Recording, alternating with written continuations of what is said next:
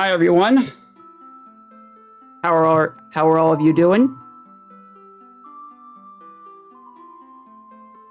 I'm Queena, and today I will be running Lunar 2 Eternal Blue Complete for the PlayStation.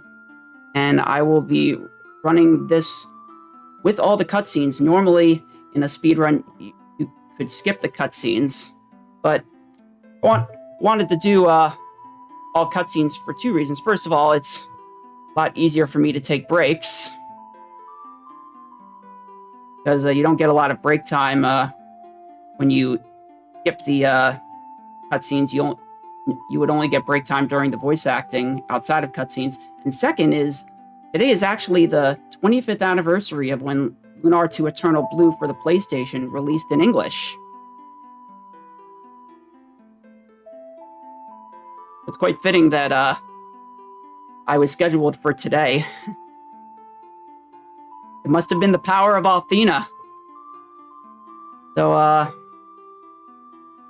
I'll just give a countdown and we'll get started.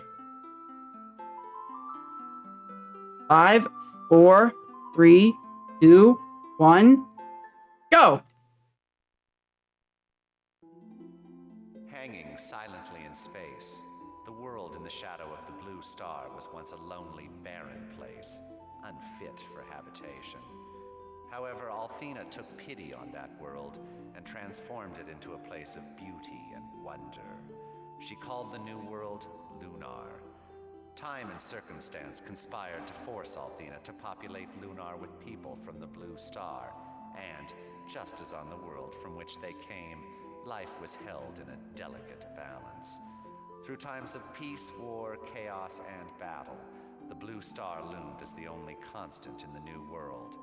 Thousands of years passed, burying the origin and purpose of the blue star in the sands of time. Eventually, inhabitants of Lunar forgot why the blue star was there or how it came to be, until a girl awakened that could join the two worlds, or tear them apart forever.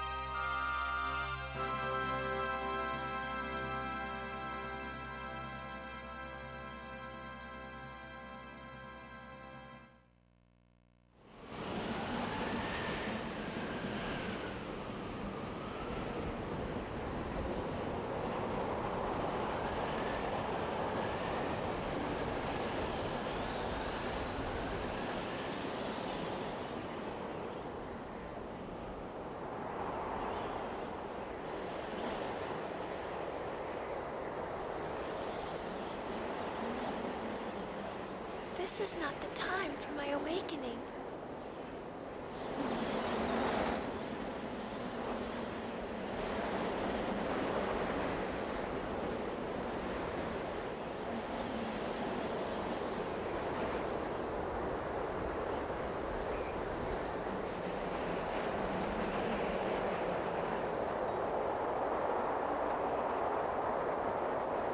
Something's gone terribly wrong.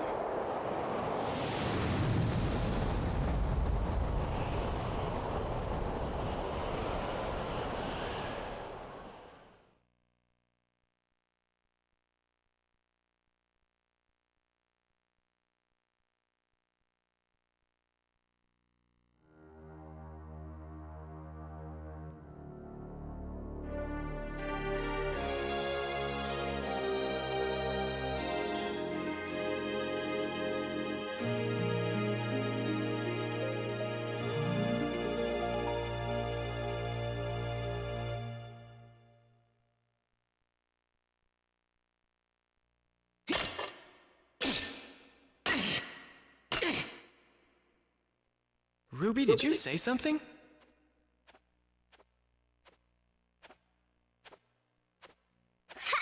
Oh, great. Don't tell me you're hearing voices now. I'm sure I heard something.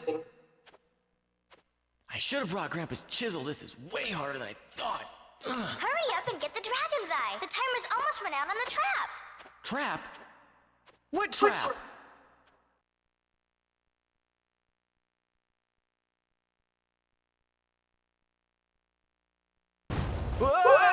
Why didn't you tell me about that earlier? I did, but you were too wrapped up in getting the jewel to listen. Oh yeah, the jewel. Hold on, I've almost got it. Hurry, Hero. There, I got it. What's that rumbling? Oh no, the exit's closing. Hurry!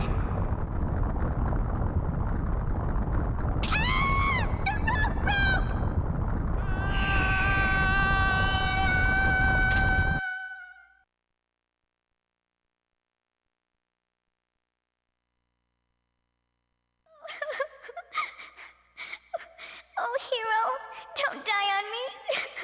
You just can't die.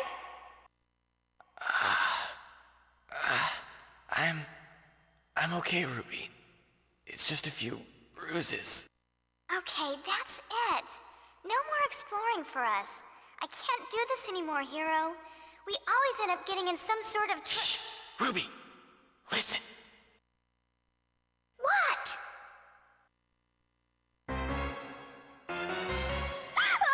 Ah! Come on, Ruby, let's get out of here!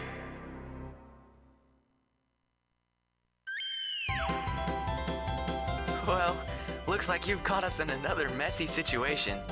Oh, by the way, if you haven't figured it out, my name is Hero, and the flying cat is named Ruby. She says she's actually a baby red dragon, but I don't know if I quite believe her. She doesn't care though. We've been friends for what seems like forever.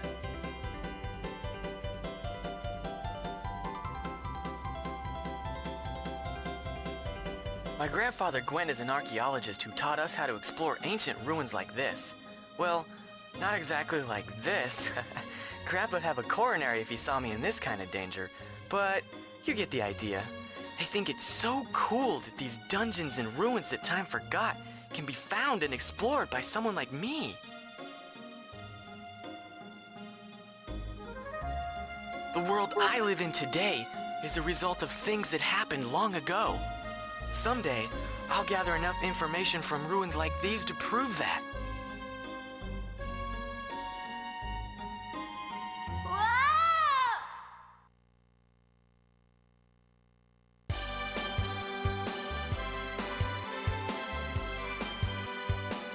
Alright, so the first thing I'm going to do is, move up Hero here.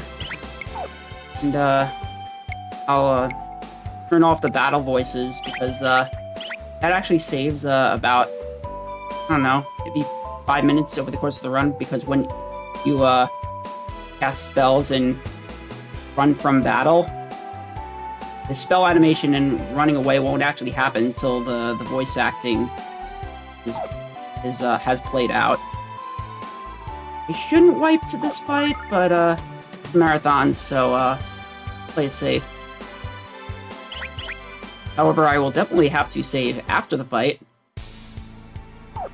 because running away from encounters in this game is absolutely terrible. So, this game actually nerfed a number of things from Lunar 1, and one of the things two things they nerfed. One was your movement outside inside of dungeons, and the second was your ability to run away from fights. So, I'll deal with the statue. That's how you deal in the Lunar games. You use the Althena statues.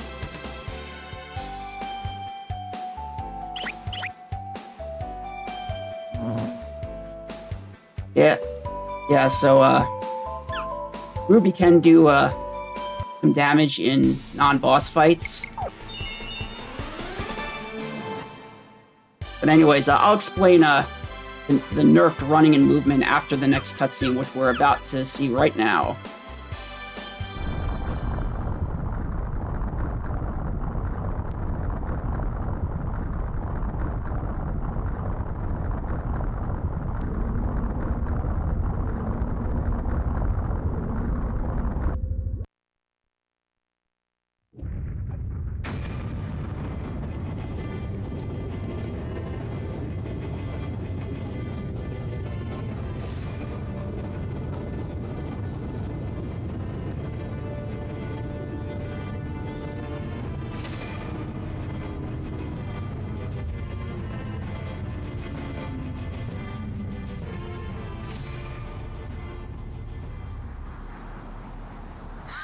Wow, Hero! Get a load of that! It's incredible! But what the heck is it? It looks like a ship, but it moves without wind or sails. Hey, you! Yes! You over there! What are you doing in this area? Who does this Joker think he is? My name is Hero, and this is Ruby. Identify yourself! Certainly. I am White Knight Leo, leader of Althena's Guard. And this is the dragon ship Destiny. Now then, listen up. You kids need to evacuate this area. I don't want to see any civilians accidentally caught in the middle of this thing. Return to your home immediately. Move it!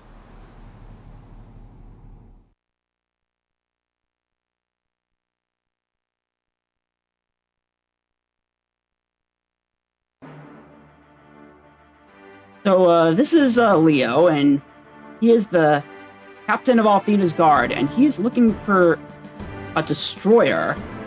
And we don't understand what that is, so we're just gonna let him go on his way. Helmsman, set a new course. Destination? Gwen's Research Outpost.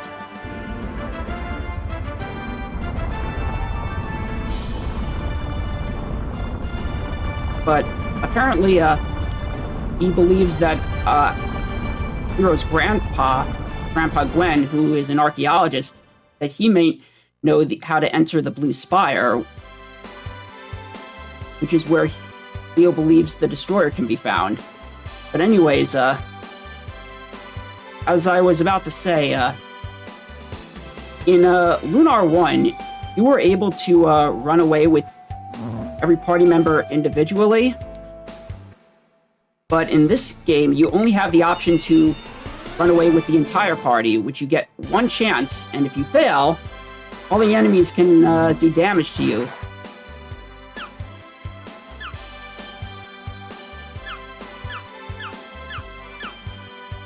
So you really want to avoid as many encounters as possible, because this is one of those speedruns where you pretty much have to save in order to realistically finish a run. Because it is very difficult, or not impossible, but extremely rare to get through a run of this game without wiping to an encounter.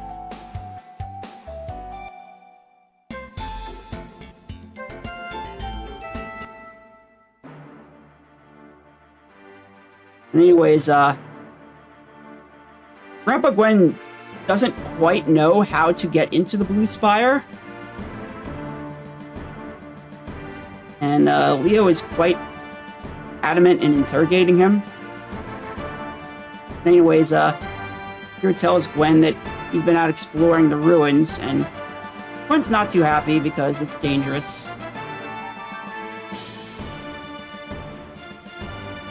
Anyways, meet Leo again, and he proposes that Hero join Althena's guard.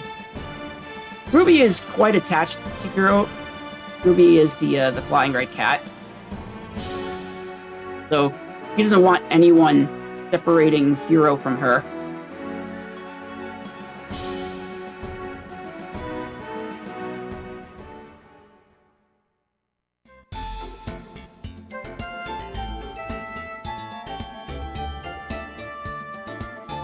Anyways, Gwen is heading up to his balcony? Or roof?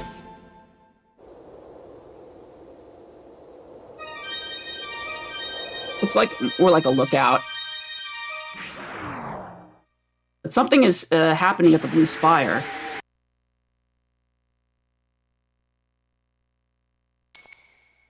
Something came down from the sky to the Blue Spire, and that's where Leo is headed.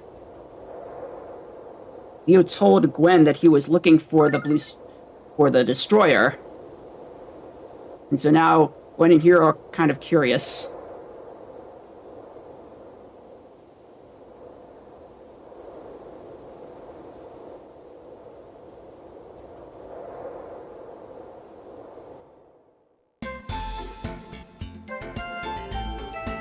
So anyways, before we can get Gwen to leave or find what he's looking for, we have to pick up this weapon that I'm never going to use because it's incredibly weak, and I can get a better weapon before I actually have to do any damage. Gwen even tells you, oh, you should equip that weapon if you haven't already, but it's not required. Pretty sure I didn't take any damage, but doesn't take long to use the statue. And now we got Grandpa Gwen in our party. He's a healer. But, if we do any healing with Gwen, it's going to be outside of battle. Should we fail to run away.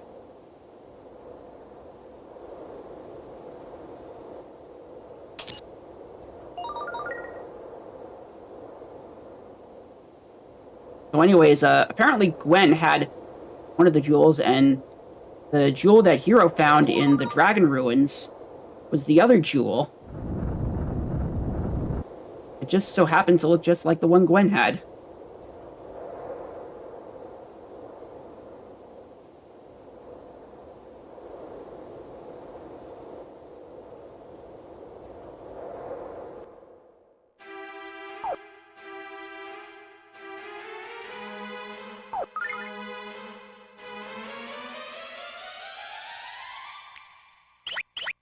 So in this dungeon, we have to, like, press some switches in order to open the gates to progress. Waited there for the slime to move.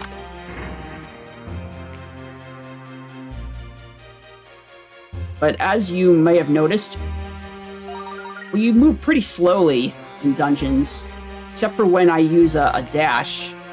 It's different from Lunar 1, where you just moved fast consistently in dungeons.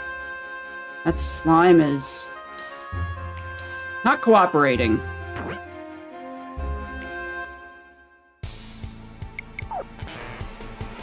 Now we've failed to run for the first time. As you can see, we're going to be taking a lot of damage from enemies.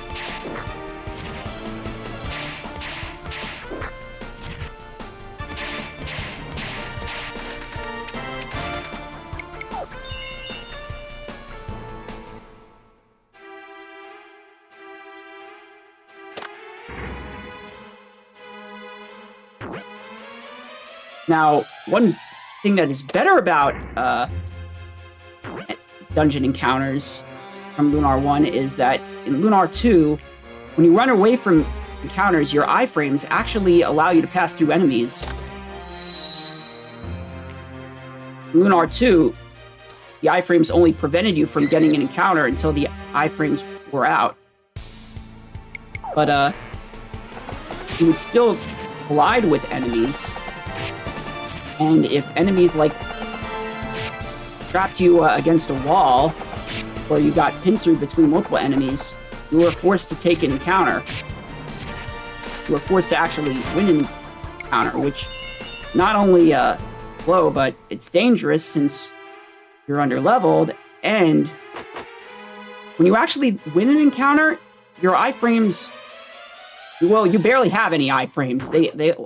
They're almost non-existent. Funny how the Lunar games kind of punish you sometimes for actually fighting the encounters, but reward you a little to run away from them.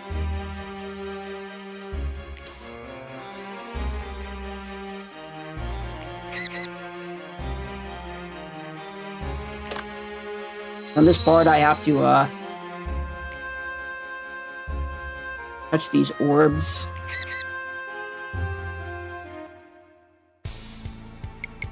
Some encounters are impossible to avoid. Others can be avoided, but are not worth avoiding because if you avoid them, you're going to get another encounter that may actually be worse.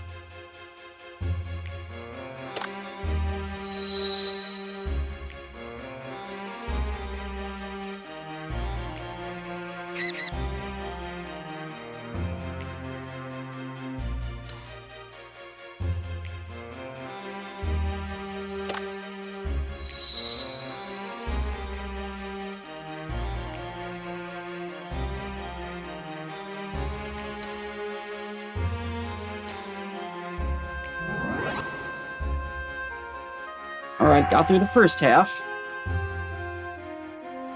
And as you just noticed, when you're not in an enemy area, you move faster with all your party members on screen.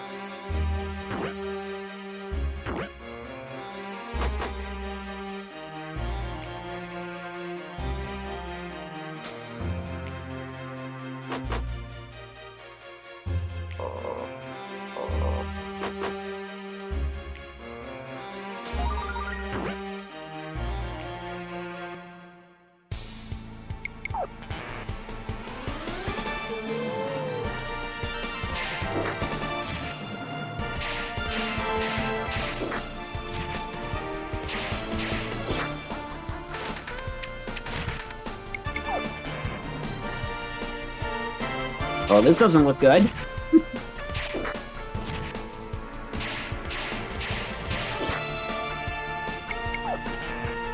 That's 3 failed escapes.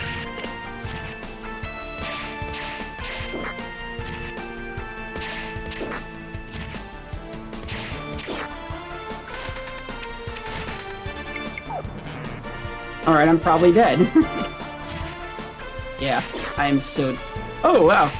Hero can dodge. Didn't dodge that. Well, that didn't take long.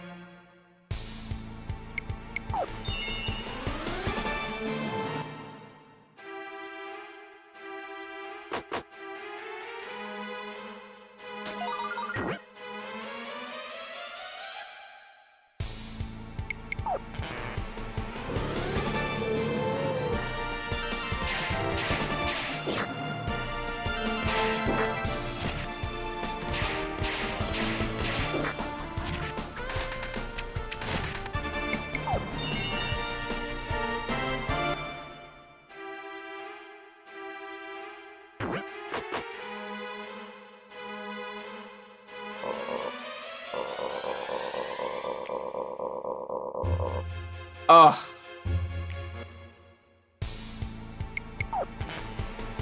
You move to a specific spot, you can aggro the other Crystal Knight.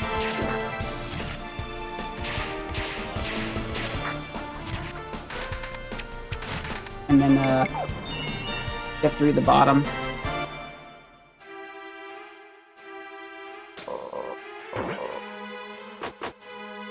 It's actually not a bad thing to take damage on your way up the dungeon, because we actually want Hero and Gwen to be as low damage as possible, have as low HP as possible for the first boss. Because there's an exploit that you can use to defeat the first boss without really defeating the first boss.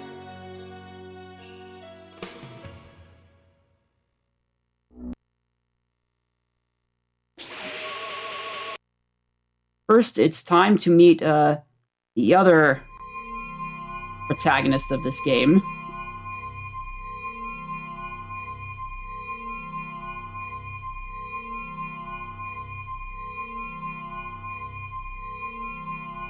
It's so beautiful.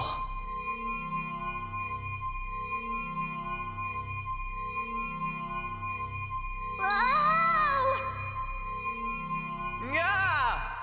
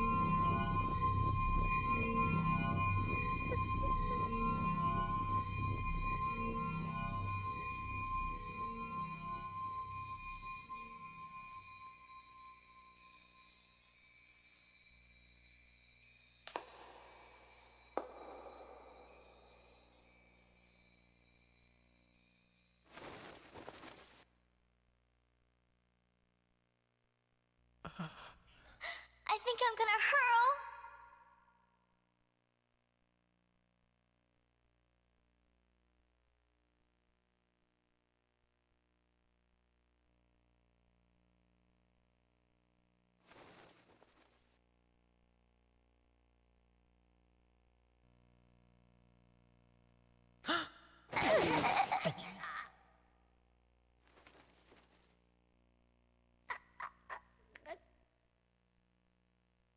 My name is Lucia. I have come from the Blue Star on an urgent mission. Your world is in grave danger. I must see Althena immediately. Take me to her. Do you think she's friendly? She looks like she could be some sort of goddess or something. What are we gonna do, Hero? Ruby to Hero! She's the most beautiful girl I've ever seen.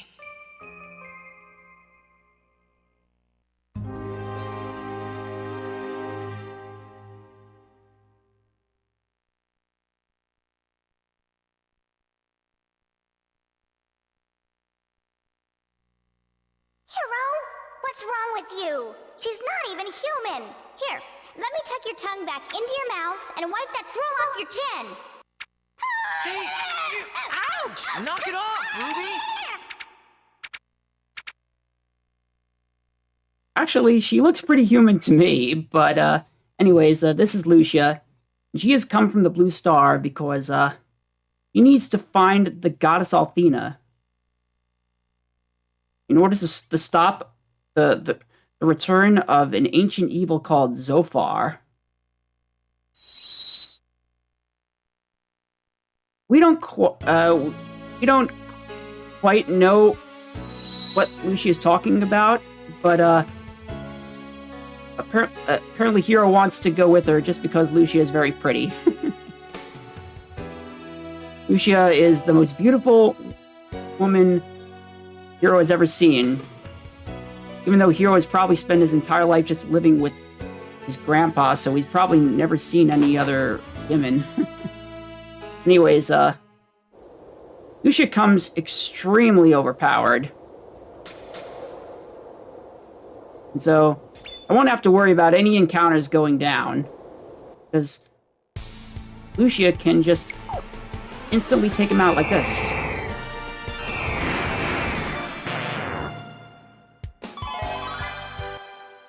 So if I fail to run from any encounters, I won't have to worry about wiping.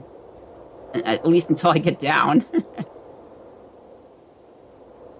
But, if I do fail to run, I want Hero and Gwen to take damage.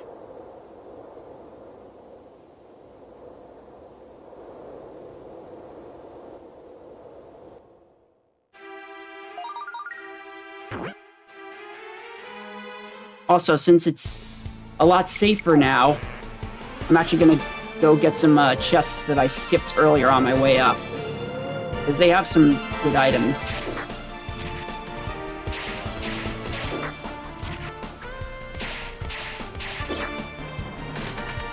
Another thing about the Lunar games is that party members automatically get revived after battle. So if Hero and Gwen here wipe during an encounter, and I get another encounter after that, they'll be right back to 1 HP.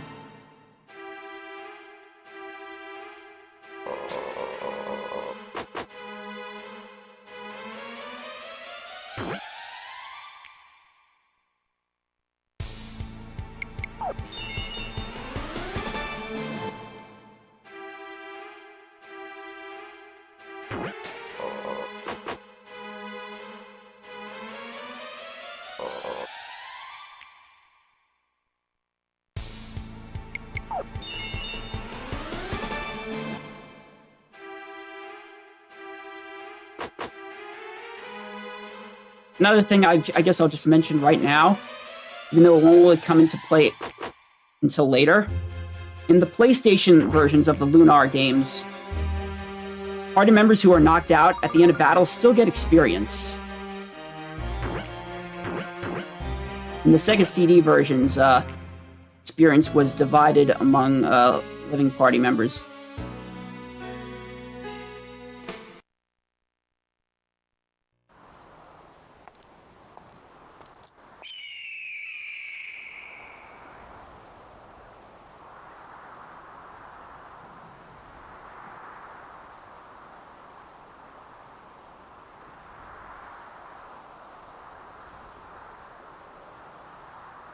Is this Althena's world?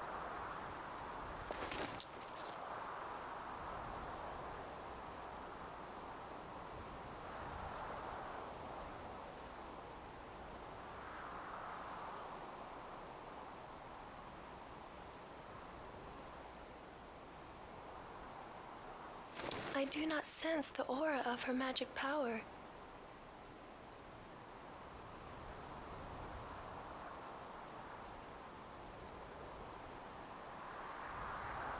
But then, perhaps the evil hides it from my sight.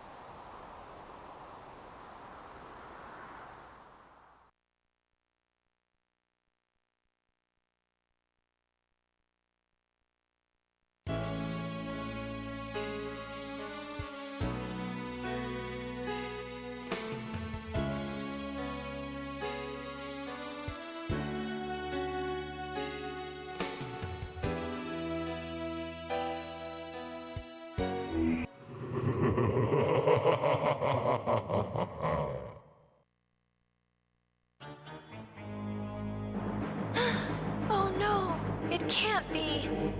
My, sweet princess of the Blue Star. Welcome. It is. It's so far. Yes, sweet Lucia. It's been a long time, my dear. I am crushed that you haven't stayed in touch, but I'm very patient. I know that you will come around to my way of thinking, eventually. I will never submit to you. What have you done with Althena? Athena! Oh, sweet Lucia. Why don't you ask her yourself? Oh dear, I forgot. You don't know where she is. What a pity. So far, I will not allow you to corrupt this world. Dragon power, shine forth. Fill me with the strength of ages. Empower me to overcome the destroyer in our midst.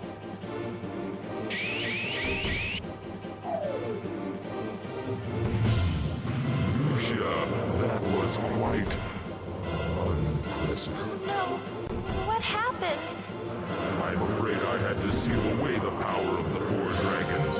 You see, very soon, you will be all that stands between me and universal domination.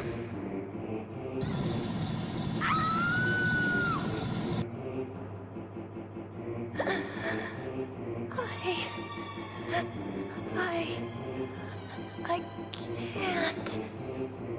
Too strong. Tell me, darling, was it good for you? Now that I've stripped you of your power, you are nothing more than a helpless bug, waiting to be crushed. Save that precious breath, child. You will need it to find Althena, your little needle in my haystack.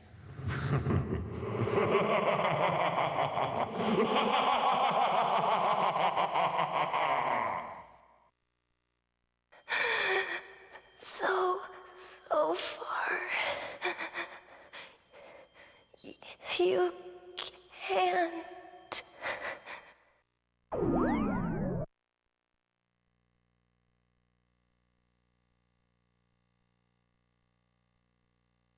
All right, so Lucia just went from being extremely overpowered to having 1 HP max and not being able to do anything. Not going to heal, because that would just make this next fight slower.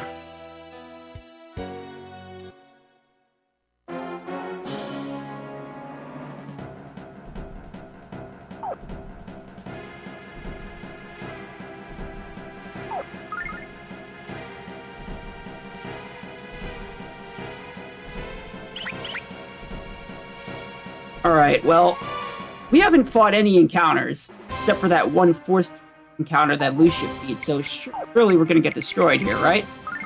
So, I'm just gonna defend with Hero and Gwen into the center here. And hope that I survive.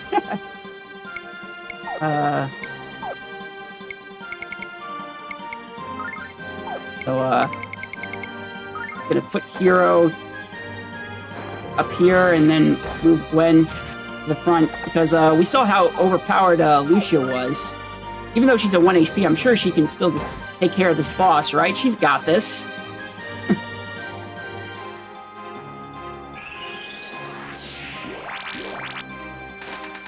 almost killed Hero and Grandpa!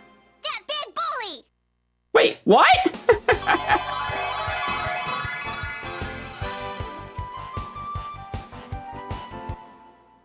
So what you saw was actually a soft lock prevention that was included only in the working designs version of this game.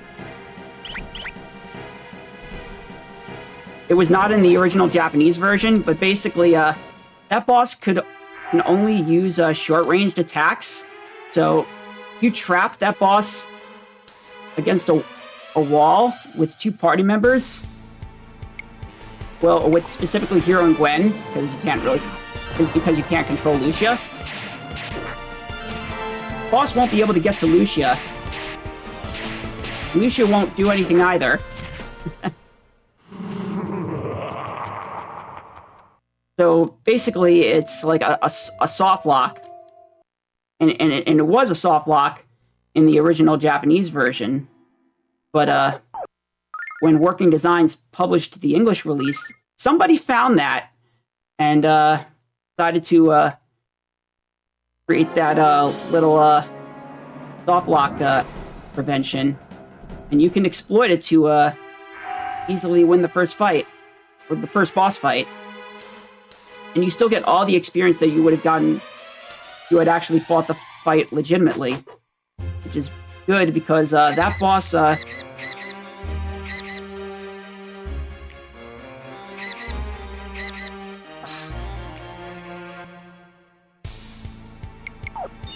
didn't quite get the right aggro.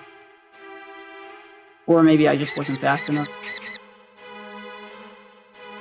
But anyways, the fact that we're all at 1 HP also will make this next story fight go a little bit faster. Because normally it takes, like, I think, 2 rounds to get through this if you survive all the attacks, but I believe if only 1 character gets KO'd, the fight ends. Yes, this is a story fight you're not supposed to win.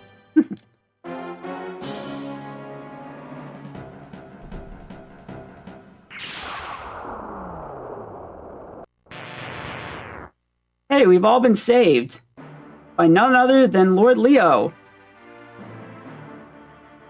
who wasn't able to get into the Blue Spire by himself, but now we find out that Leo is actually looking for Lucia, because Lucia is the destroyer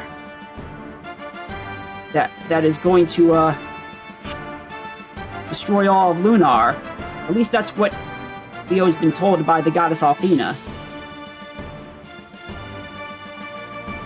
By the way, in 1,000 years has gone from just living a peaceful life with Alex to having her own guard.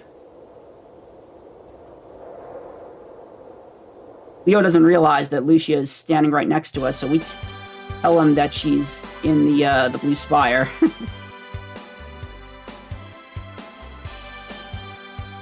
But now Lucia is cursed, and we have to find a way to lift the curse.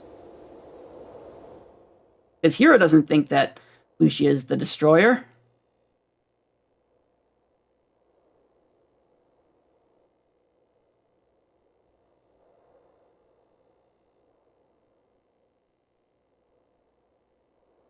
Oh, so far.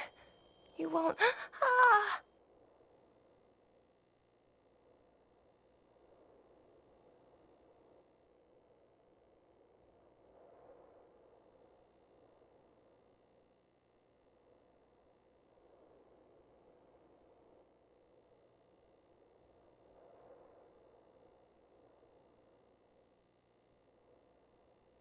So, Lucia tells us that he has come to this world to stop Zophar, and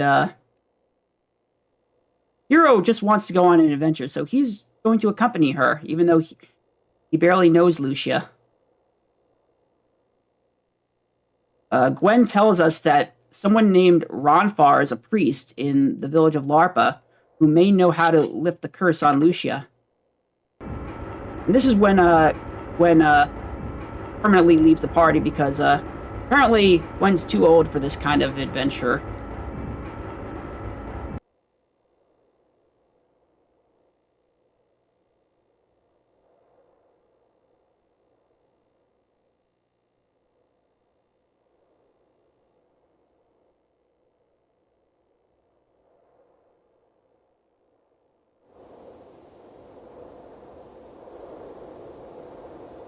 Grandpa's going to let us use the boat that he had stowed away in his basement.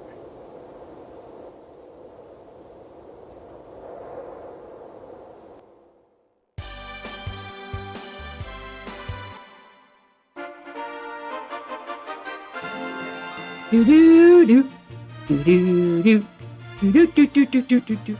Oh, it's over.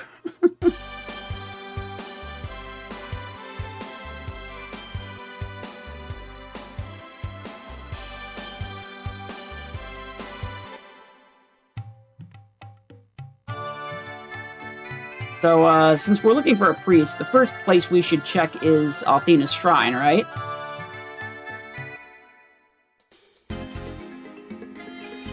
We asked this person about Ronfar, and apparently Ronfar was disowned from Althena's cult.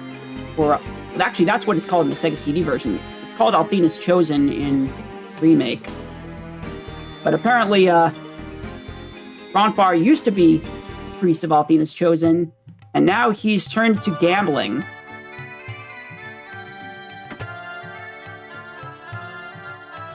They told us that he's probably at the bar, and we find this person that we expect to be Ronfar. What are you doing back here? I'm getting real sick of your face. Well, we're getting sick of your games, Ronfar. We know who you are.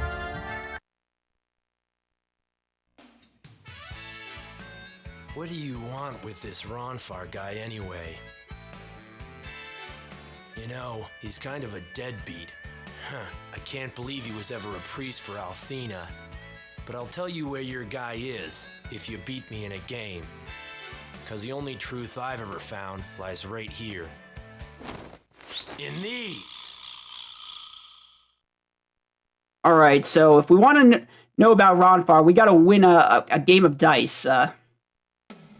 So, I'll go with, evens.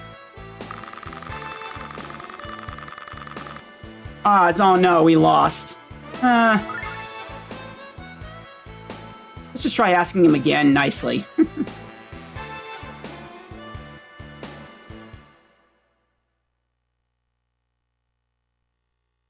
So anyways, Lucia collapses and Ronfar immediately decides to stop gambling so we can help.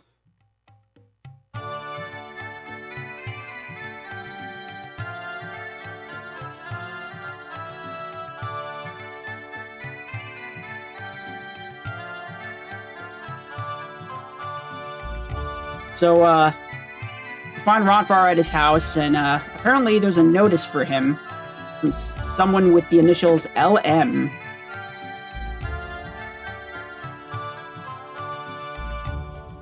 Ronfar tells us that he's not a priest anymore, and that he can't help Lucia. But we have no one else to turn to. Meanwhile, Ronfar has a guest. Oh, look, it's Leo. Apparently, Ronfar and Leo are childhood friends. They work together at Althena's Chosen. And so Leo tells him about how he was tricked by Hero and that how he's looking for Lucia the Destroyer. Ronfar just met us, so he could easily choose to spill the beans. He doesn't think he can help us, but he decides to cover it for us for some reason. Also, apparently, we learned that Ronfar had a relationship with Leo's sister, Mari, who was also part of Althena's Chosen. But the relationship ended after Ronfar was unable to save Mari from a disease, even though Mari survived anyway.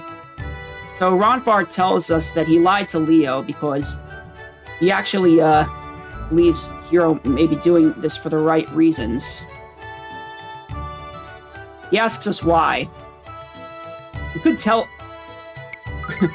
tell him that Lucia is just very pretty, but we're honest and we say, oh, we don't think Lucia is the Destroyer, and she needs our help. So Ronfar decides to play another game of dice, because apparently he wishes he had done the same thing for Mari back in the day. We think that Ronfar's dice are loaded, but we don't have anything else to go by. This time we won. Ronfar is actually going to help us. So, we're going to head to the back entrance of Althena's Shrine, using this back door that Ronfar conveniently has hidden behind Dresser.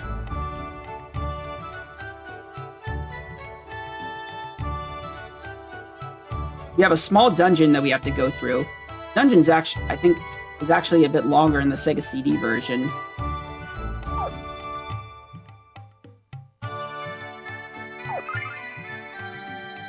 But anyways, gonna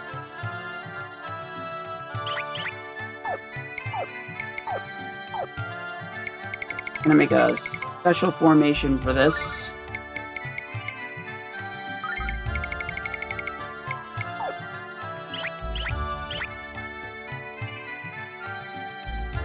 Probably didn't need to save there, but it's a marathon, and I think there's a chance that a party member gets crit that our formation can be broken.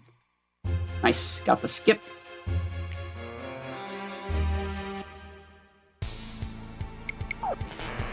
Alright, well, you're going to be seeing a lot more of this later, but there's a reason I ordered Lucia in the bottom right and barriered her with two other party members.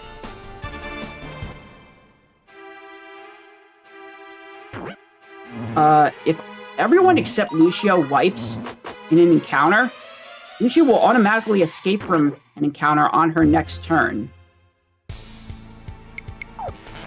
And there are certain encounters like these, where the enemies only use short-range attacks. So, you don't have to worry about wiping to the encounters as long as Lucia is protected from short-range attacks, which is why I ordered up, her with other party members.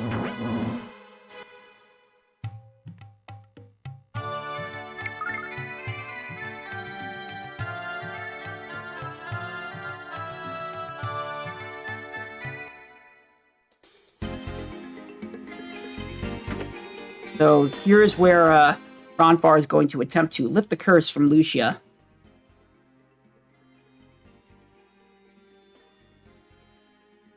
But it's proving to be very difficult.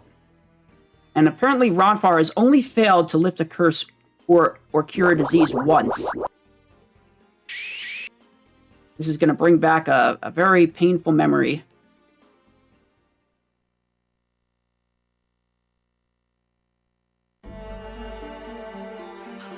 Yo, Ronfar, I'm in pain. Oh, help me.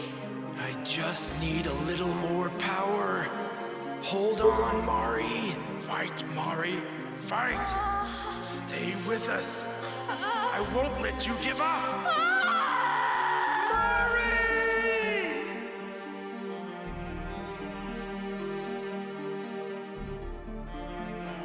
I play that moment back in my mind over and over. I won't go through something like that again. I'll save Lucia or die trying.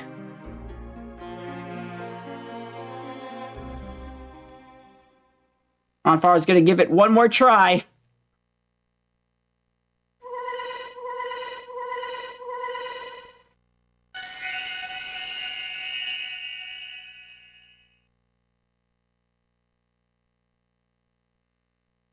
Maybe he was failing before because Ronfar had casted aside his beliefs in Althena when he left Althena's Chosen and became a gambler. But finally, he decided to have faith again. Because that's what healing is, actually, in the Lunar games. It's not magic, it's basically praying to the goddess Althena, and then Althena uses her magic to heal.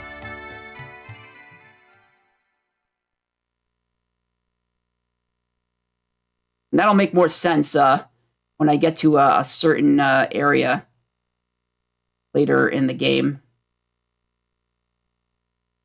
where you'll realize that Ronfar doesn't actually know how to use magic.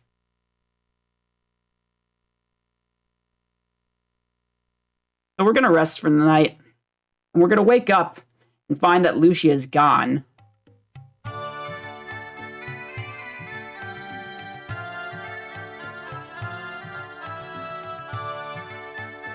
Lucia has just been restored of the curse, and we feel it's dangerous for her to be walking around alone.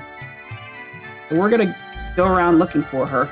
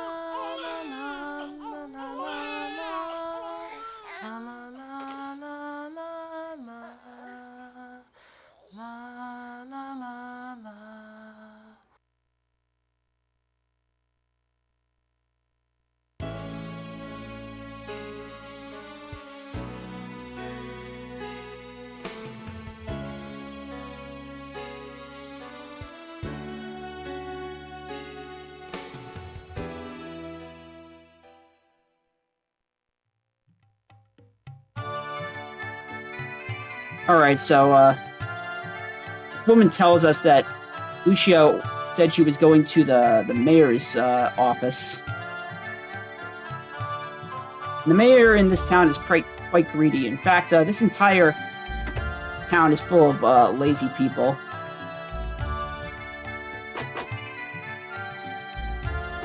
Oops. But, Mayor's actually going to charge us for asking where Lucia is. Because apparently Lucia didn't pay the fee, so now we have to pay it.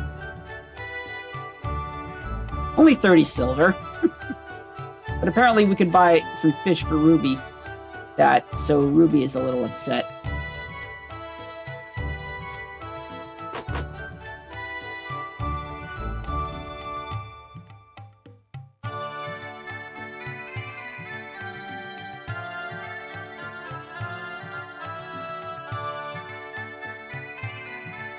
So we found Lucia. It's so strange. I did not know humans possess such wondrous powers. That shouldn't be possible, unless Althena was the source. What a strange world I've come to. Its beauty is unsurpassed, and yet it remains filled with such mystery and emotion. Why is the flower so soft, and the snake so deadly? Why do some love and others hate? Is this land of contrast the one that Althena created? The land that so far rises to... Lucia?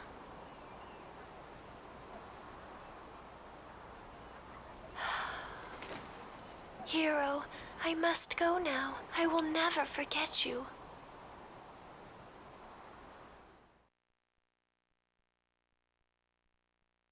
So, now that Lucia has recovered from the curse, he doesn't want to drag us into her business anymore. He has to go to the holy city of Pentagoulia to meet with the goddess Althena. But she's going to leave us.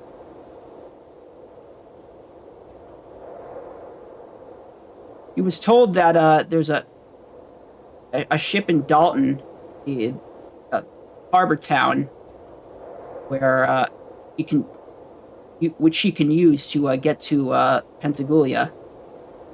But apparently, the dragon ship Destiny, Leo's ship, is also heading towards Dalton.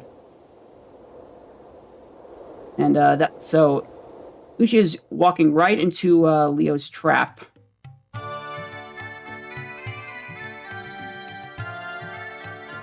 So Ronfar woke up, and we're telling him that Lucia is heading off to Dalton. Ronfar tells us that Leo is also heading there.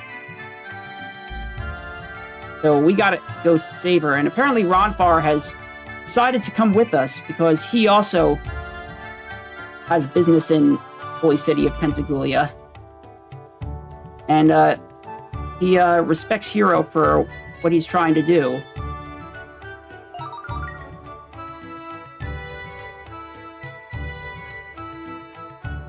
Ronfar has decided to temporarily give up gambling in order to gamble his life by helping us save Lucia and take her to the holy city of Pentagoulia.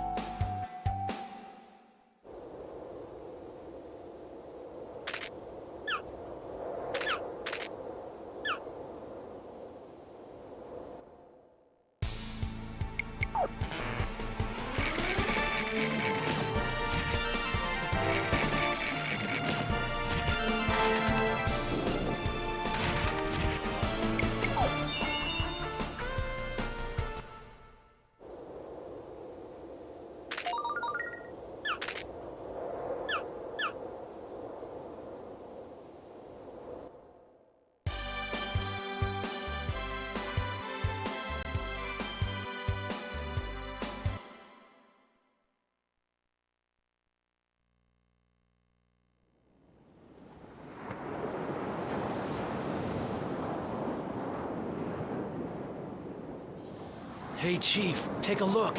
Isn't that Lucia? But you must believe me. My story is true. I have no reason to lie. If I do not find Althena before Zophar returns to power, he will destroy your world. Ha! You expect me to believe that, Destroyer? Althena's only order was to eradicate you, not to listen to your evil lies.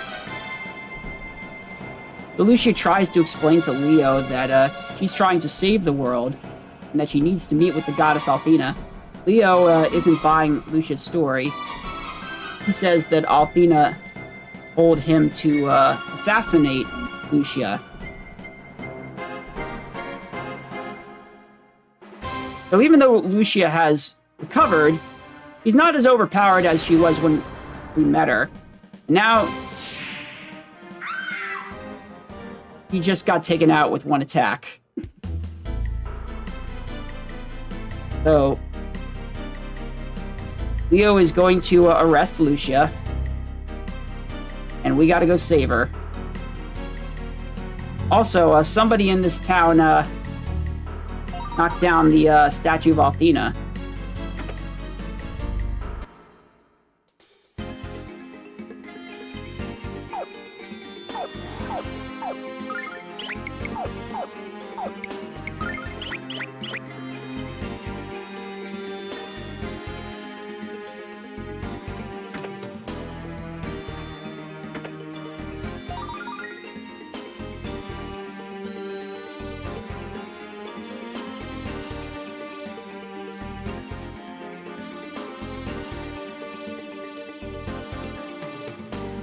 So I've got some force fights coming up. What I'm hoping for really is some good damage rolls from Ronfar, because Ronfar can do damage with his dice. But since it is dice, it's quite random.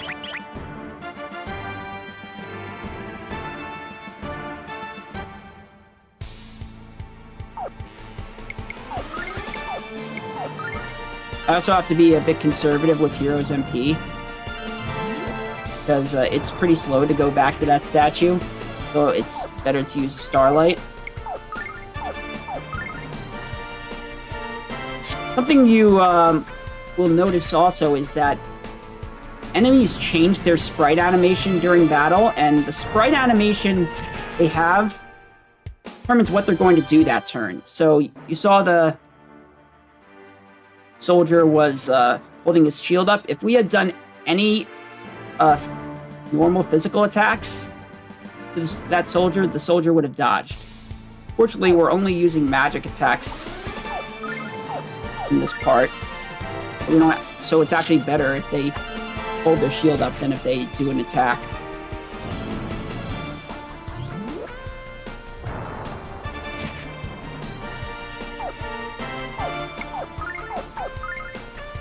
I'm gonna switch between Post Sword and Boomerang in these fights in order to save some MP on Hero.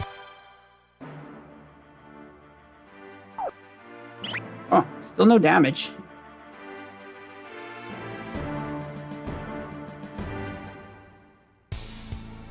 Okay, these don't use a shield. And they require 2 Post Swords to defeat, because they have 4 HP. So we're definitely taking some damage here. Alright.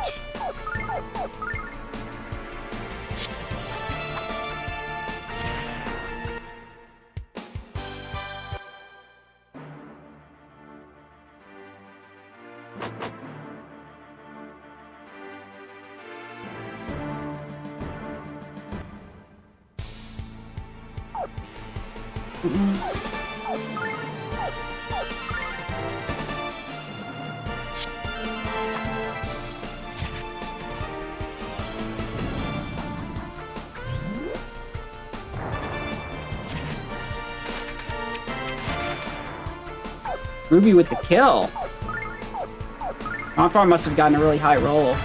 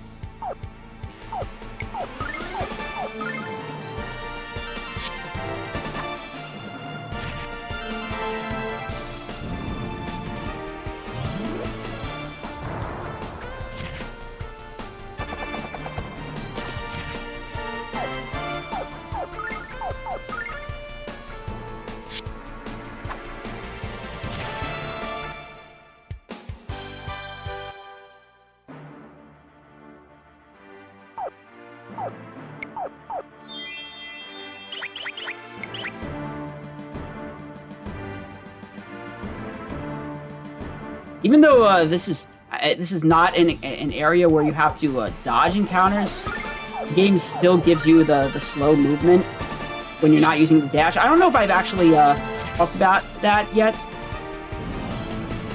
The game gives you like a short dash that you can use in dungeons. Oh, Ronfar rolled a 1. Alright, I'm gonna have to use another Post Sword.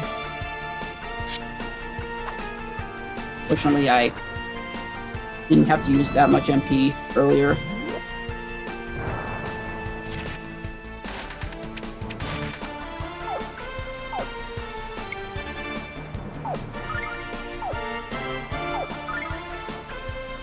I'm gonna have to save some MP here.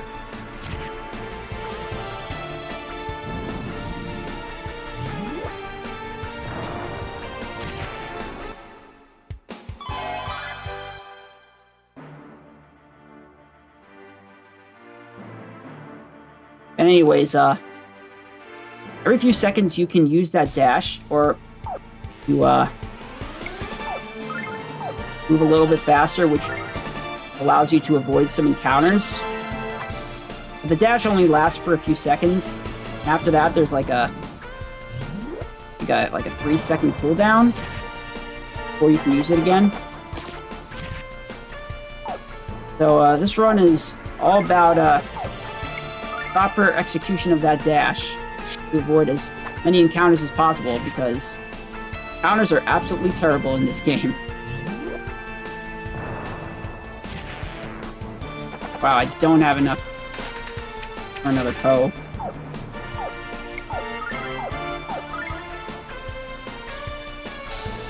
Hopefully I get him. Give me a good roll, Ronfar. Nice. Alright. That was the last one.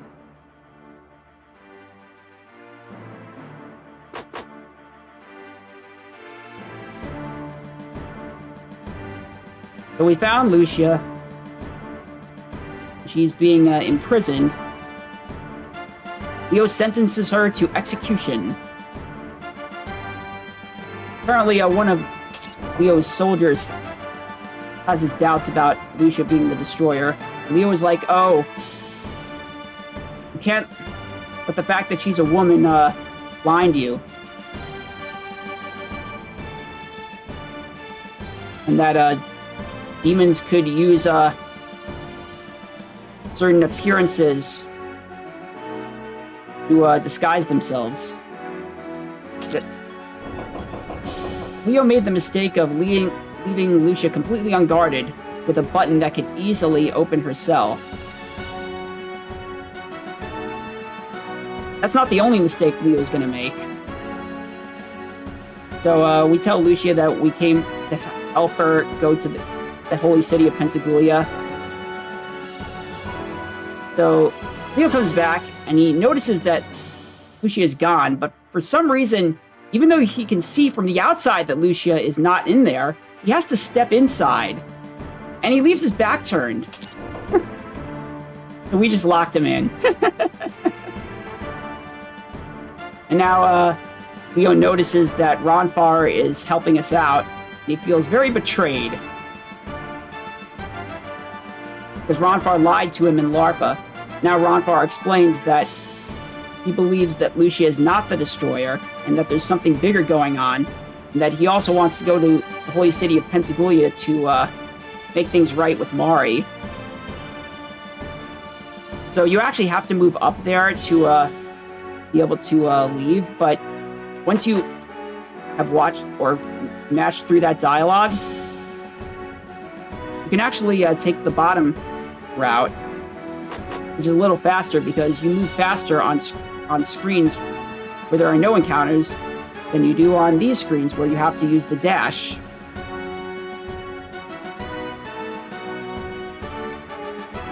Because that bottom exit takes you out. Also, I'm not healing at the statue because, as I mentioned earlier, if Lucia is the only character live in an encounter, on her next turn, she will automatically escape. So, it's actually faster if we leave Hero and Ronfar at low HP, going into these next two dungeons. Well, one's not really a dungeon, it's basically one room, but because all the enemies in the next two areas only use short-range attacks.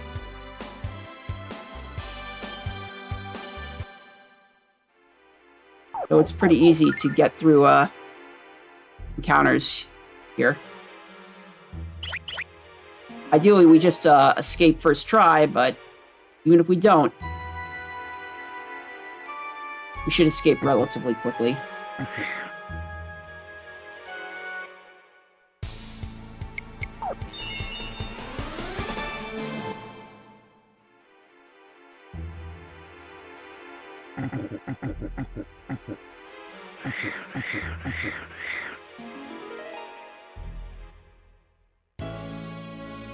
So we've made it to the Star Dragon Tower, which doesn't have much significance for the main story. However,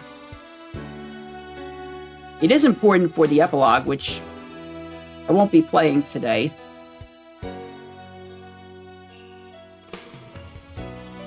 But anyways,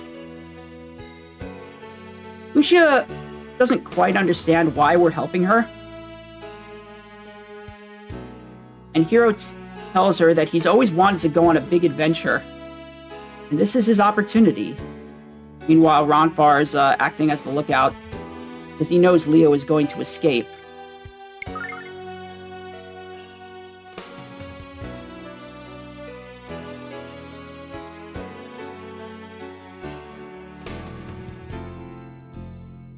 So anyways, Ronfar has knows somebody in the Forest of Illusion. Not a friend, it's someone who Ronfar cheated out of money. But he believes that he can convince that person to show us how to get through the Forest of Illusion, or Illusion Woods. Guess we're playing Super Mario World now.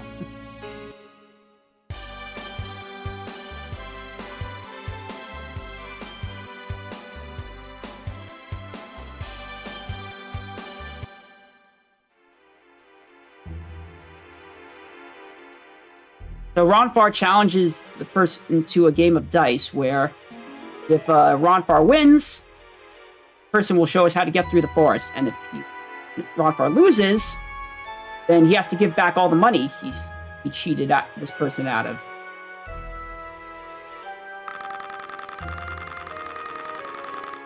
Well, Ronfar won. So now this person is going to show us how to open the bushes to get through dungeon. In the Sega CD version, it's different. He gives us this powder that allows us to walk through trees.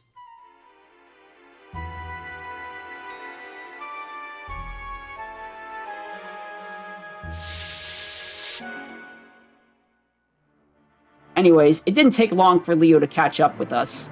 And he's looking through every birdhouse, doghouse, outhouse, treehouse, henhouse, roadhouse, boathouse, and penthouse for us. Tommy Leo Jones is on the hunt.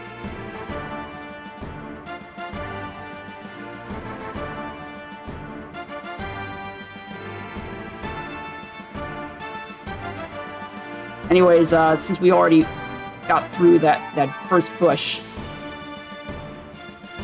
his soldiers couldn't find us.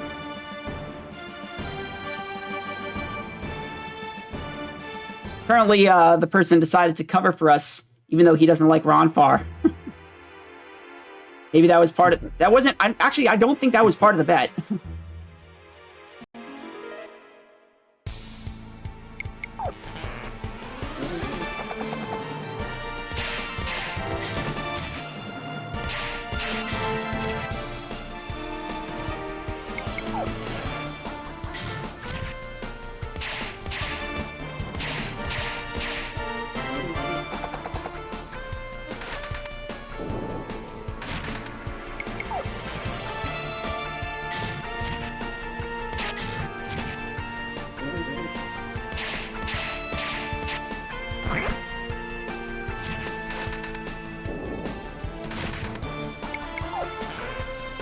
Also, enemies can't pass any occupied tiles.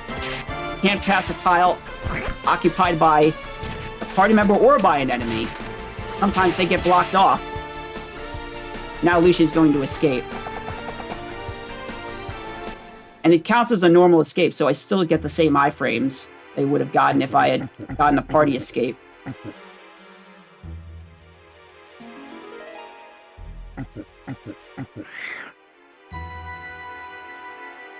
Ah. Almost made it past the bird. First try escape, though.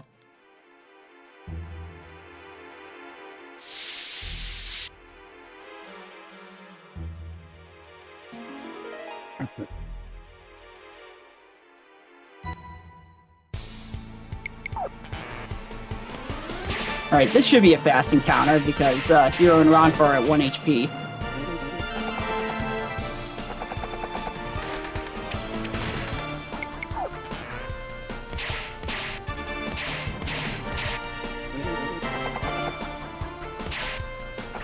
Okay, they didn't do any... Okay, well, now Hero got hit. I was about to say they weren't doing any damage.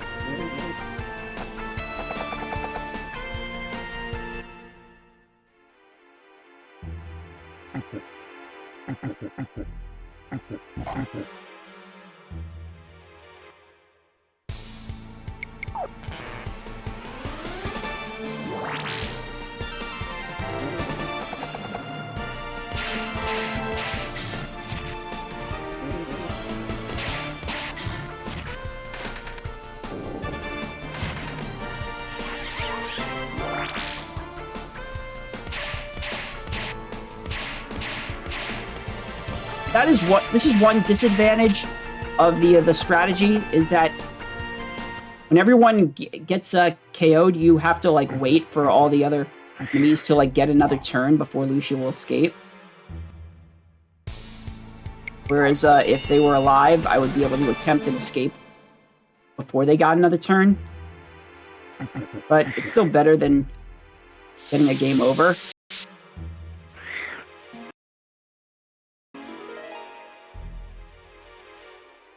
Try to get some skips here.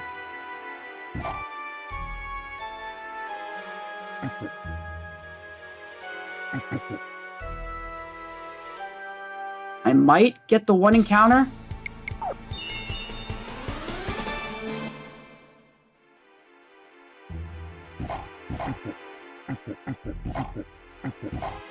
Got it. Nice. Got that skip as well. So we're now about to meet our next party member, Keen.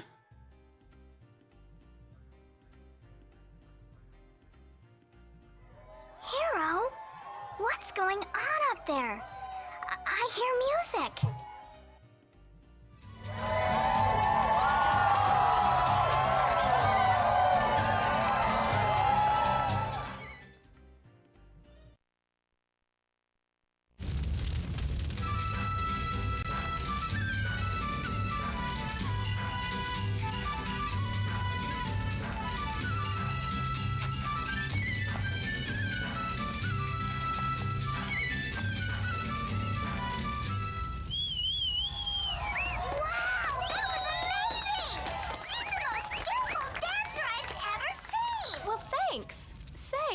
Seen you here before. Are you visiting?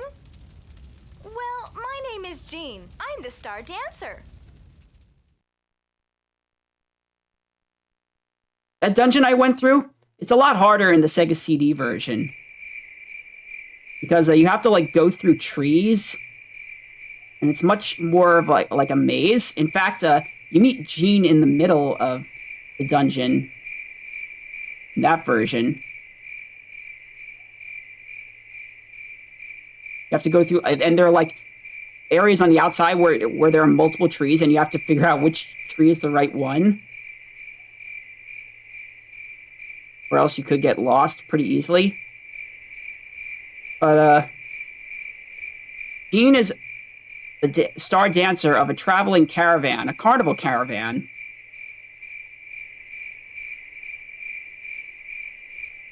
We're not able to get through here because, there are some thorns blocking our exit. So we decide to take a rest. Got that. So we're going to ask Jean a bit about the caravan and about Jean. Also, what I picked up was a hidden chest. This version likes to hide a lot of its best items by like hiding chests behind walls or bushes. But the way you progress this is by asking each of the three questions, selecting each option. Now Jean asks what we're doing here, and we explain that we're on the run from Althena's guard.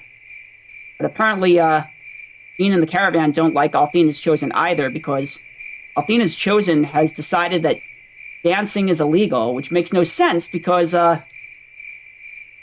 Althena supposedly loved singing and dancing in Lunar 1, right? Also, something has just grabbed Lucia from under the ground. And Jean just went from dancing or dancer to martial artist in a few seconds. He was able to fight off that enemy or whatever. But Jean doesn't want us telling anyone what we just saw, because apparently Jean has a deep, dark secret that she doesn't want to share.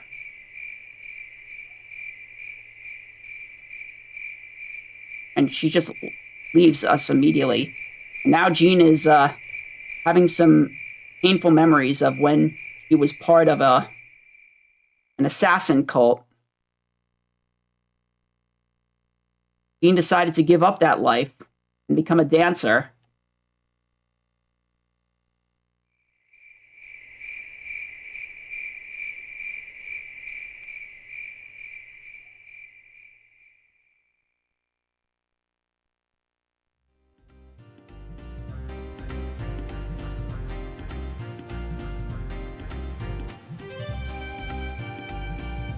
So, we spent the night, and Ronfar tells us that there's a nice hot spring that we could relax in.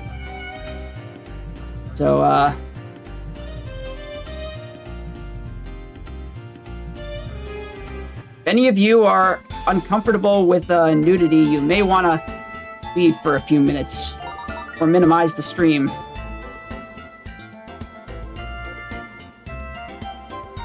Because we're about to get a naked lady in the next cutscene.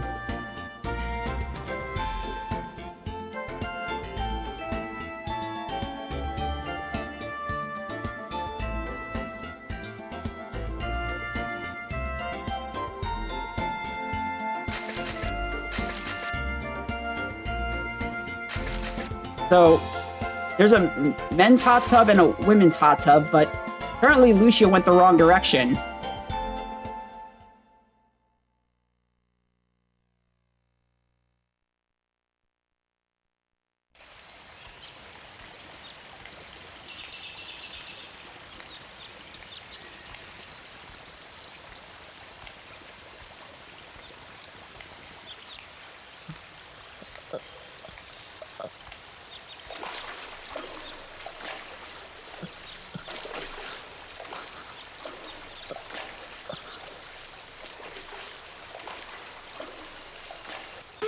Hero, look away! You're being rude! I know Grandpa Gwen taught you better manners than this.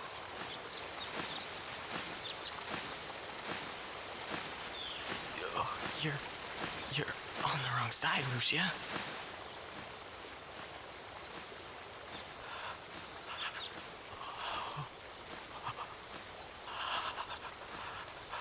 You can't shut your eyes, I'll do it for you! Hey! Ouch!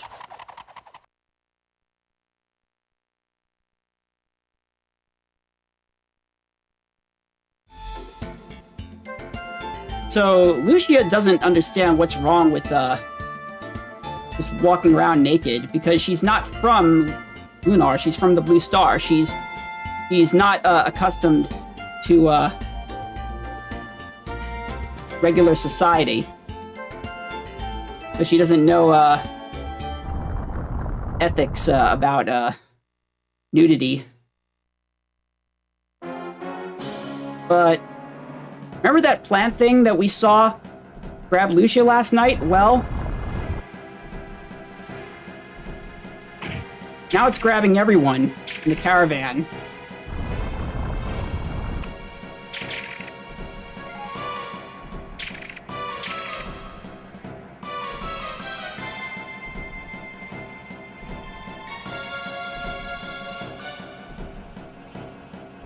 So, Jean doesn't know what to do. We know that we have to go fight that thing. But we tell Jean that he should fight with us. Because we need to save those people. Jean, however, doesn't ever want to fight again. Instead, she just gives us the rope to go down there. Because he's given up fighting, become a dancer. We tell her that, no, she is a fighter, and she can help her friends.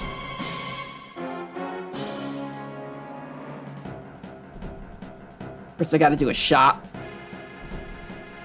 Oh, wrong person.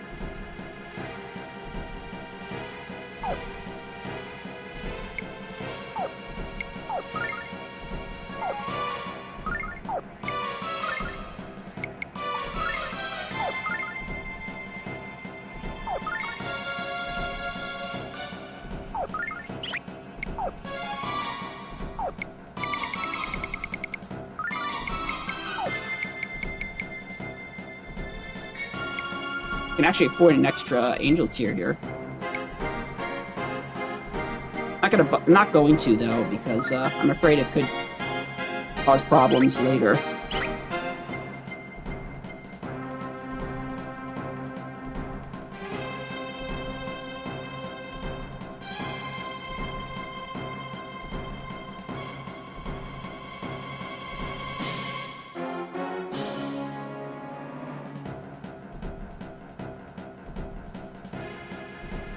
So Jean decides that he's going to actually help us fight the enemy.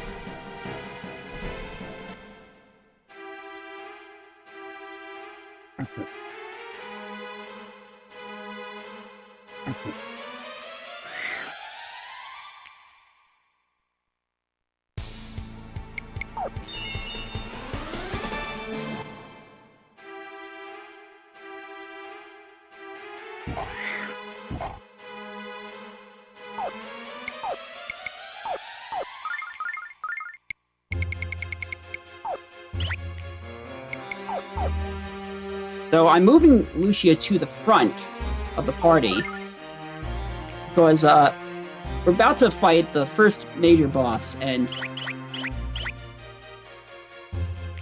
most bosses in this game do not target randomly. Instead, they always target closest character at the beginning of the turn. Closest living character.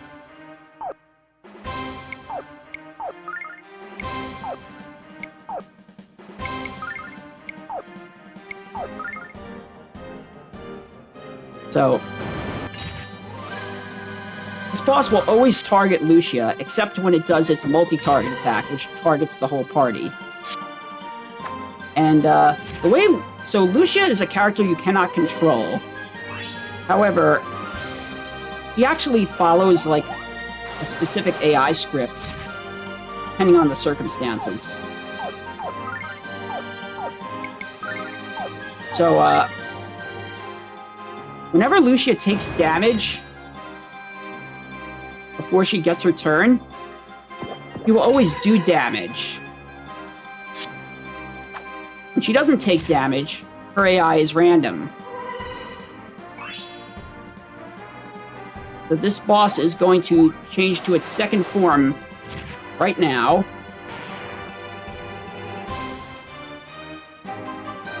Now the boss is going to use multi-target attack.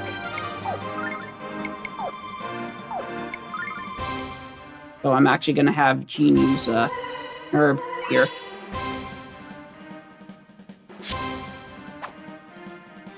But this boss has 3 phases, and we can get through the first and second phase in 2 turns, which is perfect because the first 2 turns of those phases are scripted. I can get through them very consistently, but once we get to the 3rd phase, the boss starts becoming random.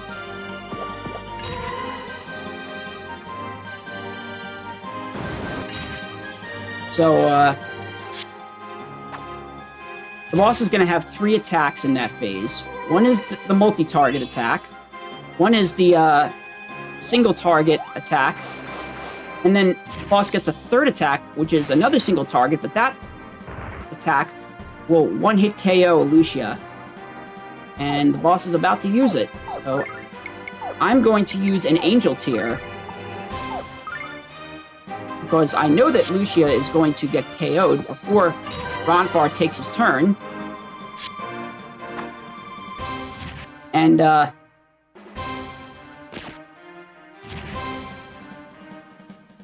there's a nice exploit in this game where if you input a command and they get knocked out, as long as you revive a party member before they take their turn, it will still do whatever action they were going to do.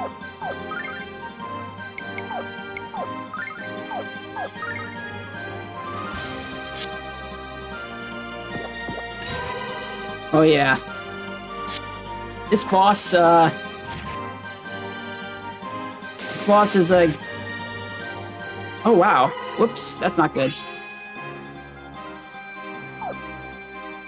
Alright, well. Using a multi-target attack anyway. But,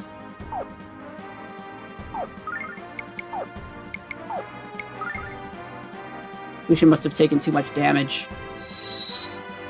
I know what I did. I was supposed to use an herb with Jean that turn. That was my mistake. Because, Angel Tears in this game... Wow. Alright, Alright, we got a bit of a problem here. Okay, Jean's at full HP. I'm gonna have to skip a turn with Hero, unfortunately.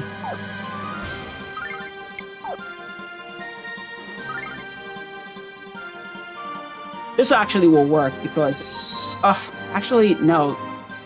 No, it won't, because Hero is too fast. Actually, never mind. I forgot. It was the one-hit KO move. Only for Lucia. Jean will survive if she defends.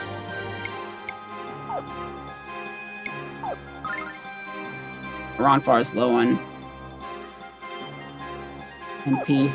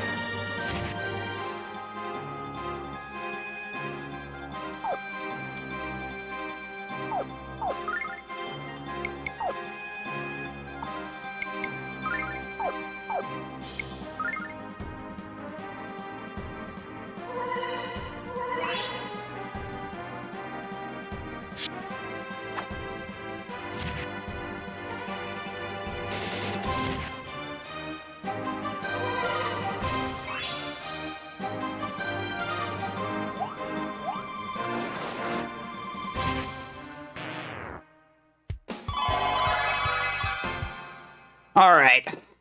Got through it.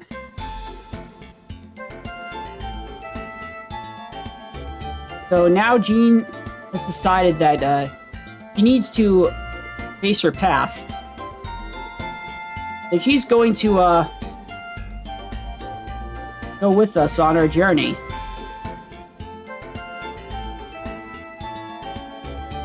She tells Gaiban that she's going to Meribia to meet with Master Lun.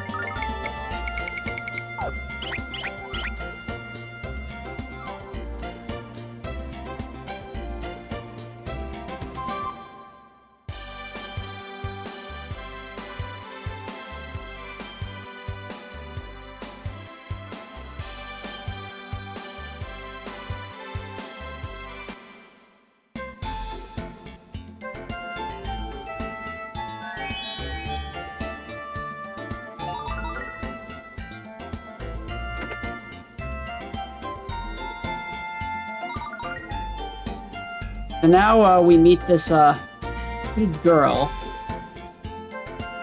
who offers to give us a test to join the Vane Magic Guild.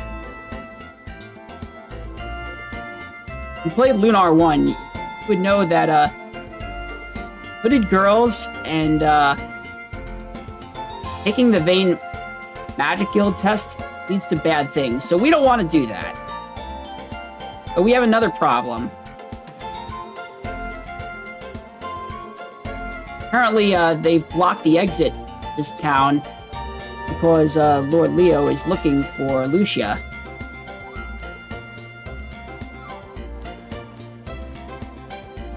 But apparently, this hooded girl may know another way around the exit.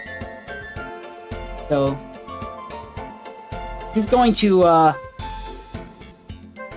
show us an alternate path. What she's not telling us is that we're actually taking the Vane Magic Guild test. But anyways, I'm about to go into one of the worst encounter rooms in the game. So there are enemies on the screen that throw rocks at you and stun you.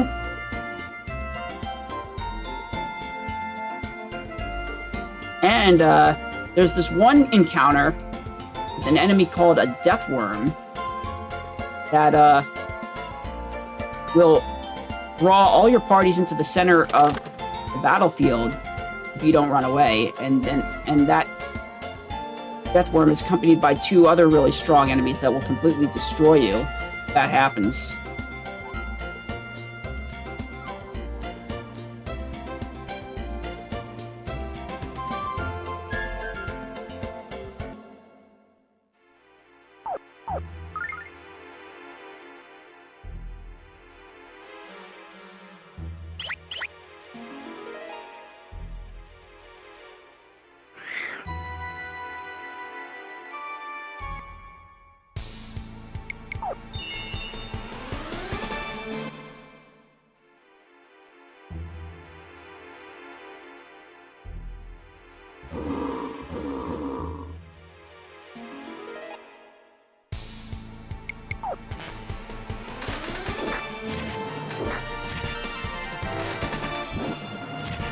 Oh look, there's an enemy called Rufus in this game.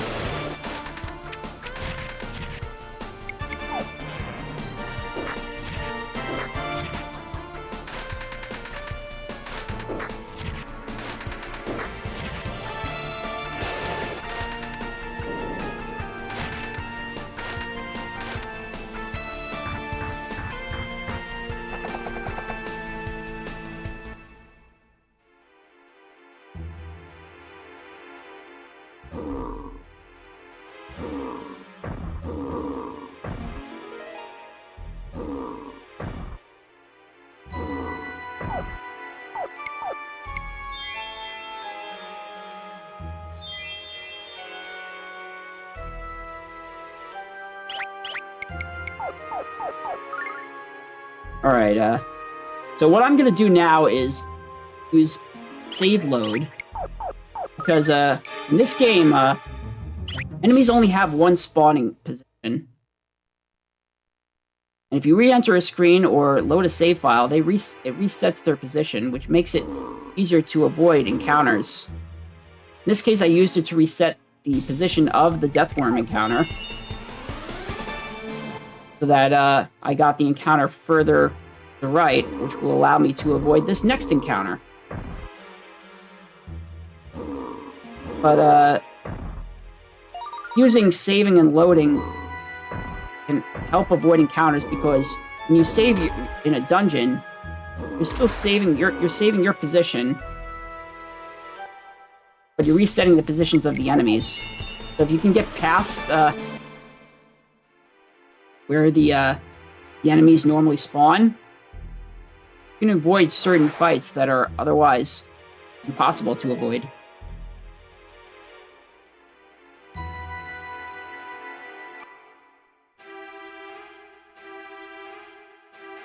Alright, so there are a couple of forced fights here.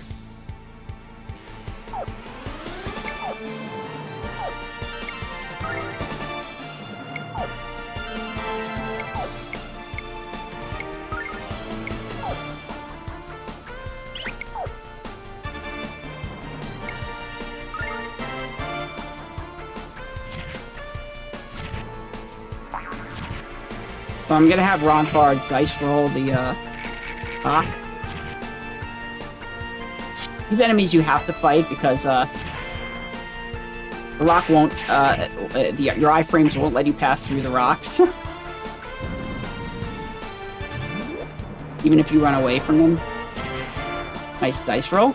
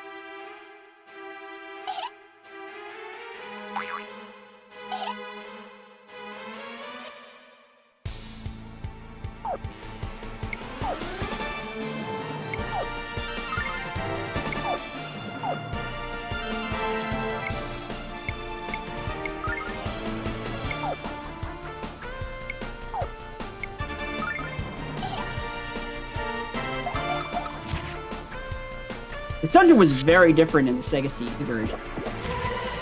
You were actually forced to fight a lot more encounters. In fact, there were no, like, non-required encounters. Or maybe there were, but, basically you had to, fight, battles on... There were, like, different, like, levels of the mansion. And on each level you would have to fight a different type of enemy, using a different strategy.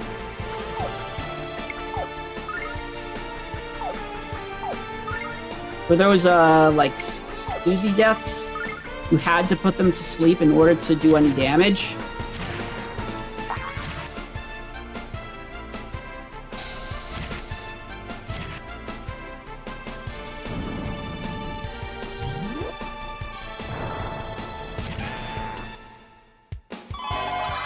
And I think for another one, you may have had to use a different type of like magic attack. I don't remember. It was a very different dungeon. Right,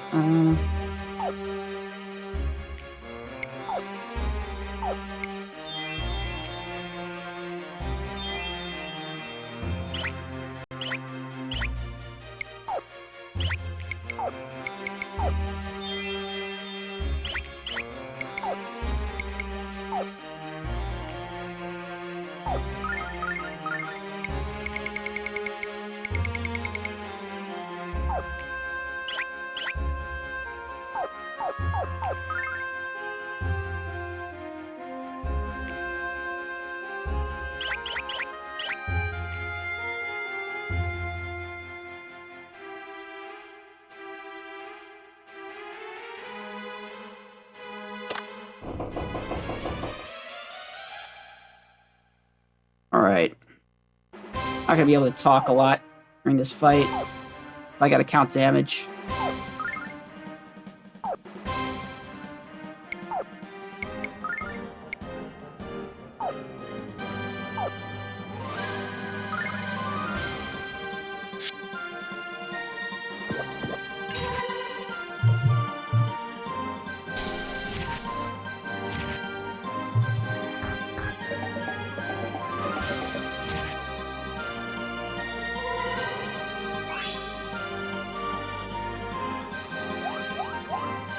This boss has 3 phases. But, each phase is, like, considered a separate, like, fight, or a separate boss with a separate HP total.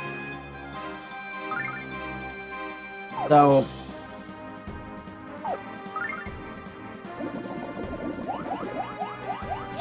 I have to be careful.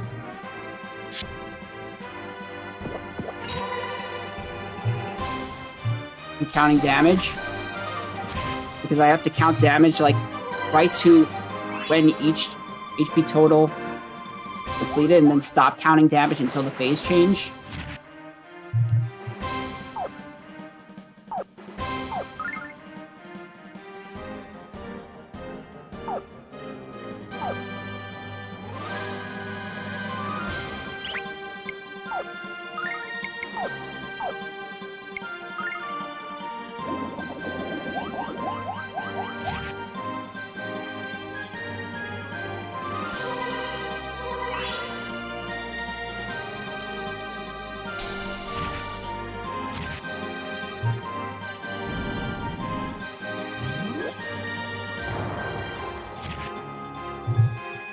Nice damage roll, Ronfar.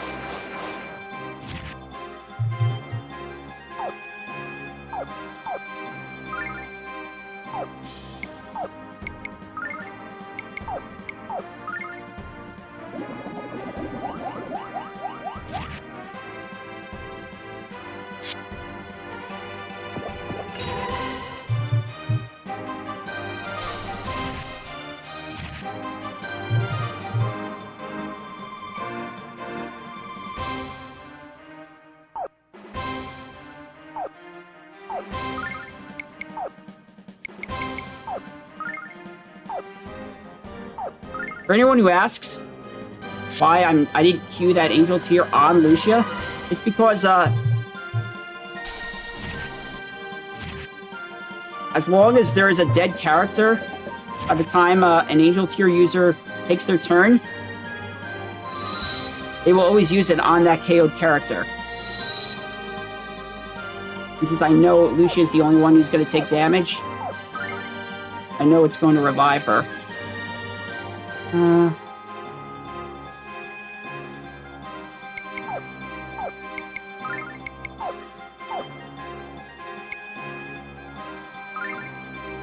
Boss should go into its second phase after this turn if I get enough damage.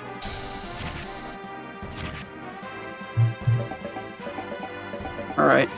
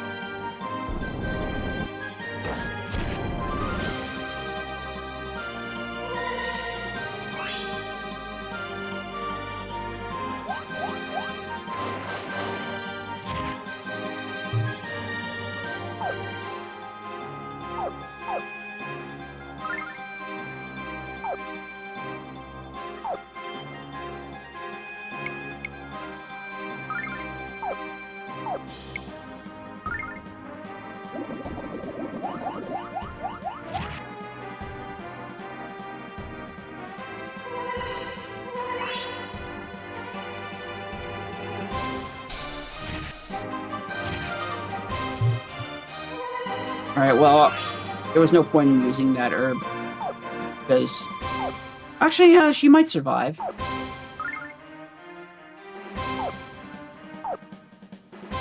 Sleep does less damage.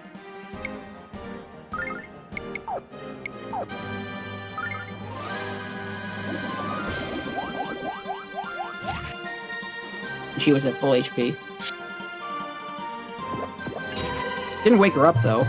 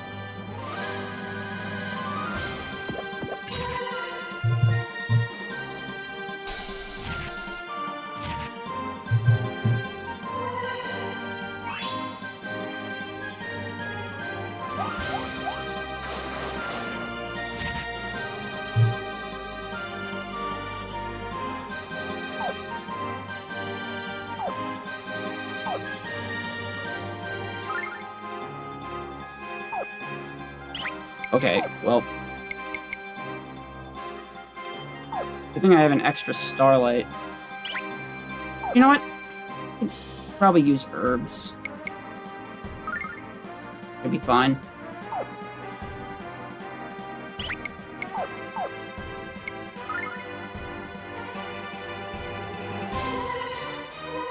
So, the boss should go into its third phase now.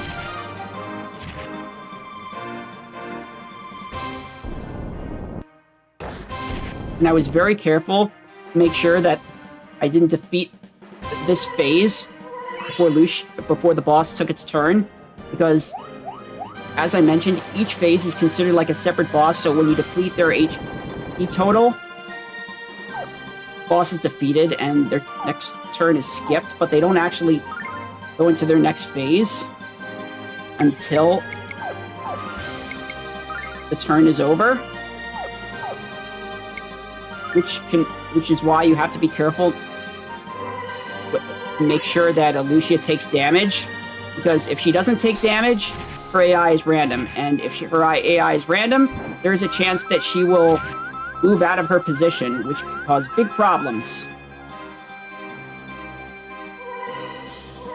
Kind of like but the thing is that since the boss doesn't change phases until the next round,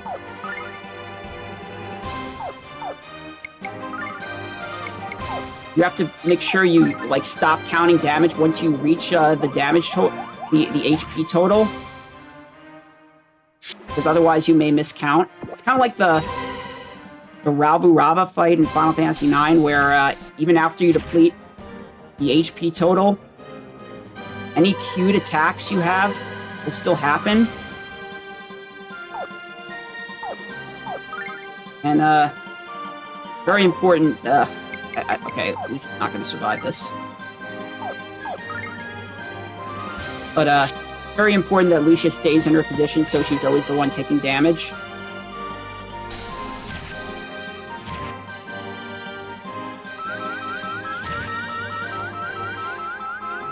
If Lucia's actually asleep when you're about to put the boss past a phase change, you won't actually move because she technically couldn't take her turn. Since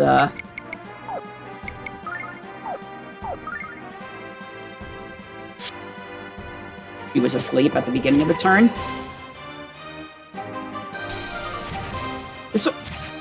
will come in more into play later, but, oh, you didn't survive.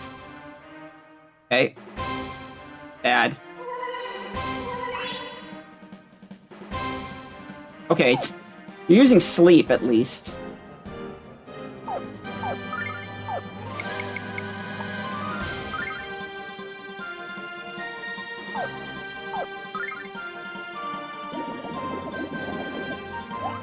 Fortunately, Jean is the second default character.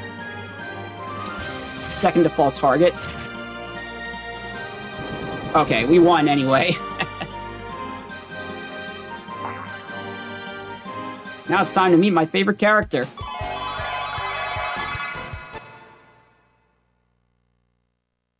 You idiots! You totally destroyed my Mega Magic Tester!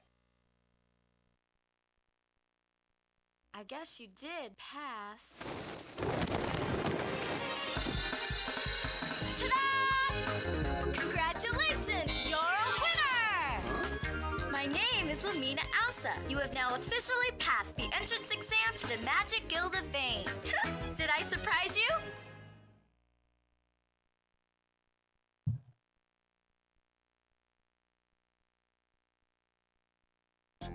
So this is Lamina, junior premier to the Magic Guild of Vane, and she tells us that we just completed the Vane Magic Guild test. But we tell her that we don't have time to join the Magic Guild because we gotta find Althena. So he decides to come with us. It's because he really wants us to join, and in order to make us join, she has to help us complete our mission first.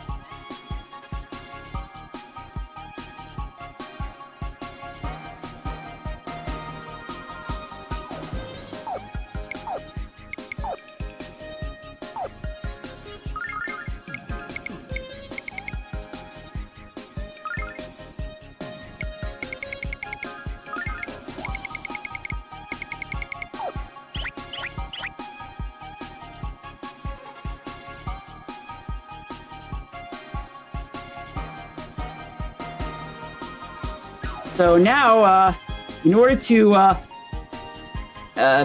escape, because it's a pretty long fall from here, Amina's gonna let us ride on her magic carpet.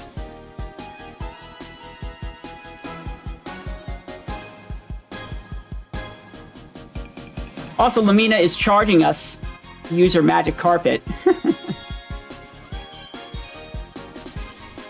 Even though she was the one who decided to go with us. Because she's just very fascinated with money. What Lamina doesn't tell us is that this magic carpet has a weight limit, and we are way over.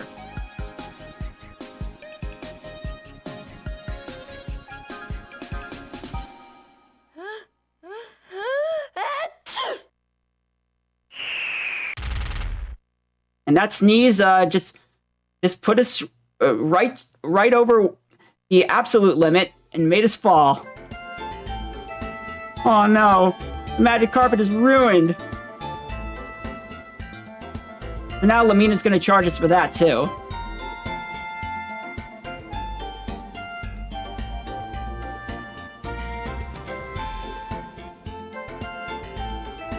Anyways, Mina is a member of the Ausa family. Family that can use magic. So, as you might have guessed, he is a magic user.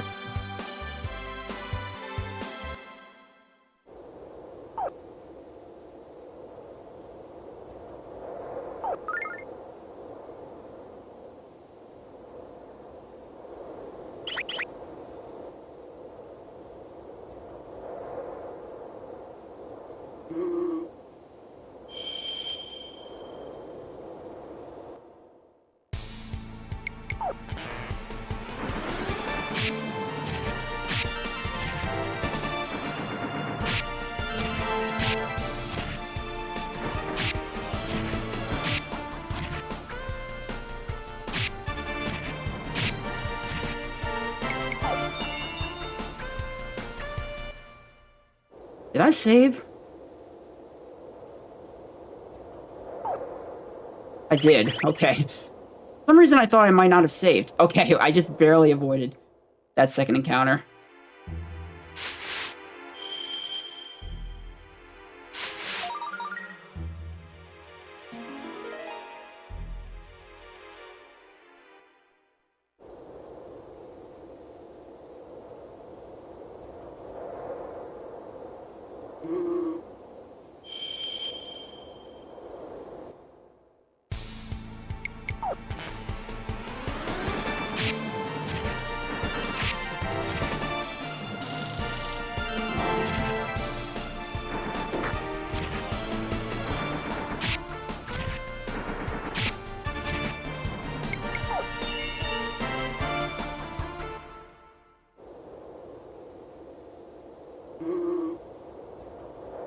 I'm just gonna take the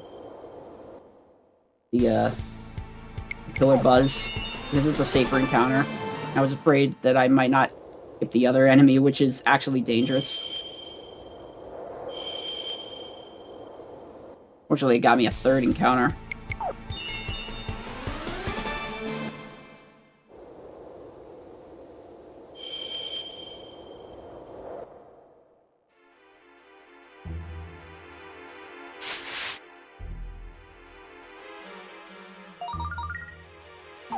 I got the Shiro crust.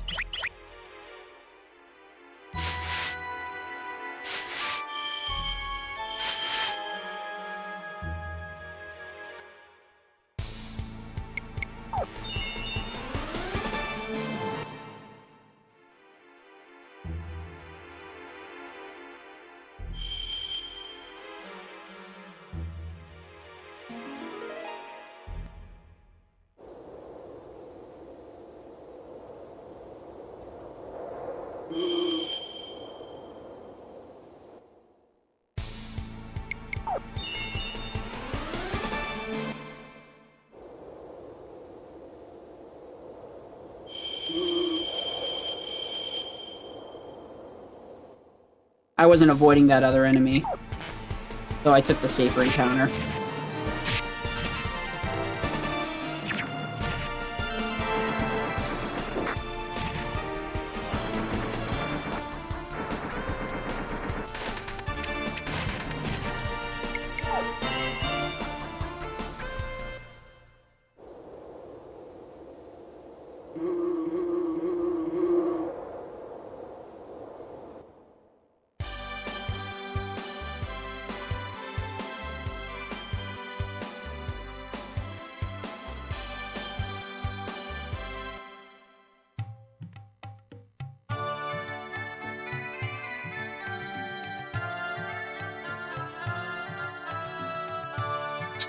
So we're crossing over the Noda Bridge, and surprise! Look who's back!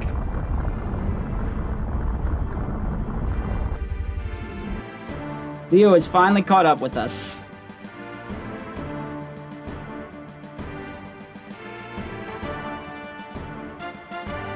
Everyone escape the bridge!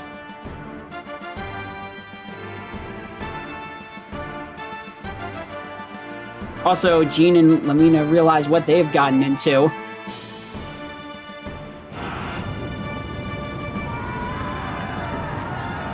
There are actually wanted posters in...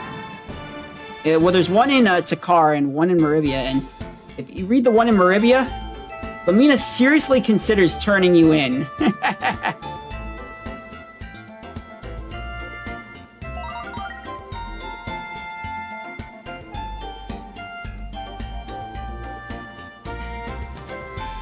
So anyways, we can't cross the Noda Bridge, but luckily, Jean's caravan has set up their carnival nearby.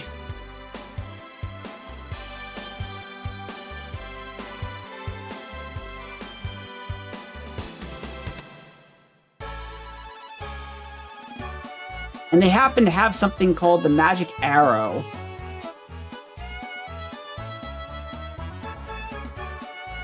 Which we could use to fly over the Noda Bridge.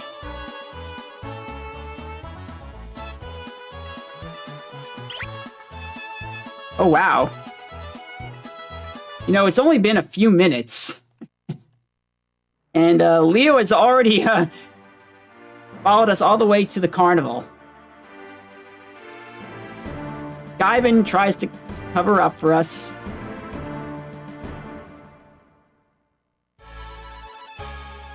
And now that he realizes that we're on the run, he allows us to use the magic arrow.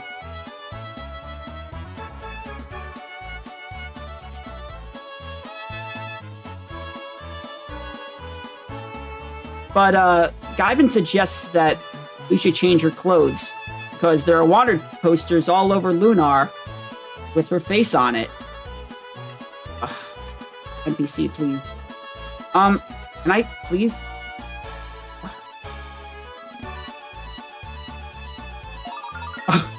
Wow. Got trolled by that NPC. Anyways, Lamina, Jean, and Ruby are trying to decide what Lucia should wear. Oh, that's definitely not you, Lucia. But I think the bow's kind of cute. Next. Shh, no way. Yeah, too far west. Next. Next year's fashion range. That one's not too bad. Are your suckers for sale? Do you think this is really my color? No, we were just joking. Next. You know, in that clown outfit, Lucia would fit right in here at the carnival. But anyways, Ronfar's a pervert, and he decides to take a peek. Hero doesn't want to do it because he knows it's wrong. He won't let Ronfar in, and, well... Ronfar pushes his way inside. Lucia doesn't feel at all embarrassed, so the other girls have to show what to do.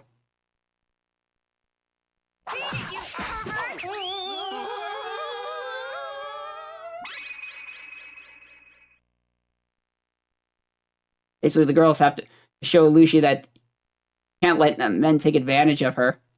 In the Sega CD version, Hero also wants to take a peek. They changed it in the remake to where Hero tries to stop Ronfar.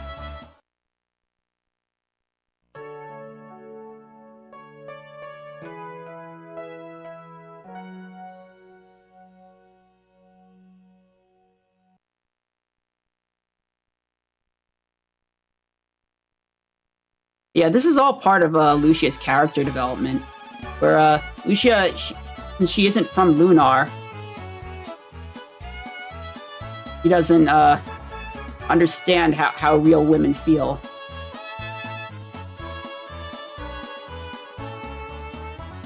And her personality will change eventually. But anyways, we're about to take the flying magic arrow, and this is when Leo realizes he was lied to again.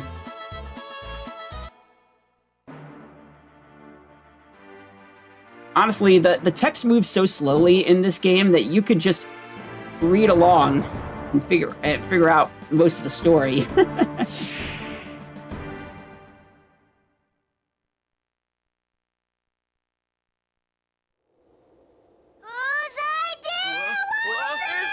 old discomfort receptacle in this thing. The what? The barf bag.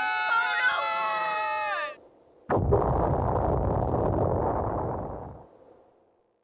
So Leo sent us flying in the opposite direction at the last minute,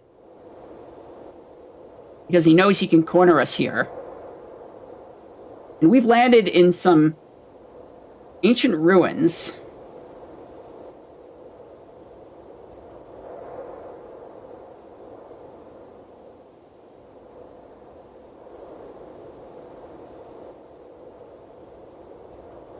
Normally we would be trapped here, but fortunately,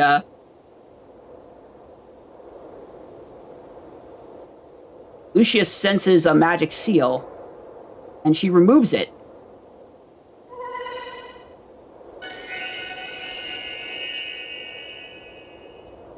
So it's actually a teleporter that we can use.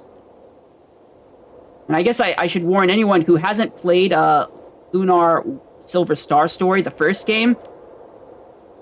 The next cutscene is going to have some spoilers. In the form of a video recording.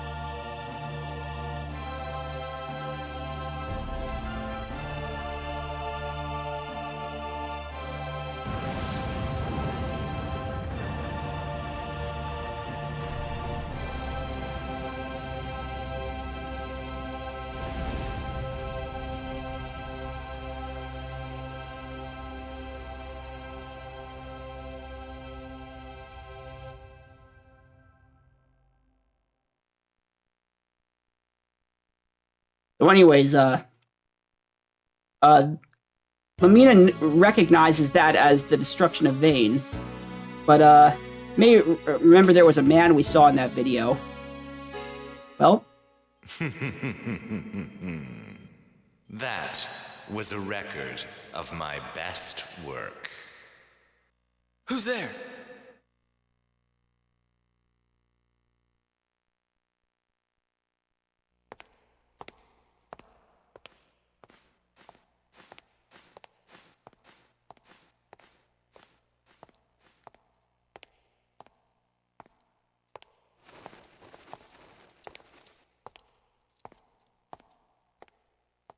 Fortunately, I now have a chance to surpass it. The world will once again be mine on a delicious half-shell. And you can't stop me, Lucia.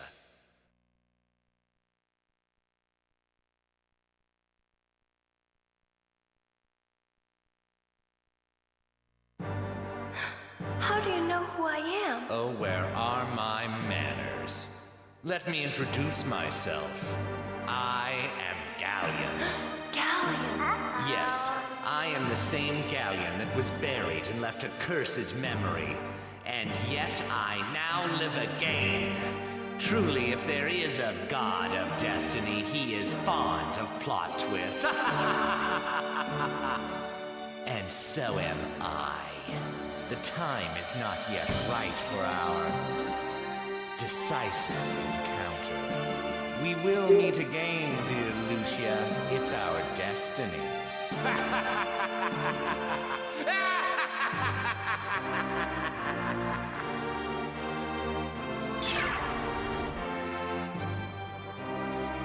so the man we just met was Galleon, the villain from Lunar 1, who was responsible for the destruction of Vane and nearly took over the world by controlling Althena. Even though Alex defeated him, for some reason he has returned over 1,000 years later.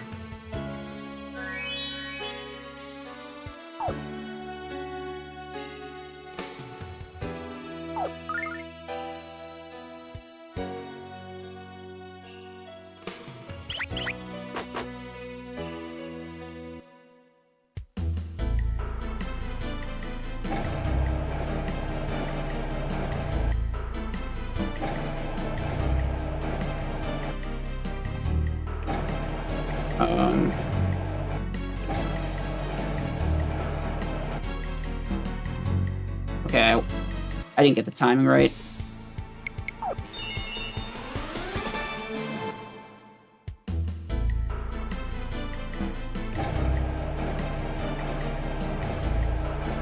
possible to get through this entire dungeon without an encounter. You have to have good timing of when you step on the movement tiles.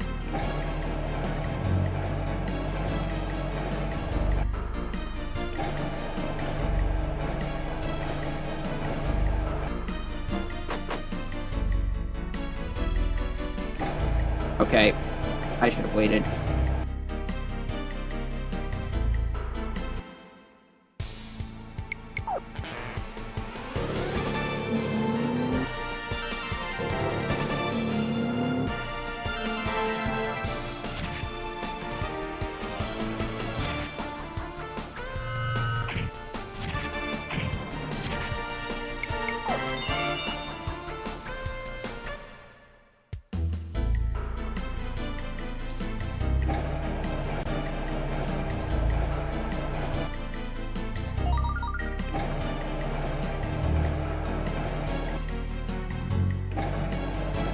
Nope. I still had iframes. Your iframes don't wear off, your iframes cover you whenever you're not on the tiles. Okay. But yeah, the game will save your iframes while you're moving on the tiles like this.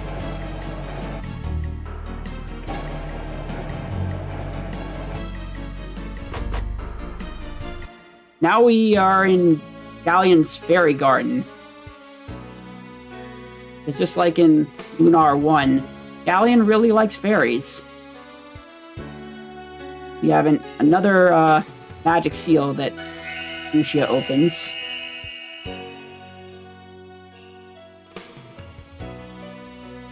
And if Lucia wasn't with us, we'd be stuck here.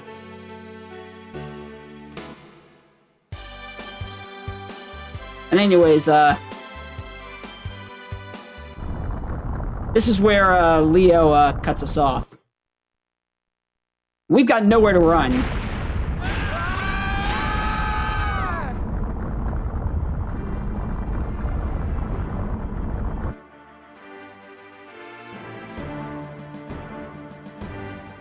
So we decide we're just gonna fight. Lamina doesn't like the idea, though.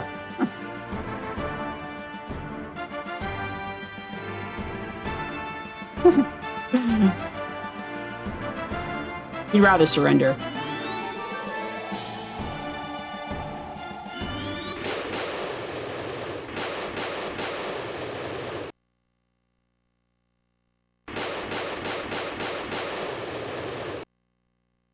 Well, apparently we've been saved. By none other than...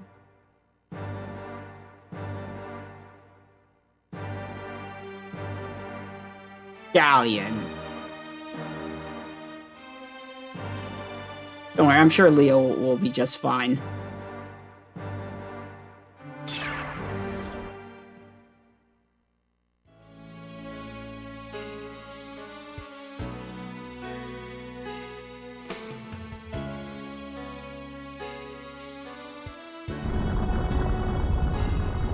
But anyways, now that Leo's been shocked, we won't have to deal with him for a while. We can cross the Noda Bridge normally as we intended to before.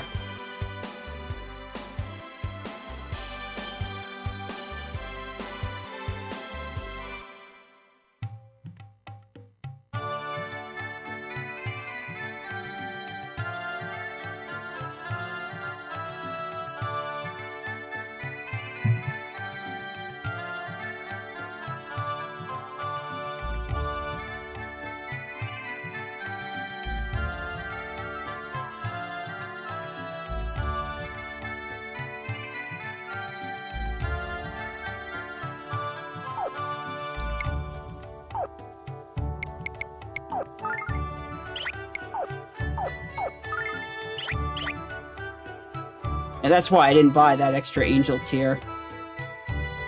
Figured I wouldn't be able to afford that silver sword if I did.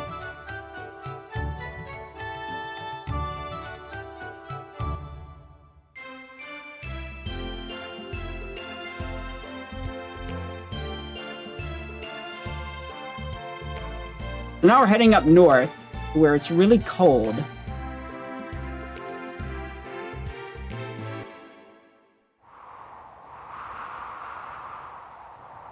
And there's this huge blizzard. But apparently it's not just the location. There's actually a monster at the top of a mountain causing this blizzard.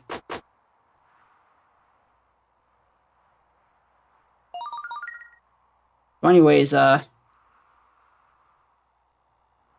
mayor here asks us if we can help out, because his daughter went up to get some medicine for the baby, and she hasn't returned. This is actually one of the few times where you have to select the first option. But anyways, Hero is happy to help, but Lucia, he's got a mission to accomplish, and she doesn't really have compassion, because she's not from Lunar.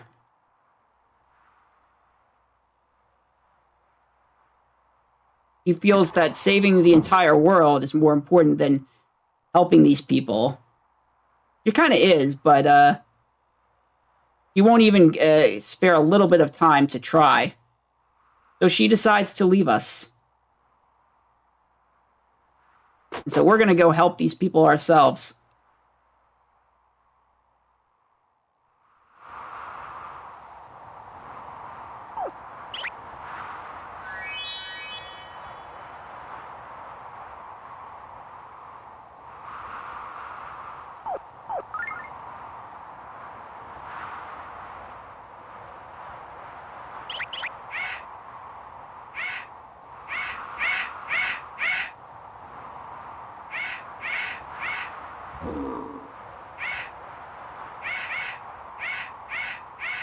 So in this dungeon, you have Ruby burn down these icebergs to enter the cave.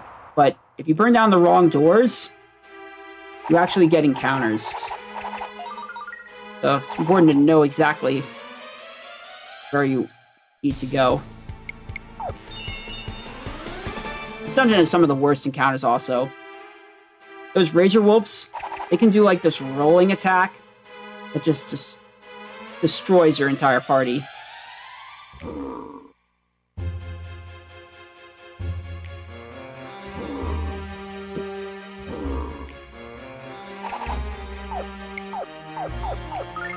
I'm gonna do a save load here to avoid this Razor Wolf.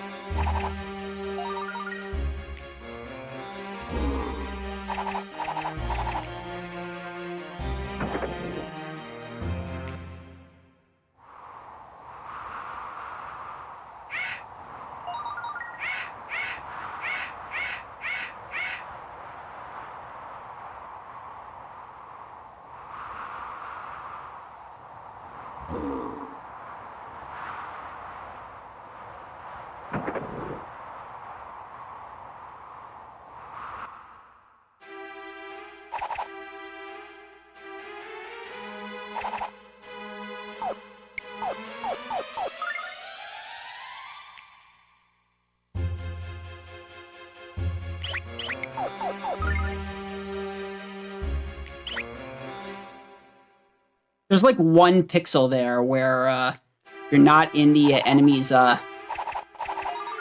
aggro range.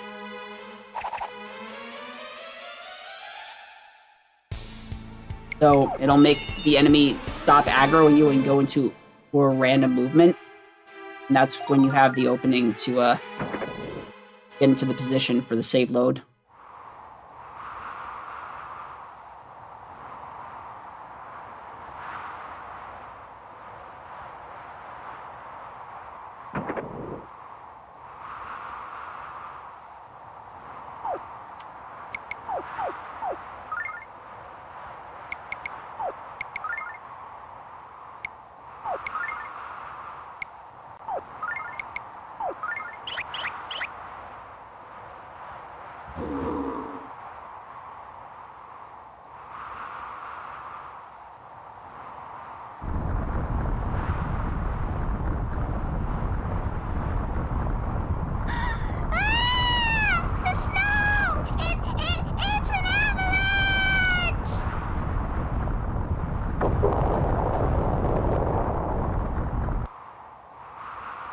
Rip.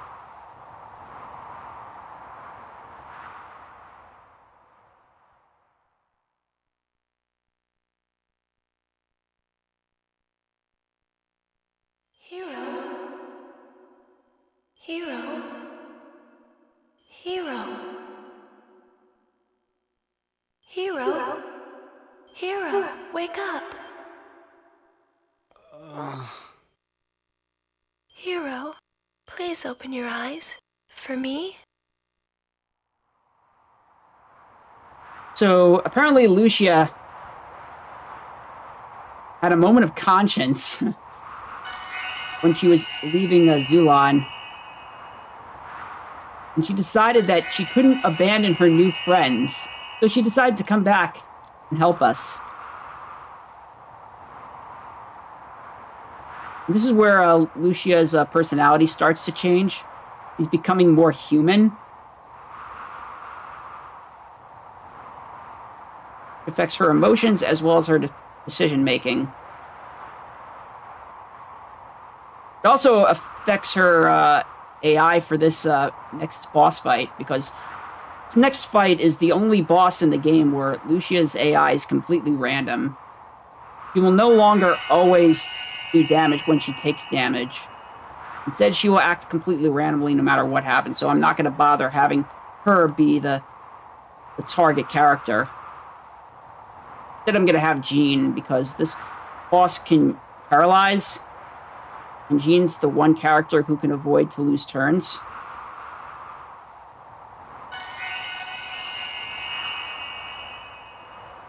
This whole dungeon was a bit more annoying in the Sega CD version. You had to climb to the top and like make these like boulders fall down, and then go all the way back to the bottom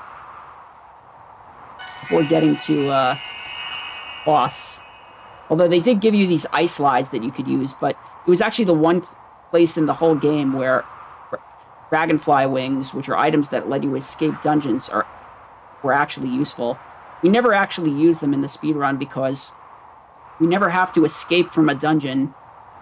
By the time we do have to escape from a dungeon, we get an item that lets us do it automatically.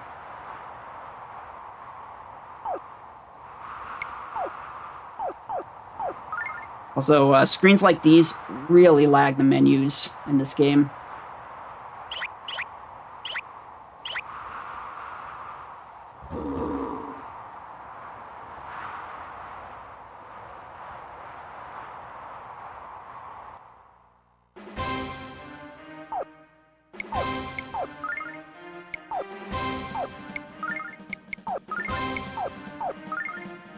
So the first two turns of this boss are scripted. First turn is always a punch, which is zoned and will paralyze, or can paralyze, anyone it hits.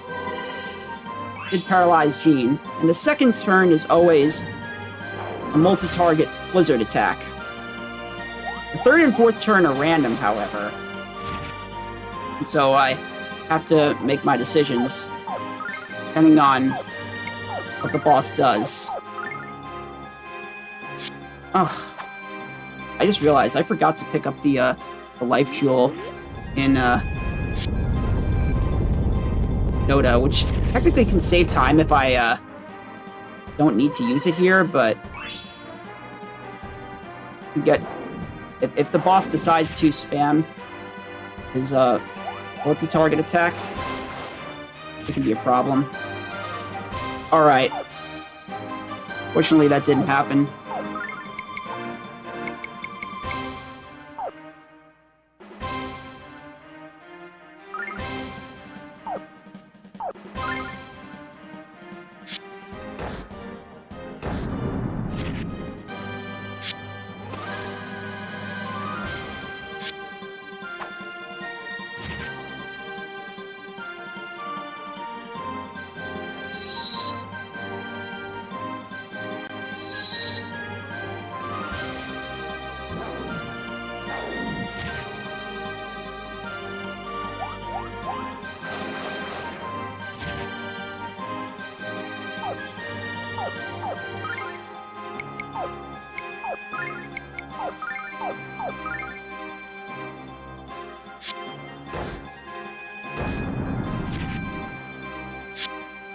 Alright, so after this turn, the boss is going to put itself into a barrier.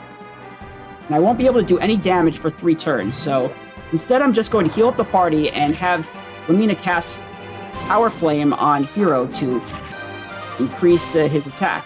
Which, by the way, is another thing that got nerfed in Lunar 2. In Lunar 1... let me just input the commands.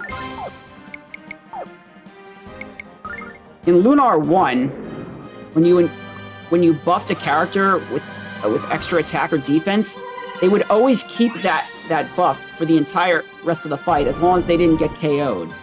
However, in this game, the amount of buff you get slowly goes down each and every turn.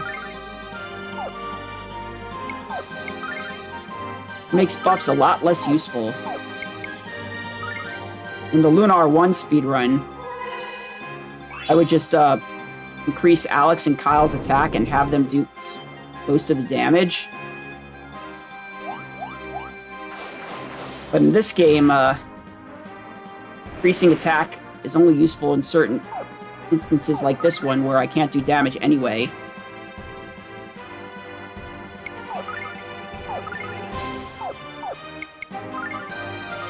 But yeah, in this game, every turn, any extra attack or defense you get during the battle slightly goes down. It doesn't completely go down immediately, but it slightly goes down every turn.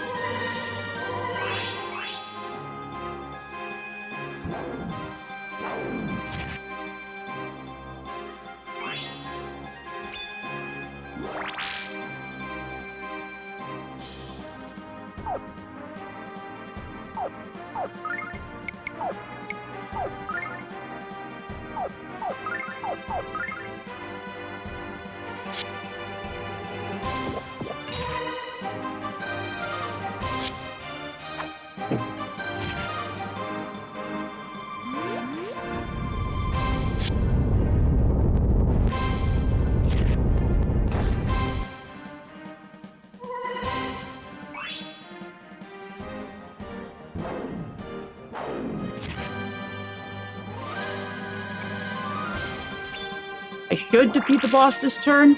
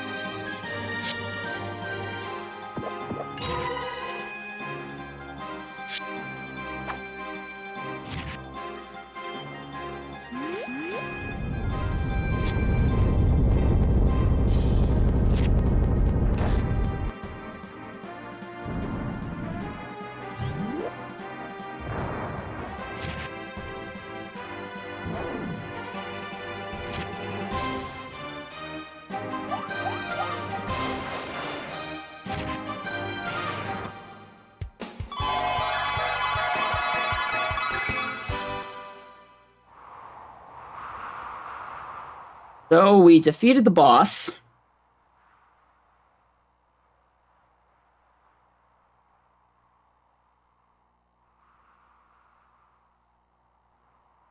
And we find a woman lying down on the ground. Lucia, having gained compassion for humans, decides to heal her. And apparently this woman is the mother of that baby we saw. But the woman is suffering from amnesia. She doesn't recall ever having a child. Instead, she's waiting for a prince on a white horse to rescue her.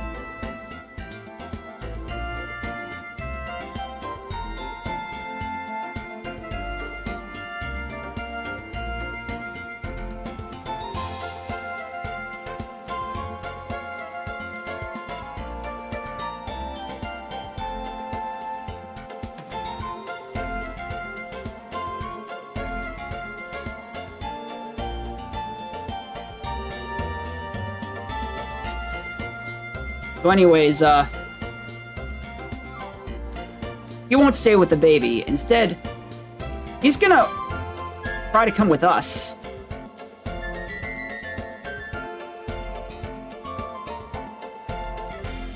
Because she can't keep waiting for her dear prince.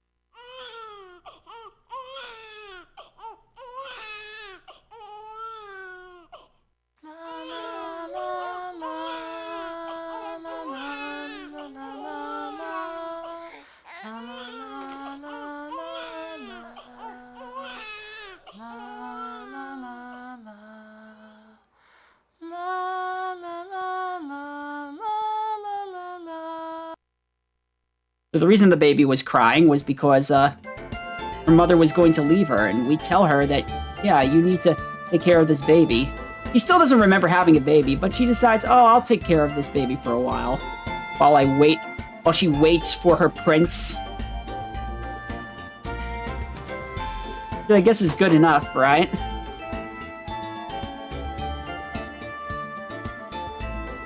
Also, it's still pretty cold outside, but it's not really snowing anymore.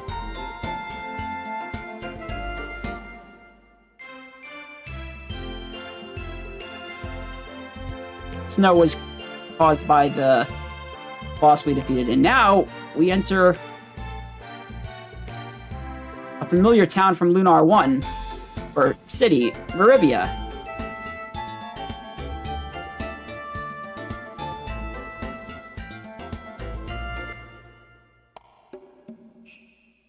Come on, show me your strength!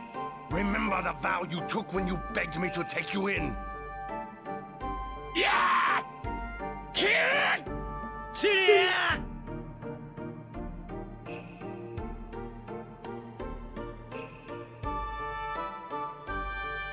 You gave your miserable lives to me. I must make something of you, but you must concentrate. Your fist is an extension of yourself. Channel the power.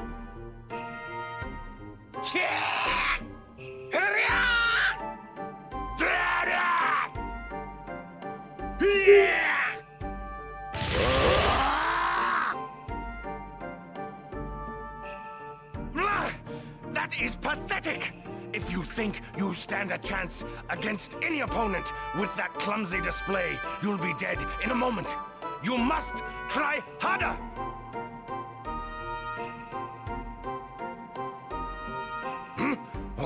Oh, I did not realize that we had visitors. I apologize for this pathetic lack of skill you had to endure watching. Yes, well, my name is Jean. We have come to you because you are known to be the karate expert. Master Lun, we desperately need your help. Well, well. Perhaps you are expecting too much of me. I am merely a servant of the art of karate. But enough talking here. It's quite noisy in the great dojo. Please, come this way.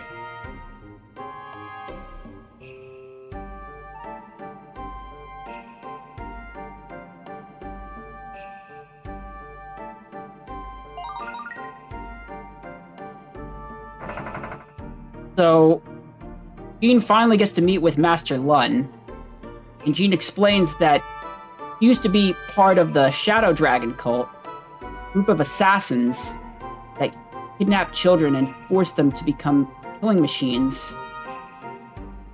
He escaped, and now she wants to fight the Shadow Dragon cult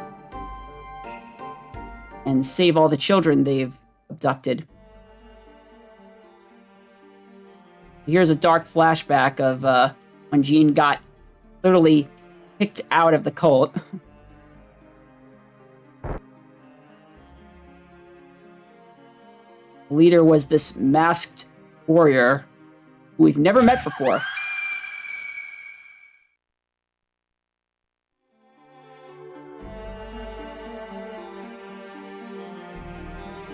And now Jean wants to face her past and save the children. Lun tells us that there have been children causing trouble at Tabin's Peak. He believes they may be part of the Shadow Dragon cult, so we're gonna go take a look.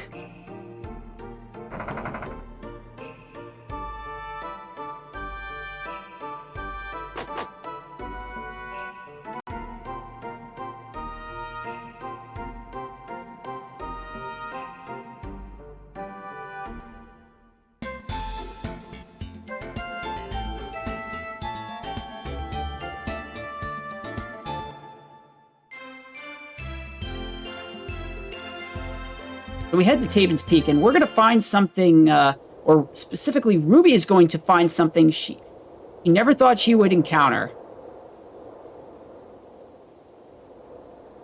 One of her own kind.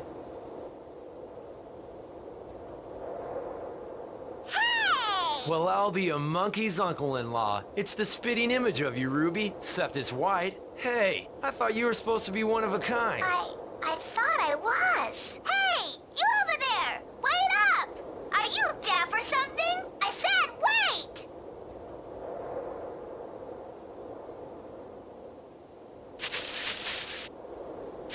Where'd that little run go? I know he's in here somewhere. Hello? Ollie Ollie oxen free! Hey! Put me down this instant! Who do you think you are? Aha! Gotcha, you little twerp. My name is Null. What are you doing on my property? I don't welcome trespassers, so you'd better have a good story. Wait, his name is Null? That was the name of the flying cat from Lunar 1. We just saw a flying white cat. Like in Lunar 1. But surely that can't be this can't be the same person.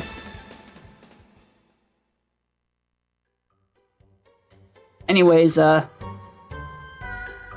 gotta go look for those kids, so we're just gonna climb up Tabin's Peak right now.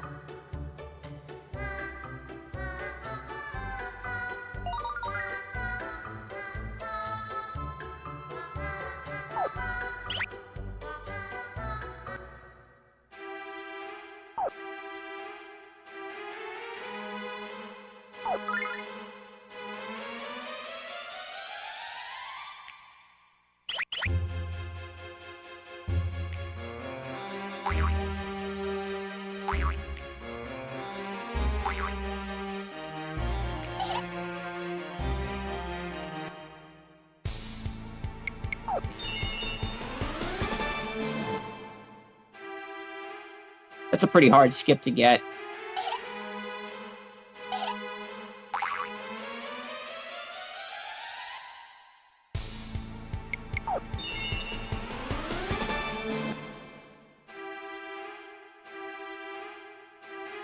So now we're gonna find some kids. And they don't want us to be here. So they're gonna throw stones at us.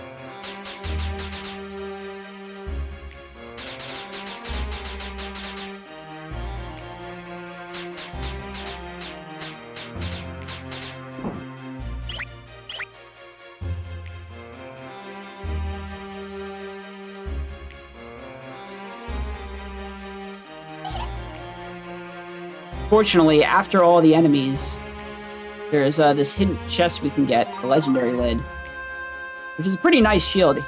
I think it increases like every stat by a little bit.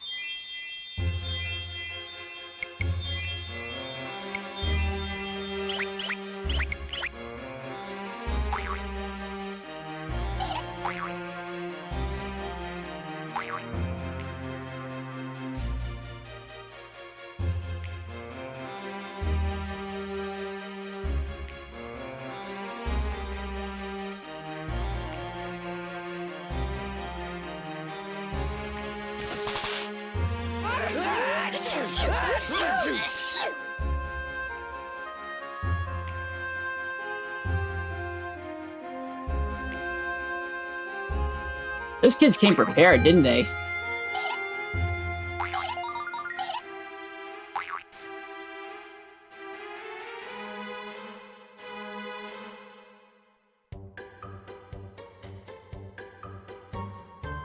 So, we find that kid that we met earlier. Now he's gonna trap us in a net.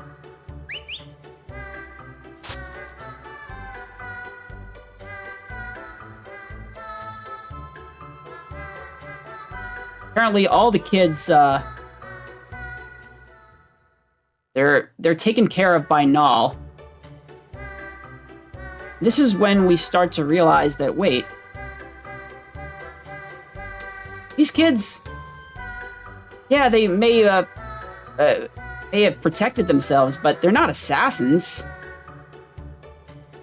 So, it must mean one of two things. Either Lun lied to us, or maybe there's another group of kids out there.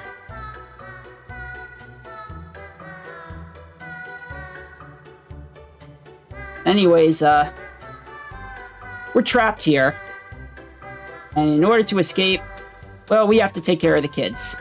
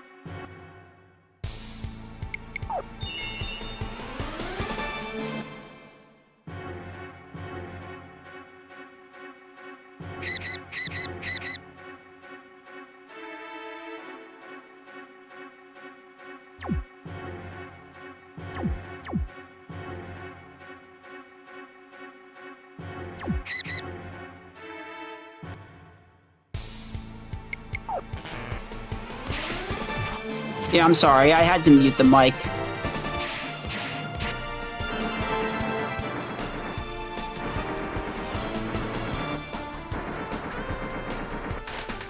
Had something happen in real life. Didn't want any of you folks to listen to it.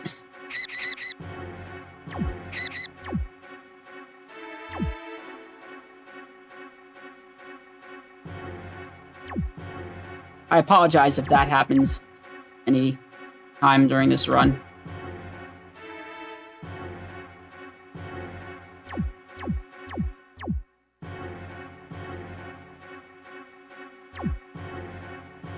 But anyways, we saw those kids get kidnapped, and now we gotta rescue them from the Shadow Dragon cult.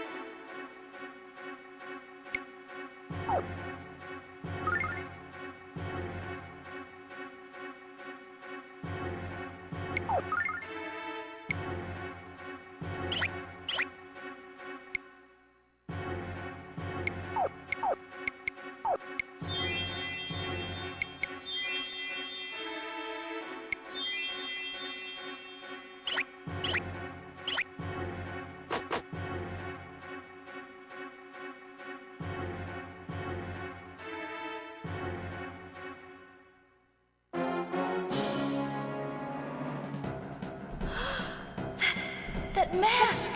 It's the one that... Well, gee. Have you taken to associating with trash like this on a regular basis?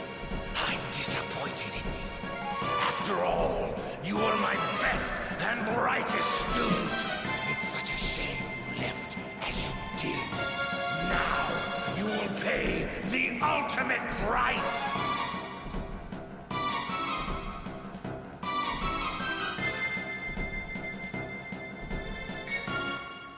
So now we have to fight these assassins.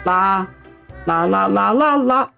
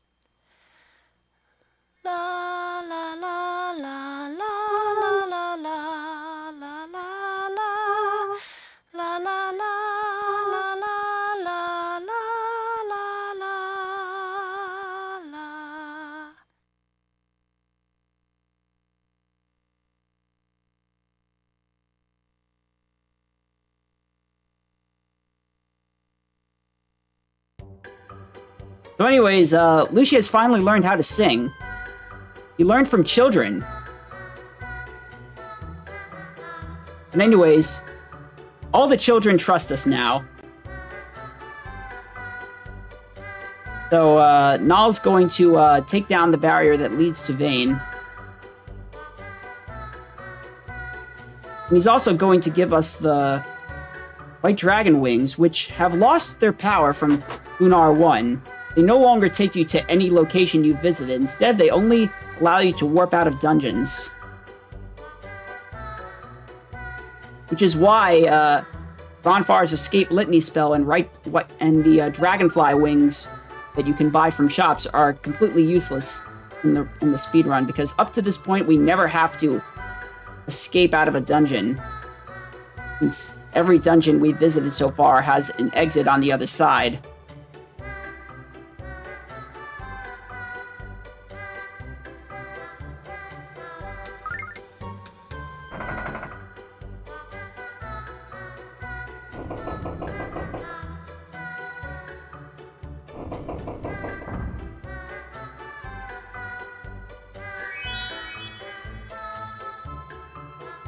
Anyways, we're finally on our way to Vane, which is what Lamina has been waiting for ever since she joined us.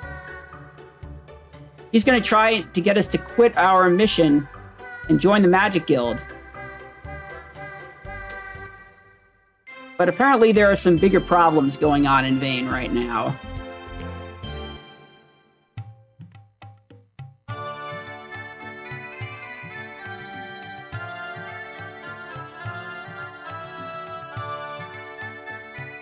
So the Magic City of Vane has been taken over by Borgin,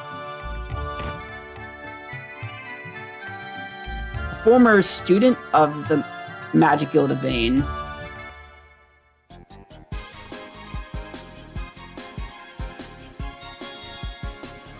So they won't let us through, and the only way we can get into Vane is by taking the Cave of Trial, which in Lunar 1 was used to determine whether people had magical power and should be allowed into the Magic City of Vane. But they abolished that, so nobody really uses the Cave of Trial anymore. But Lamina thinks she might be able to open the door to it.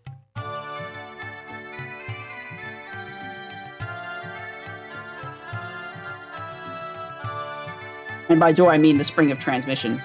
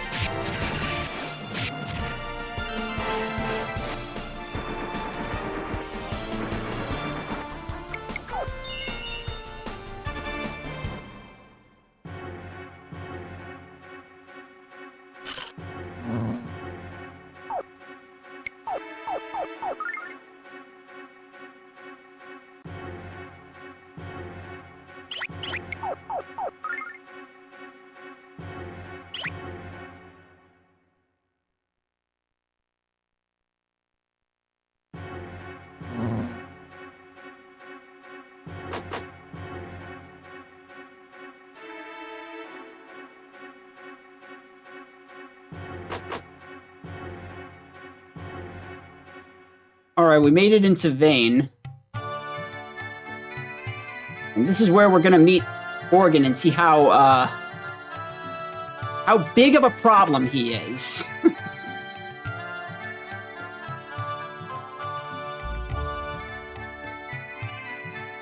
Yes, that looks like a very large problem.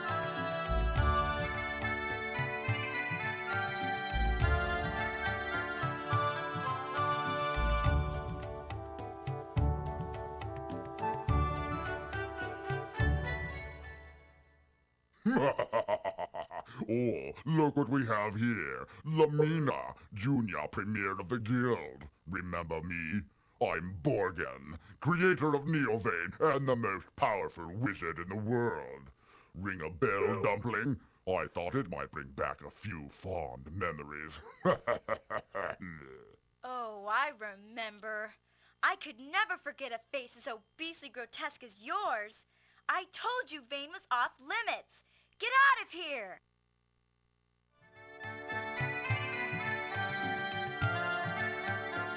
So, apparently, Organ has a huge crush on Lamina's mother.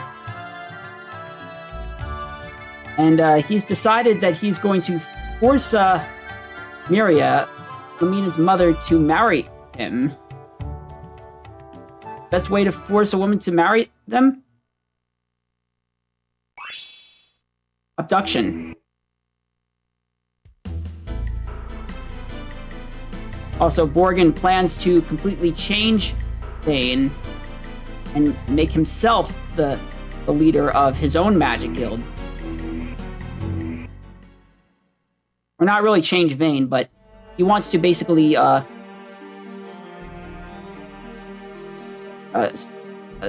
overthrow Vane as the leader of magic by creating his own magic city, Neovane.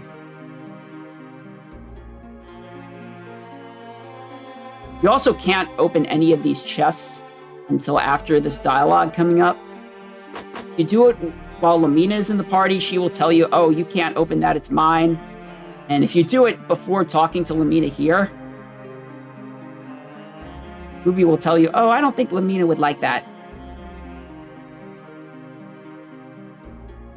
This is where Lamina starts to show a more softer side.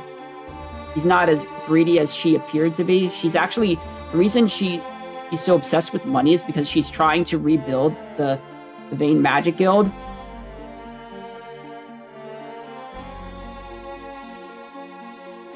She's doing it for a good cause. And we tell her, hey, we're your friends. We're gonna help you. And this is when Lamina allows us to get the chests.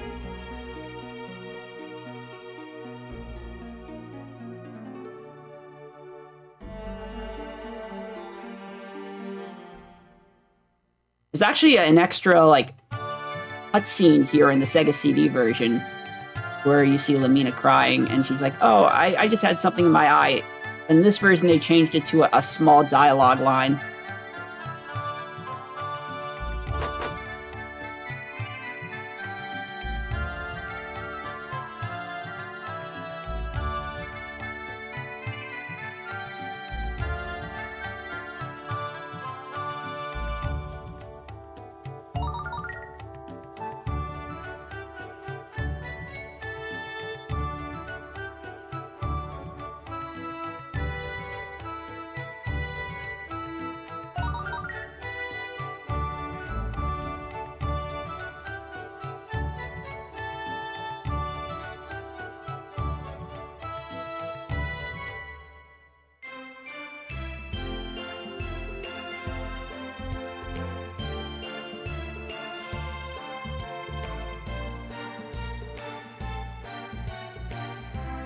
Alright, easy dungeon here.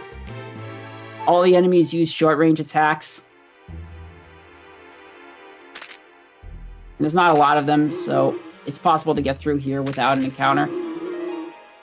Didn't happen this time.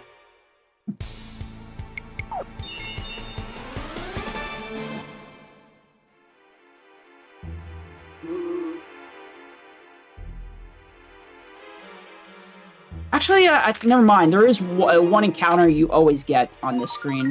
You can get through the first screen without an encounter, but you can't get through the second. There's like a bird that you can't avoid.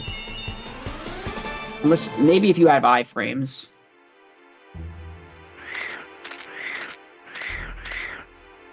Yeah, that's the encounter that you can't really skip.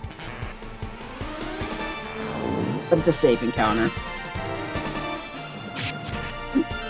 Which is good because there are actually some really good chests in here that you don't want to skip. Including at the end of here where there's a warrior crest. Increases a character's attack.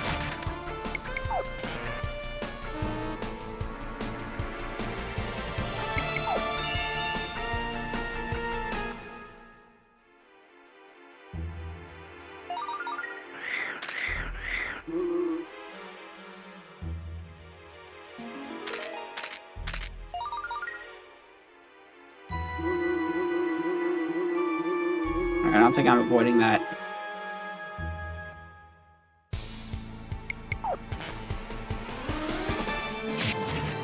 Some of the encounter skips in this game do depend on RNG. Because the enemy movements when they're not aggroing you are random.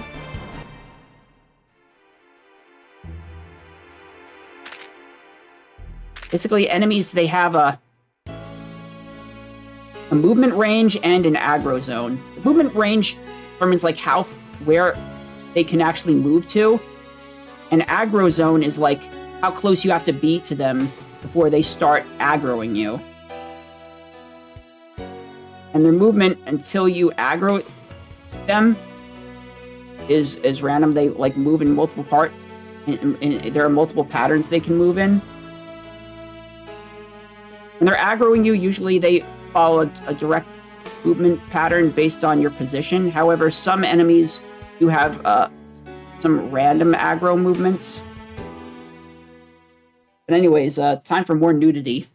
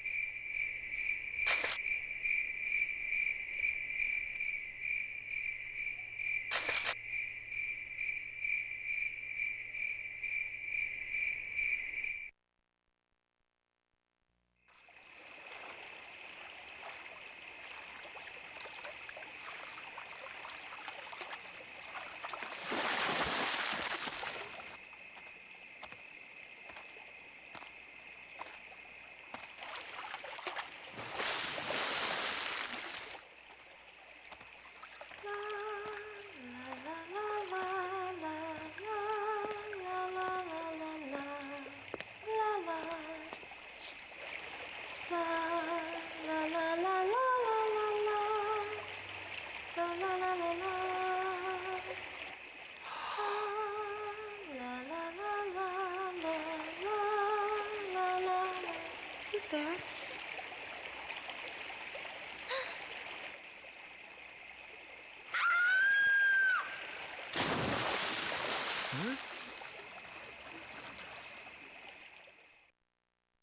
So unlike the first time Hiro saw Lucia nude, where Lucia like didn't seem to have any problem with it, she literally walked toward him nude.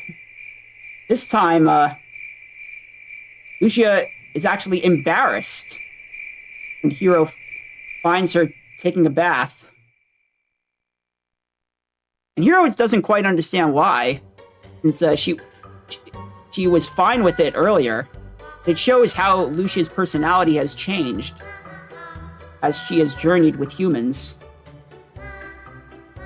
Anyways, we're about to reach Azato, which is a port town. And Ronfar says he can get us a ship to Pentagoulia from there.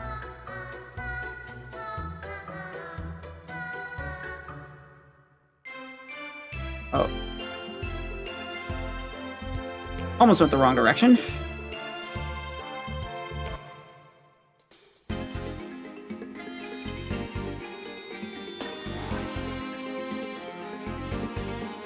A little shopping to do first.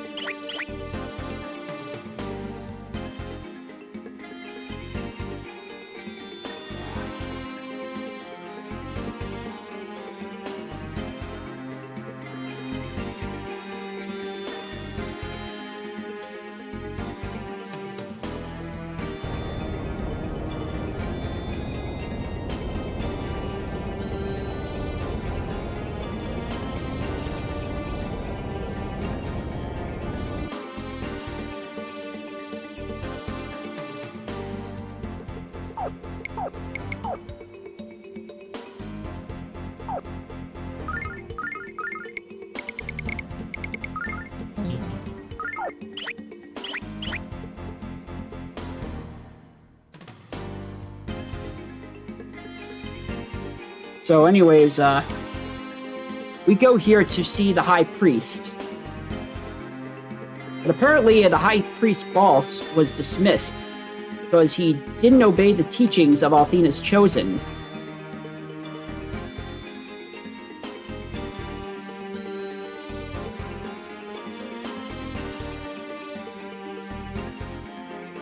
And Ronfar was very good friends with the old High Priest. He doesn't understand why he was fired.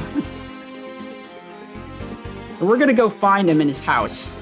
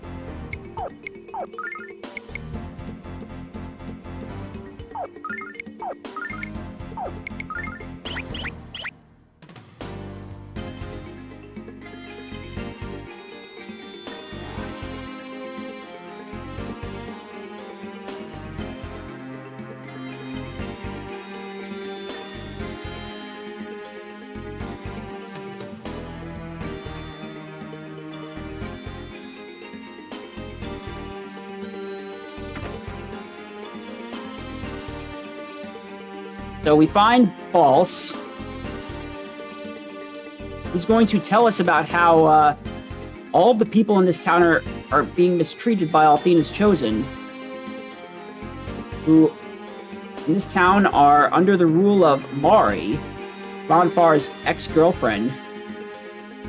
It doesn't make sense because Mari used to be such a lovely lady, but now she demands that everyone swear obedience to the goddess Althena.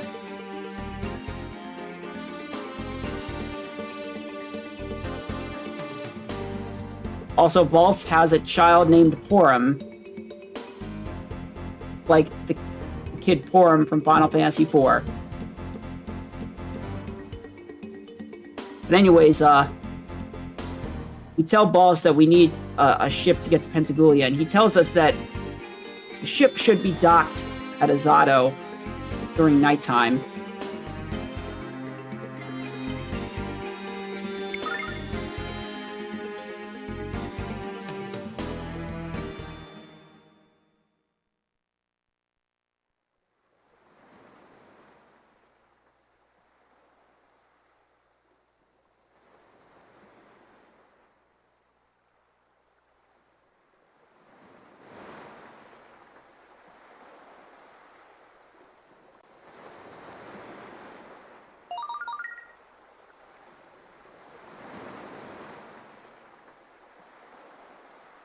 We find a ship, and it looks kind of familiar. Can't quite see very well in the dark, but we see enough.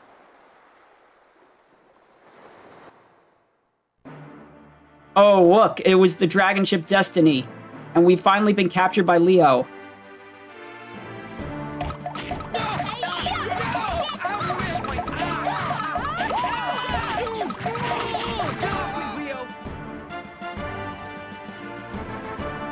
And now that Leo has finally caught us, the only way we can get out of this is to actually convince Leo that he's wrong.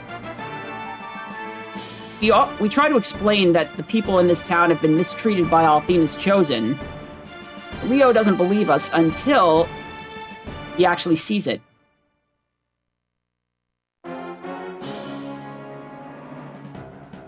And conveniently, right now, the entire town is on fire.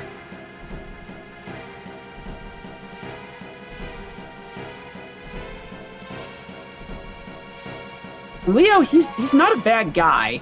He's just following orders. But he has morals. And now that he sees the entire town on fire, he's starting to question Althena's Chosen and their decisions. And we also try to tell Leo that the one responsible is his sister Mari. However, Leo doesn't fully trust us yet.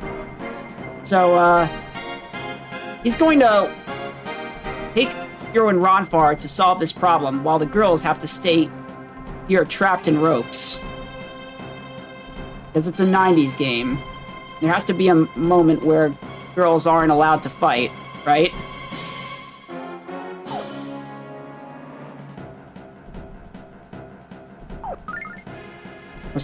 I mentioned Final Fantasy IV earlier. They had a part like that too. A couple, I think.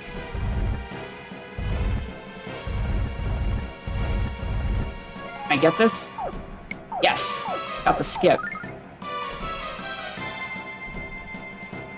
But yeah, there are certain things in this game and its dialogue that definitely didn't age well.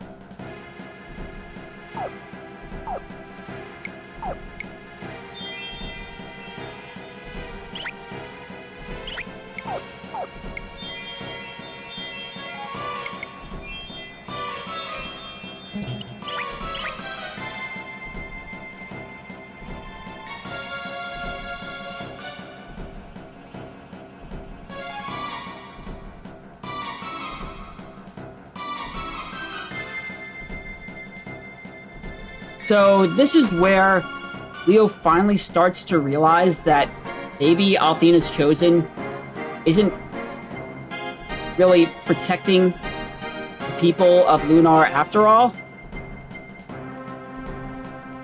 Because these people right here are, like, possessed. And are chanting something very, dark.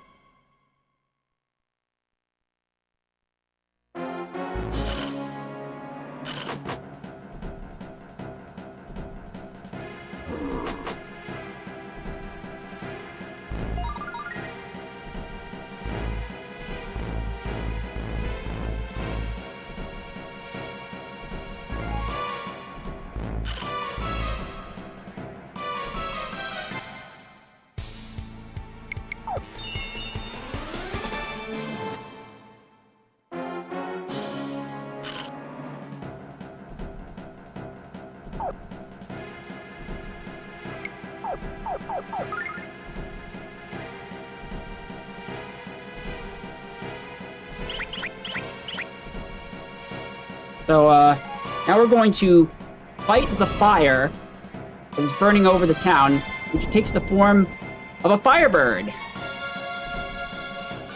So this boss has 3 attacks. It has 2 attacks that will always target Leo, because he is the closest character, and he has 1 multi-target attack. Or they have 1 multi-target attack. I don't know what its gender is. Probably doesn't have one.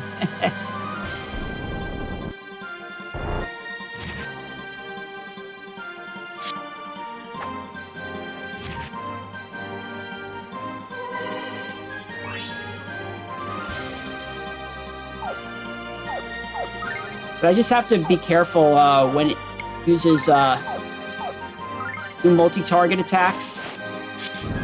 Because Ronfar can only survive 1 multi-target attack even after a heal, unless I defend with him and use a healing nut. So that's what I have to do.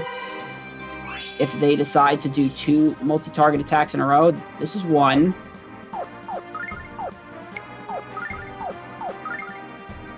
Hopefully they don't use this again on the next turn.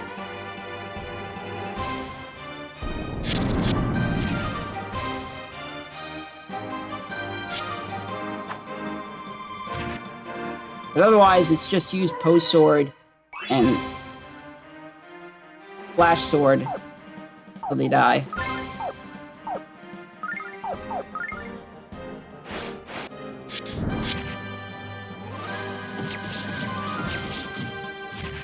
The Fast Wings attack does a bit more damage to Leo.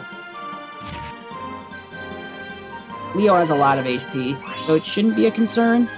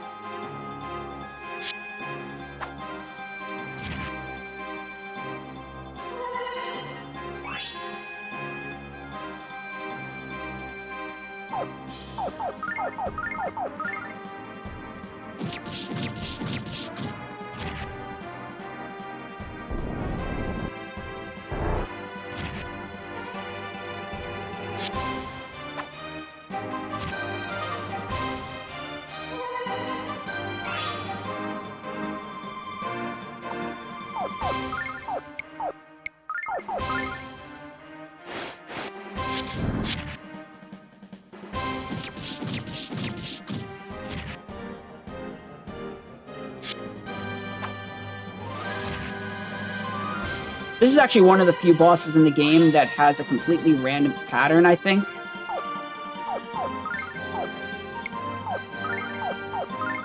The boss could use the same move twice in a row if they want. The boss is easy enough that it shouldn't be a problem. I just have to keep an eye out for the double multi-target attack if it ever happens.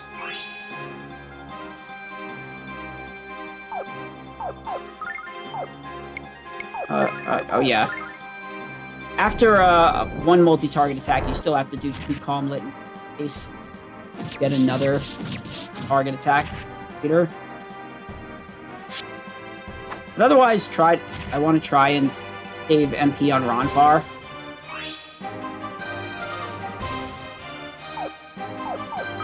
Only has enough for one more, but the boss should be dead soon. Yeah.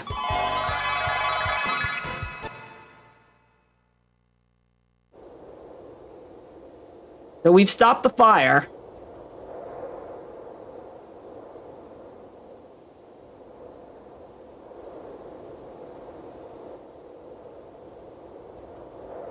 Fortunately, there wasn't a lot of damage. I mean, there was some damage, but, I don't see any, houses destroyed.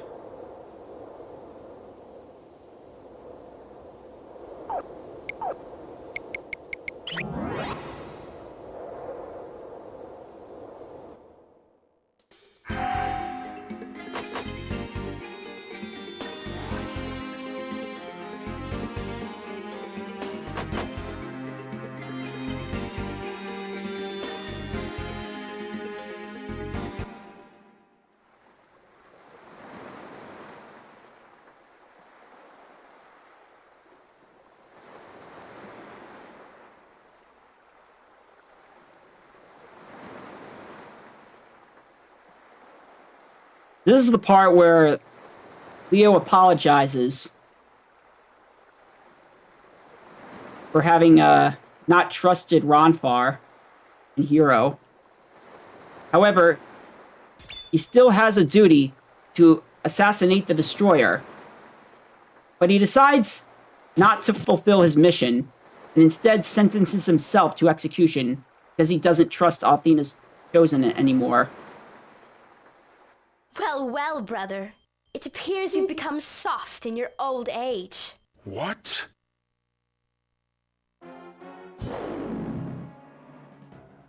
Althena gave a direct order to destroy Lucia, and for some unknown reason, you've chosen to ignore it. I guess it's up to me now. Bend to your executioner, Lucia. The game is up. By the way, the entire Azato section is very different in the Sega CD version. You fight a boss at the top of the Azato Tower with your whole party, and then Leo comes and arrests you, and then he asks Hero, "Oh, is Lucia really the Destroyer?" Because for some reason, Leo just decides to start casting doubt without any evidence.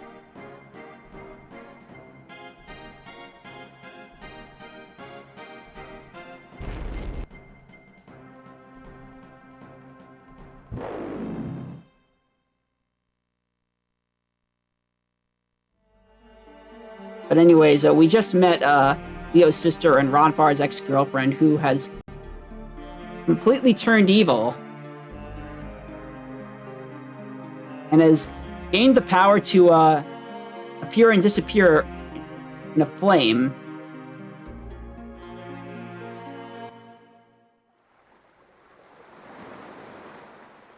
But anyways, we're about to get onto Disc 2 here.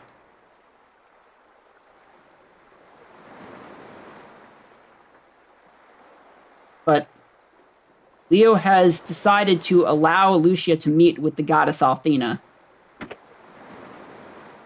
it works out because Ronfar, Jean, and Lamina also have business in Pentagulia with Mari, Lun, and Borgin.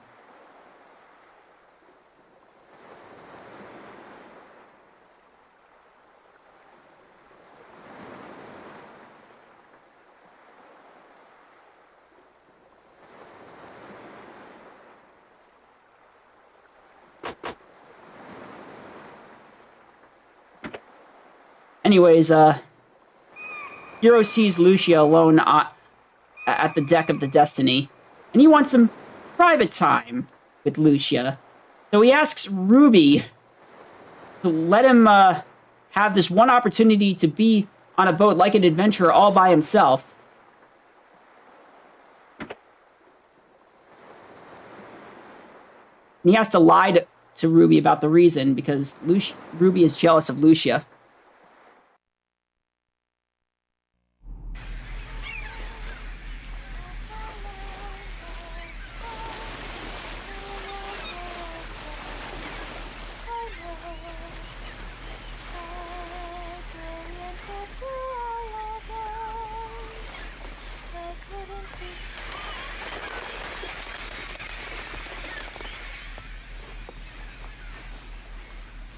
We're almost to Penigulia, Lucia. After everything we've been through, the end is finally in sight. Once we're there, you can meet with the goddess Althena and your mission will be complete. But why do you seem so sad? This is what you've wanted all along. You should be happy. You don't understand anything. Huh? Hero, you don't even have a glimpse of what's really at stake here. But, Lucia... I came from the Blue Star to find Althena. That's my only mission. Zophar must not be allowed to return to full power. His evil will destroy this world. We must find a way to prevent his return, even if it... No! I came to this world to stop Zophar from reviving at any cost. Hero, the only hope for blocking his power at this point is to seek help from Althena. Once that is accomplished, my mission here will finally be complete. Then, won't everything be okay? But then... Lucia? This is all so confusing. I can't stop thinking about what will happen if... Oh, what's happening to me? Why does my heart feel so heavy and my mind spin with possibilities? Why can't I accomplish the tasks I've set out to do? Lucia, I don't understand. Oh, Hero, you can't possibly understand. Just leave me alone.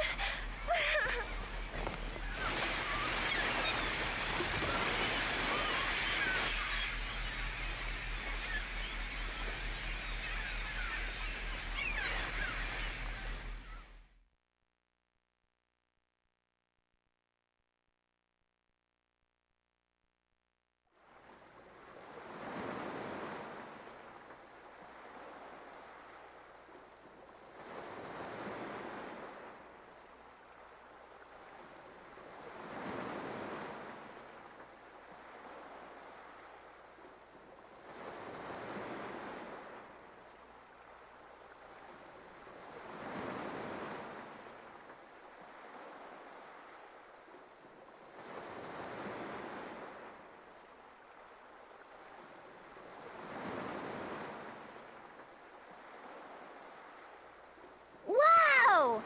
Hero, look! Is that Penigulia? It's gotta be, Ruby. I've heard tales about Penigulia, but I never imagined it would be so... unreal.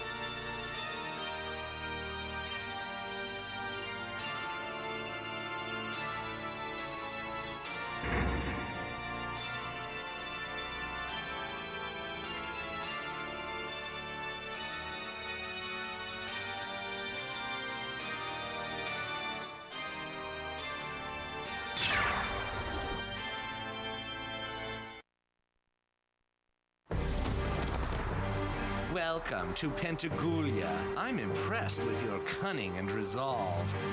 Unfortunately, the sands have nearly run from the hourglass.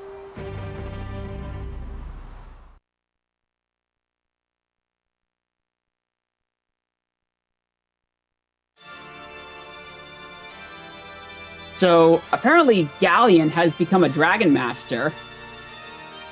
And if you played Lunar 1, you would know that the Dragon Master is the guardian of Althena.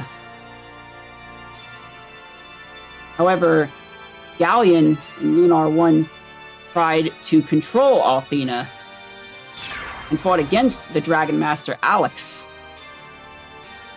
So how could Galleon, the person who tried to take over the world over 1,000 years ago, all of a sudden now be the Dragon Master of Althena?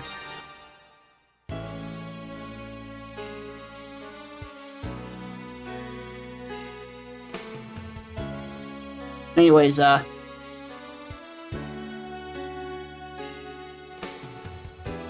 before we go meet with the goddess Althena, we gotta say goodbye to our friends. Who all have business of their own in Pentagoulia.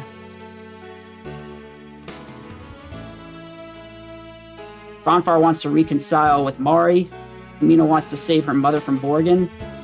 And Jean wants to talk to Lun about the man in the mask.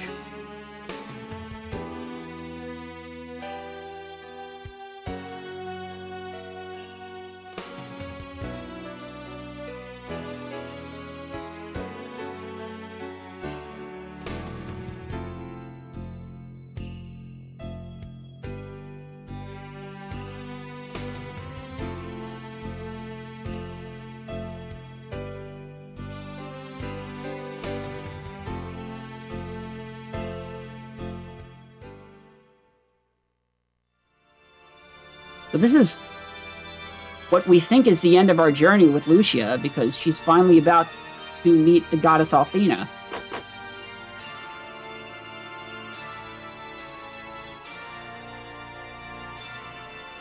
However, things are about to take an unexpected turn. And Lucia actually meets the goddess.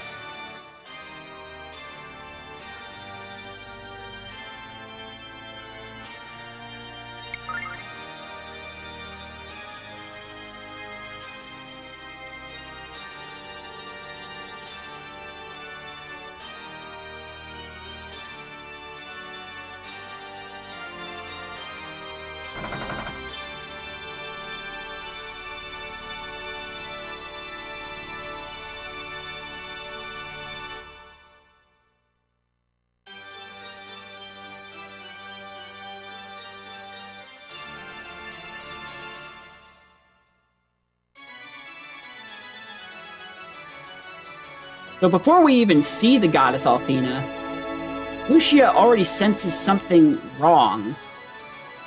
Leo tells Lucia that he needs to pay her respects to the goddess or there will be consequences. But Lucia follows her own rules. We haven't figured that out already.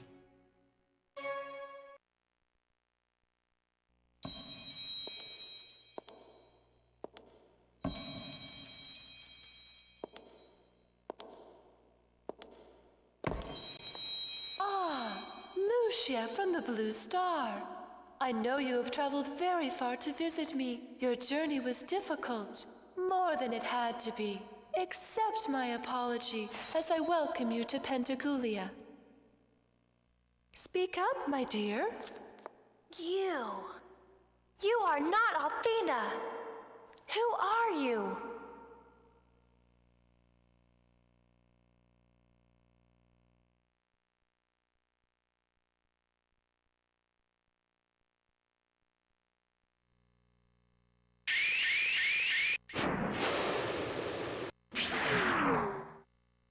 So Lucia doesn't think that this woman is the goddess Althena. And she has a point, because the goddess Althena is supposed to have blue hair. This woman has black hair. Of course, there was that one game where she had pink hair, but we don't talk about that. So we have a scripted fight here against Galleon. Basically, you have to attack him until he has some dialogue. If you don't attack him at all, nothing will happen.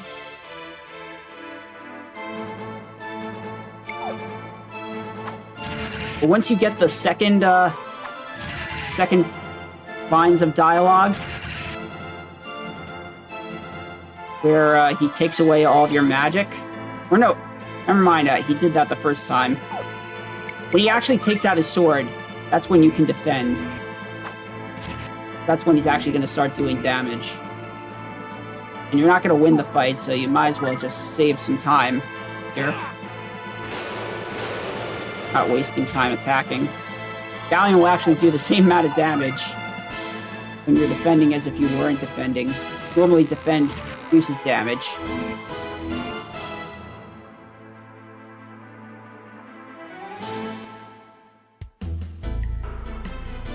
So anyways, this is where Althena and Galleon start to question Leo's allegiance. Because Leo was helping Lucia. Leo tells Galleon and Althena that they can do whatever they want with Lucia, but that he wants to take care of Hero.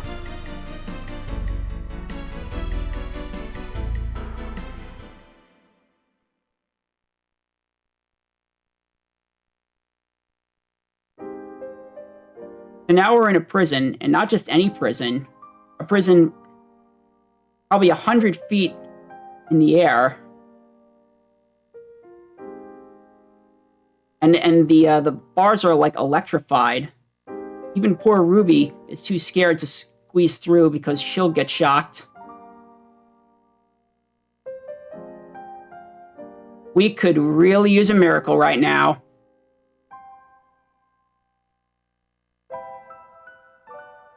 Why do you look so down?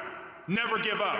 Never surrender. I know I shouldn't look a gift horse in the mouth, but what kind of cheesy puff is that?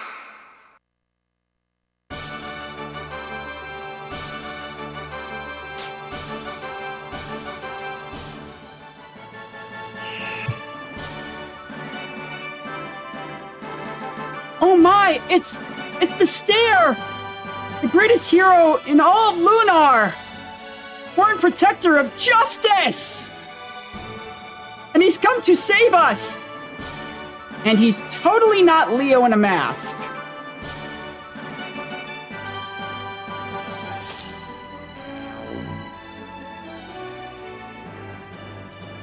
But anyways, he wants to help us save our friends. But first we have to get to the other side of that gap. Because Leo was only able to swing from the rope when he actually held onto it, but the rope's in the middle. Oh look, Ruby can just fly over. And that does beg the question, why didn't Leo just hit that switch to begin with and make the bridge appear? He didn't have to risk his life.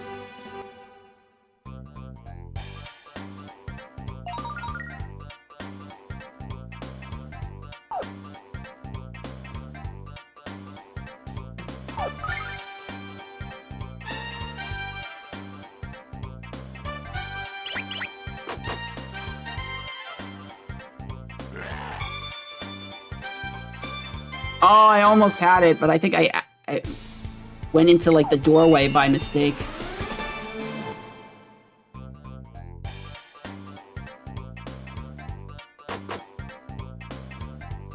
That and I think I mistimed the dash.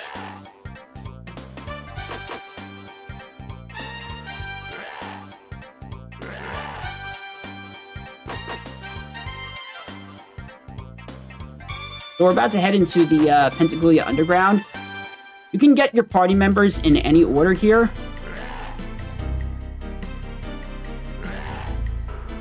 We're gonna do Lamina first because she's closest to us. Even though the smart thing would actually be to do Ronfar first, because he could heal your party. However, I do have a lot of healing nuts, so I think I can get through this. Lamina's tower is actually the most dangerous. Oops, I messed that up. I was supposed to wait.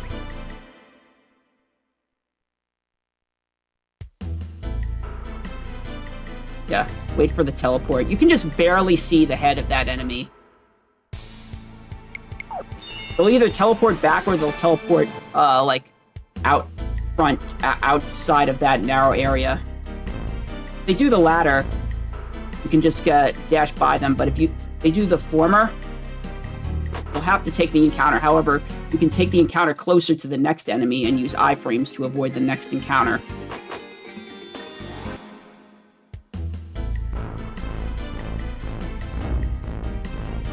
Oh, I was trying to save my dash there.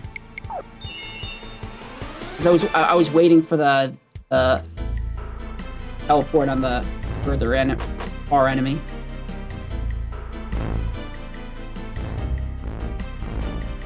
Alright, bad RNG. You can get through that room without an encounter, but you need the enemies on the other side to cooperate with their teleporting.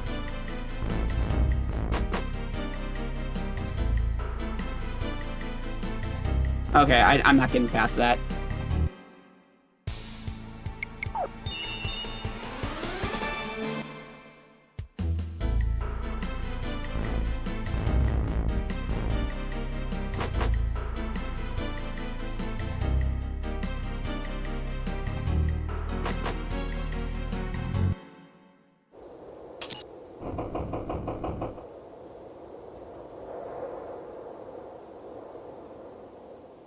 Alright, so we free Lamina.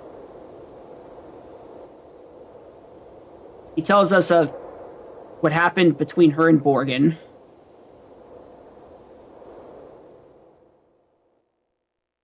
TLDR, Lamina's mother isn't here, and Borgin plans to marry her.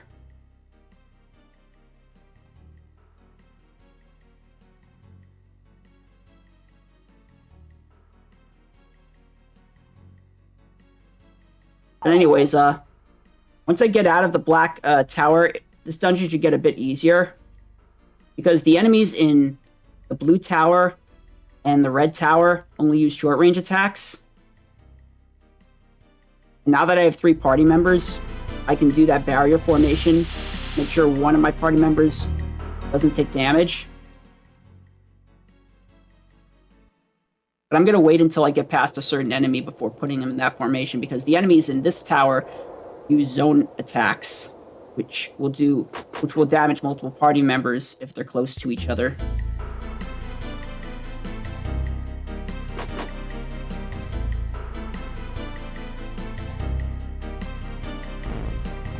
Oh. Okay, can I do this? Nice! Wow. I didn't even reach the spot where I normally do the dash. I may have waited too long while moving.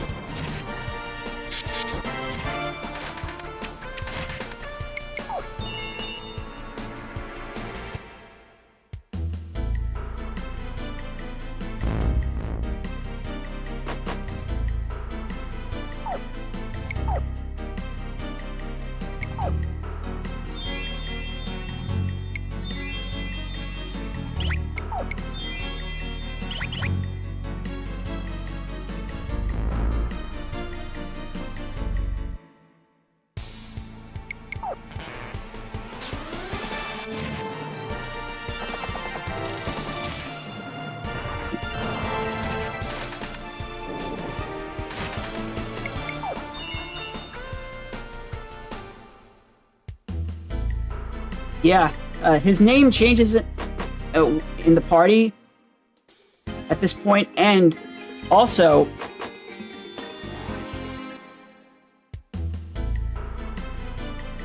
he has different battle voices. You have those turned on. You need a spanking!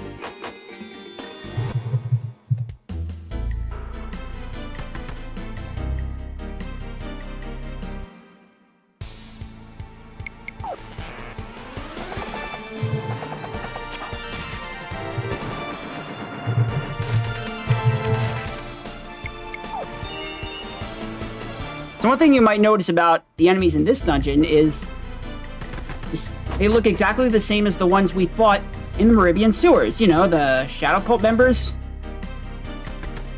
I wonder why.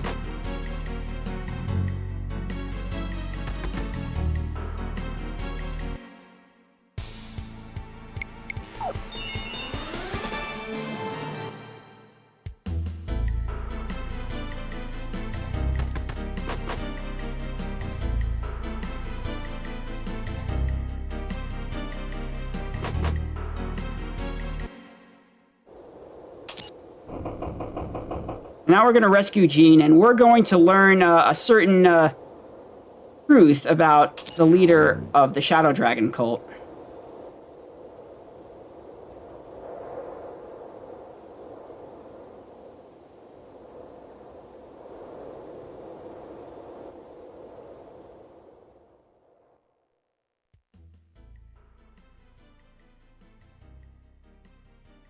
So Jean didn't get a look at the person's face, but she did recognize their voice.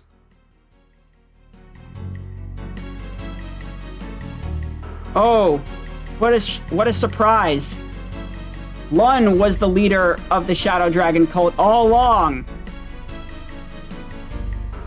He was the one behind the mask trying to hide his gray hair. I'm shocked. And anyways, Jean realizes that Lun is the one who took her childhood away. But Lun tries to explain to Jean that he taught Jean everything he knows about combat. Now Jean has to stop him before he can corrupt any more children. You know what? I'm not convinced that Leo is actually Mystere. So I want to know what you people think. Who do you think is Mystere?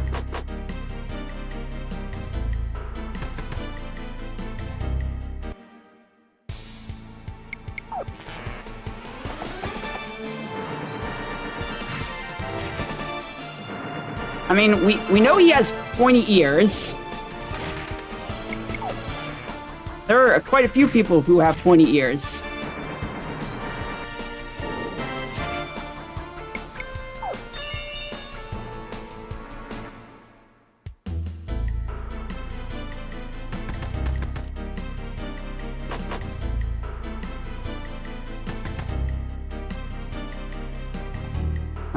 Gotta get this? Nah.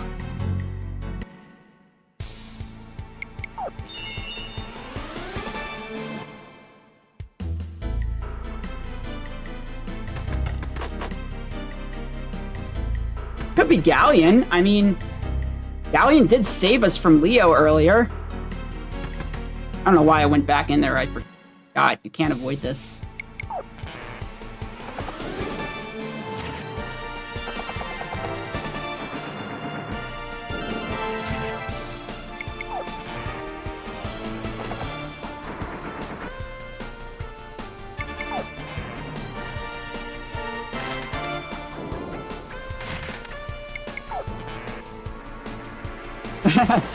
You're not do. They can't even get to Hero because the one enemy that's kind of close is not doing anything.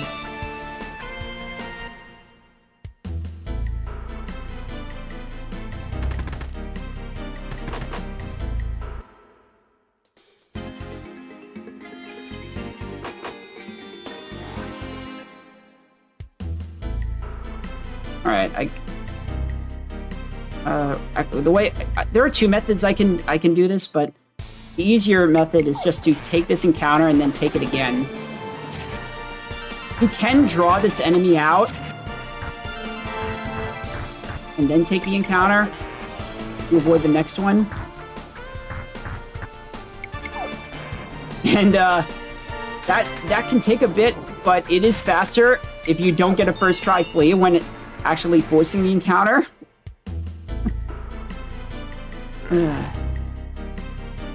So basically, I want to get this enemy at the top to move closer so that I can avoid the more dangerous fight. Because this encounter only has enemies with short-range attacks. The other one has that zone attack. And we have everyone grouped up right now, so if they use it, we'd all take damage.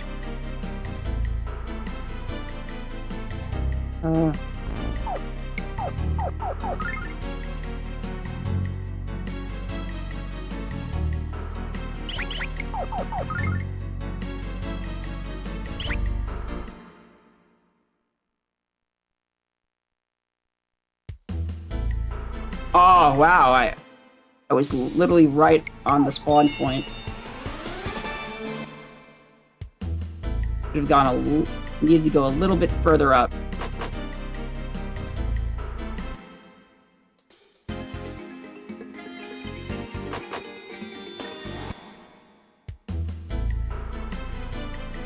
Alright, these enemies are super fast, so you're always going to get at least one encounter in each room.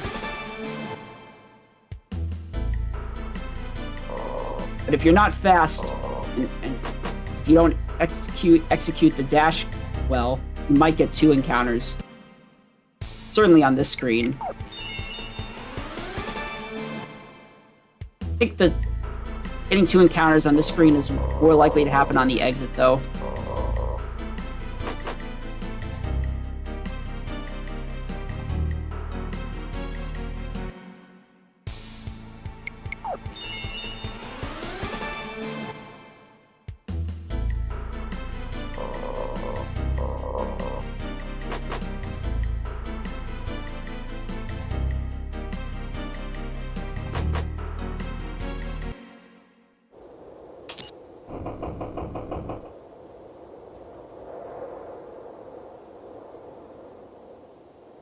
Now we save Ronfar.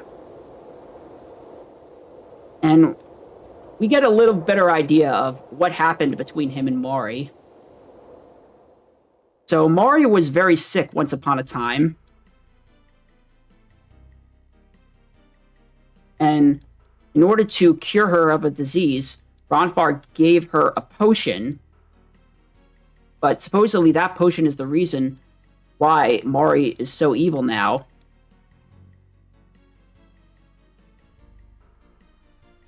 Although we don't actually find out why until later. But anyways, Ronfar explains to Mari that he came here to help her. Mari, well, for a brief moment, she seemed like, or right now, she seems like he's getting regaining control, as if she still has feelings for Ronfar. But then the evil came back, and the evil side decided that she needed to repress those memories. But anyways, now that we've saved everyone, Astaire has other business to take care of.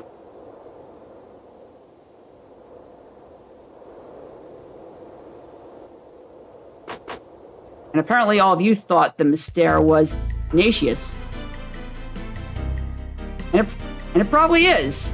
When Ignatius fell through that hole, he didn't fall to his death. He fell into a time portal that sent him 2,000 years into the future.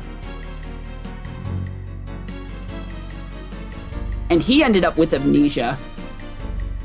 So he decided to become a superhero. Anyways, we meet Leo, and he wants to figure out what's really going on here in Pentagoulia. So we let him come along as we go find Lucia.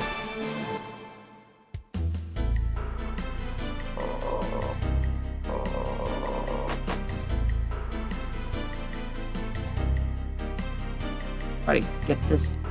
Alright, I think I got far enough. You get that encounter too early, you'll get another encounter on the screen.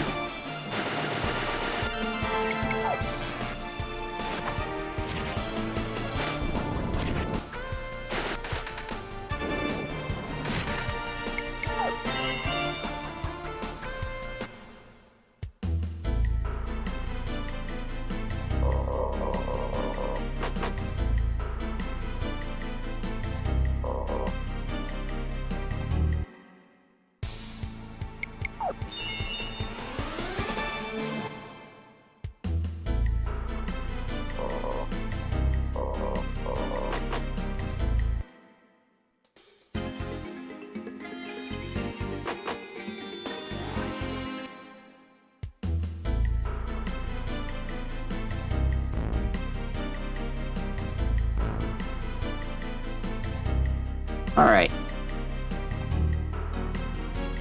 Very important to actually use this statue.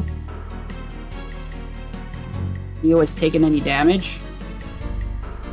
You have to be facing it directly, though. Because Leo does not get a free heal when he rejoins your party for a boss fight later. But your sick plan can never succeed. No matter how hard you try, you can never stop me from finding Althena and halting Zophar's return. Why, Lucia, you're delirious. Althena herself stands before you. Don't you recognize me, darling? I recognize only the face of evil. You are not Althena. You are nothing more than a human puppet dancing for the amusement of Zophar.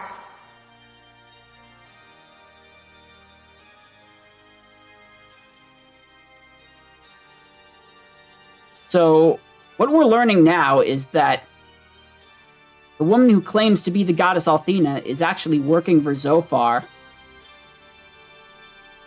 Means that Zophar controls all of Althena's chosen. That explains why Leo was given the order to assassinate Lucia.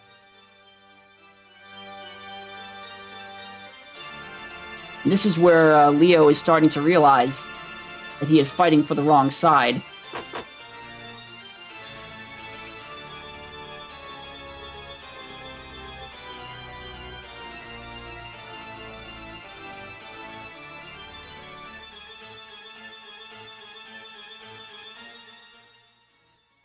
Don't you realize Zophar's only ambition is to take revenge on Althena?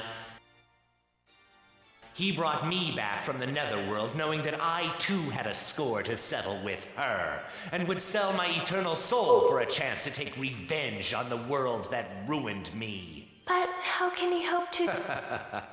Because he has a secret weapon. The true purpose of Althena's cult is to aid Zophar in his return to power. And once he is restored, my revenge will be complete. I won't let you do that. Big words from such a small lady. The real Althena must be imprisoned somewhere within Pentagulia. I will find her and destroy Zophar once and for all. You are delirious. Your power has been drained. Face it, you've already lost. But Galleon, you forget. Humans have an undeniable power too.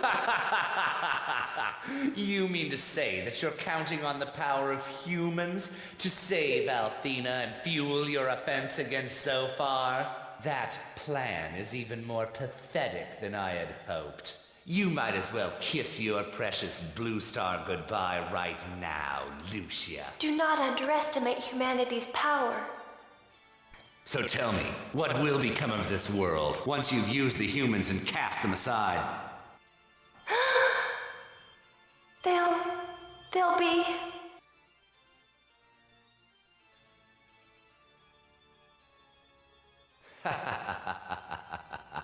Don't worry. I doubt that your precious hero will be able to save you now.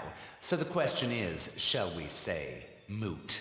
And even if he did, you don't stand a chance of unlocking Pentagulia's secrets. So long, sweet pea.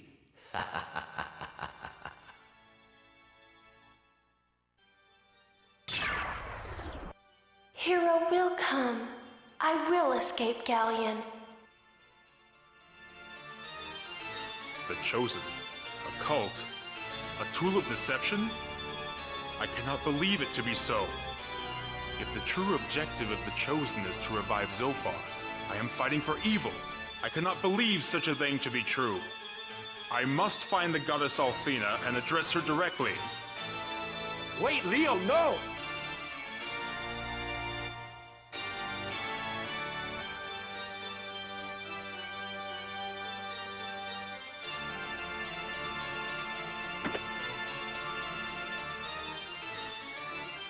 So, now that we know that the goddess Althena in Pentagulia is a fake, Lucia needs to find the real goddess Althena.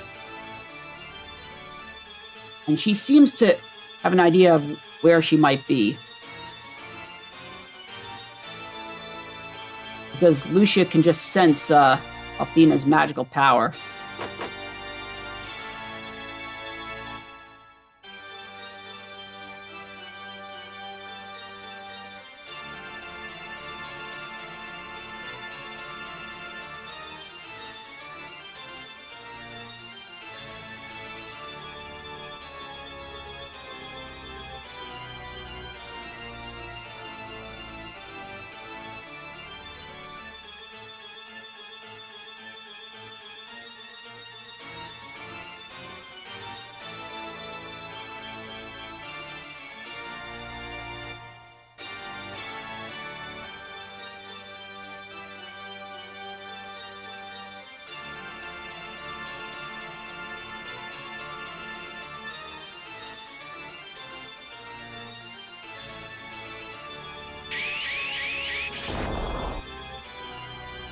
Oh no, don't jump!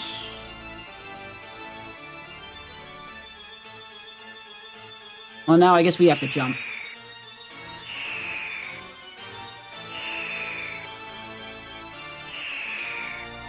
Except for Ruby, she just gets to fly down.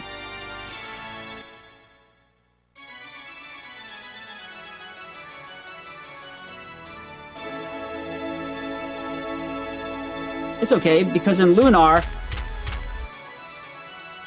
gravitational pull can never be fatal.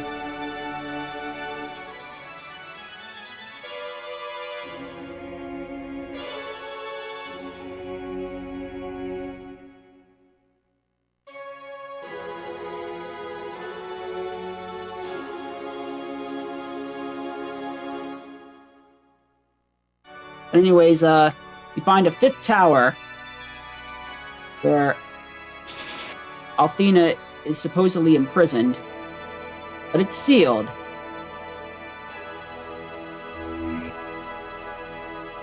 And this is when the the fake Althena admits that she sealed the real Althena away with the help of her three associates.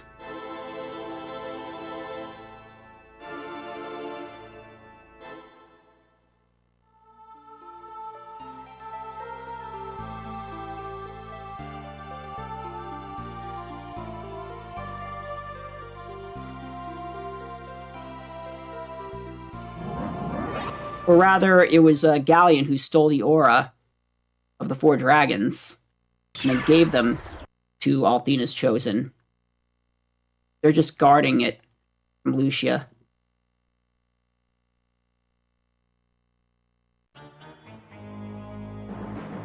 Wait, Galleon. So far. Use what's left of your head. It is not necessary to roam the land chasing Lucia and her ragtag party of misfits. They will return to this very spot of their own free will. Lucia must return to this tower to meet Althea and complete her mission. Yes, Zophar, but I'm certain that Lucia will try to free the 4 dragons you have sealed to save Althena. She must... Well then, you must work to strengthen the seal and make certain that she does not succeed. For the moment, I will just watch and relish the way she worms her way into the hearts of the humans that have foolishly befriended her. She is so misguided to even try to harness the power of humankind to complete her mission. But her attachment will be her undoing. Mark my words.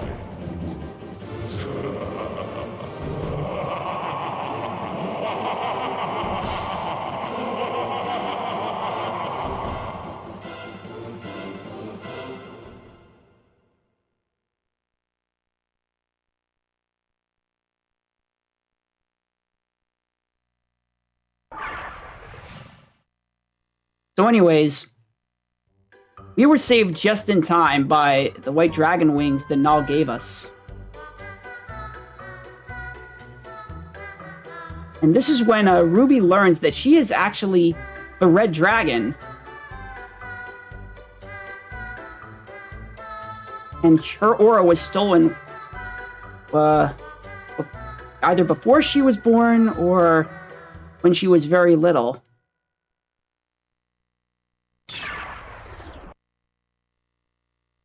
And yes, the Null in this game is the same as the Null in Lunar 1 because he recognizes Galleon, and Galleon mentions how Null doesn't have the boy and the goddess to protect him.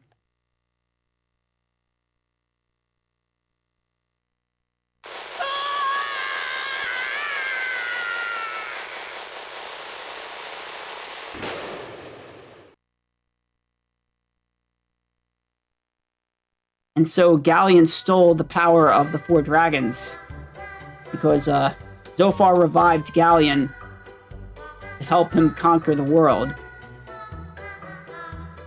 Since Galleon wanted to take revenge on Althena.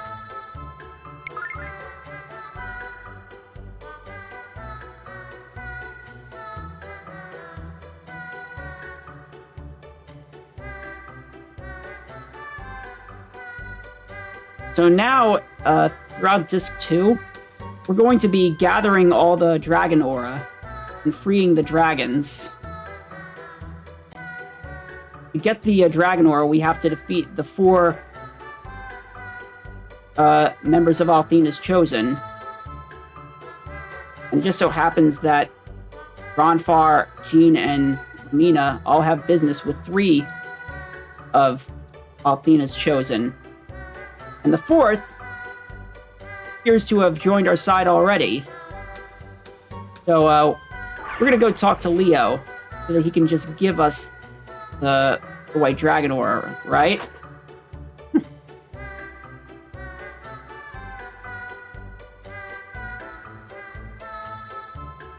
La la la la la la. La la la la la la.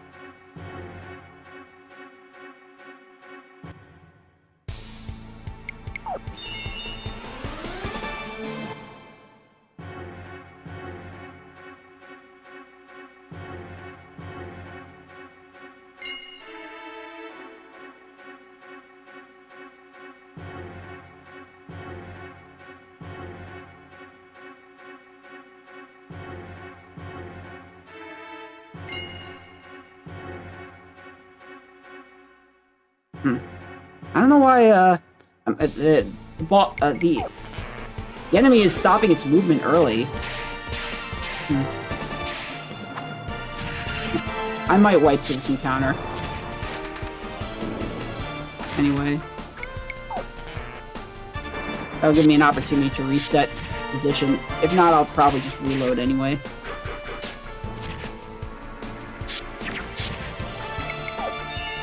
Alright.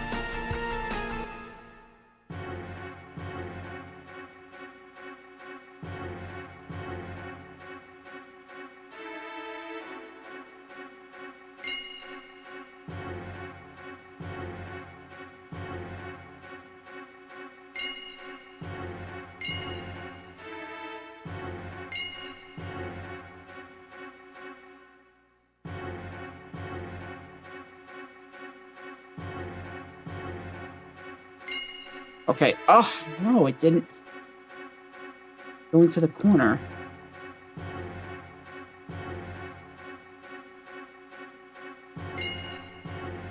Okay. Maybe I can get it in now.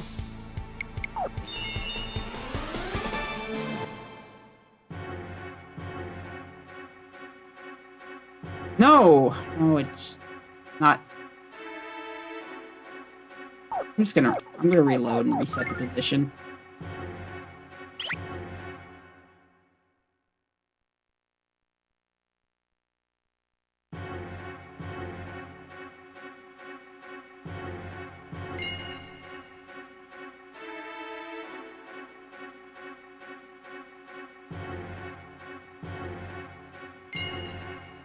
Oh, no.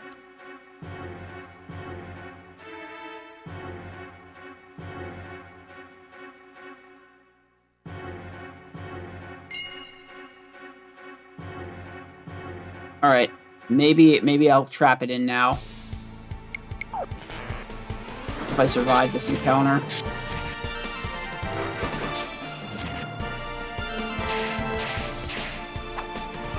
At this point, it would have been faster just to go through the room. I haven't actually gone through this room in a long time. Really? Not stuck?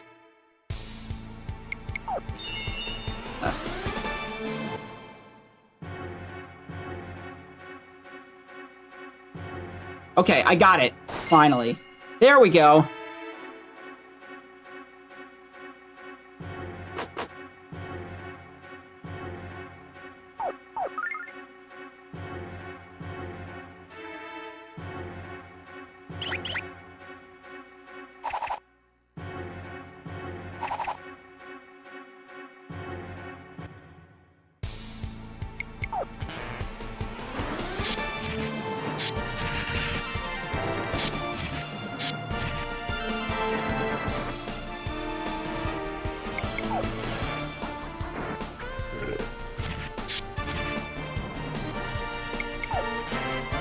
Well, Lucia's not going to escape because she's paralyzed.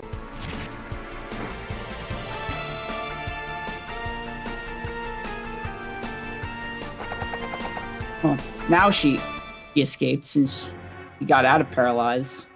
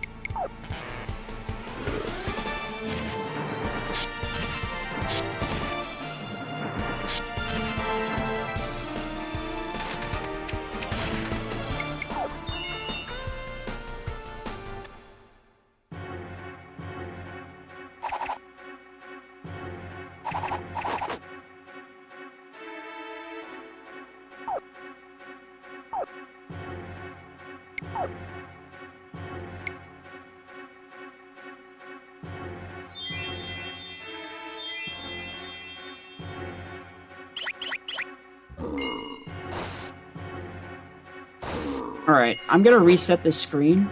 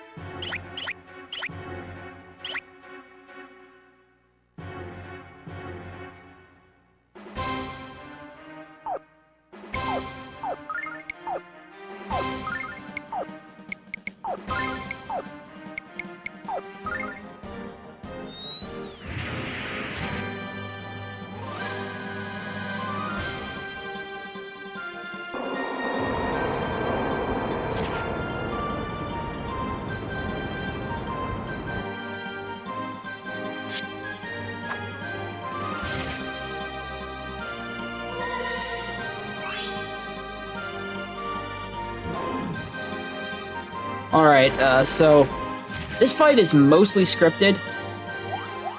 It's only the 5th turn that is random. But, so on the first turn, the boss will use multi-target attack. Next turn, the boss will buff itself. So I have to use a Dispel with Lumina. On the third turn, they use another multi-target attack. And on the 4th turn, they will... I just realized... Okay, I actually think I have to reset Probably, yeah. I have the wrong formation.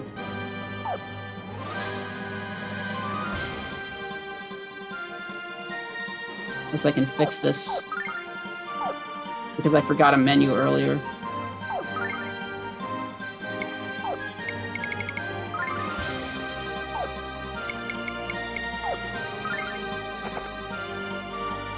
Alright, we'll see if Lamita survives this.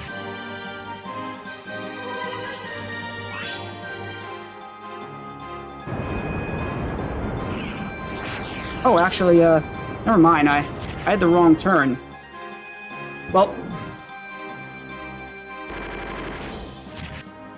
Fortunately, I think I fixed it anyway.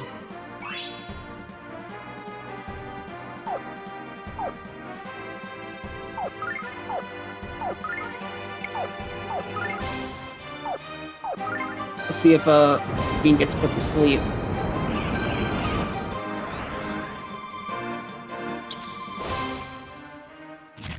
Of course she did.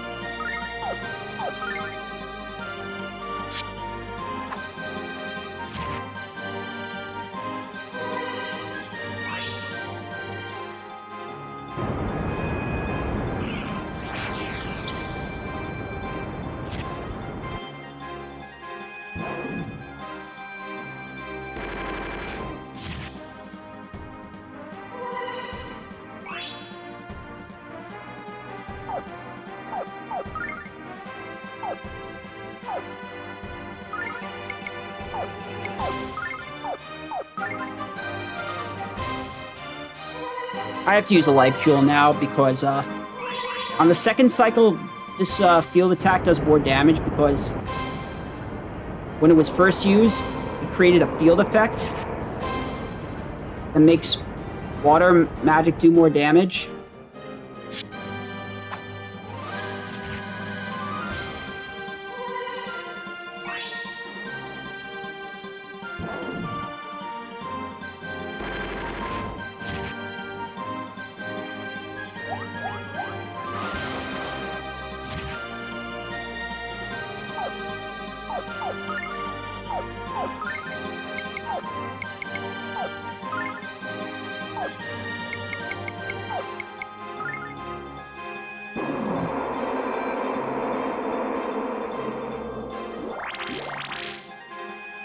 Yeah, I was actually supposed to do like a tactic menu before entering the fight.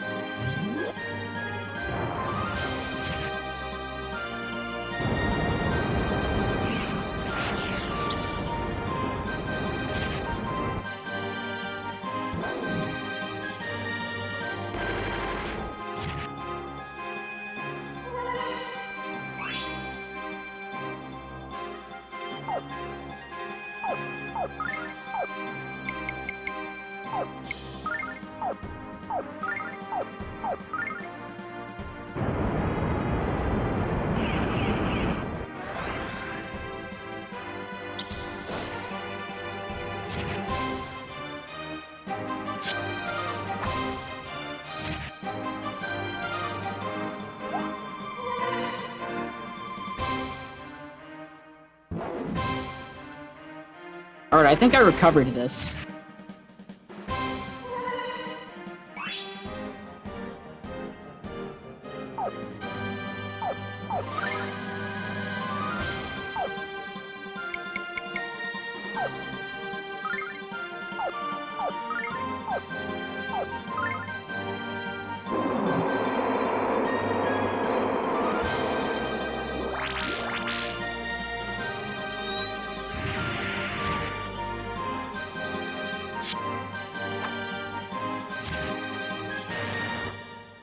Alright.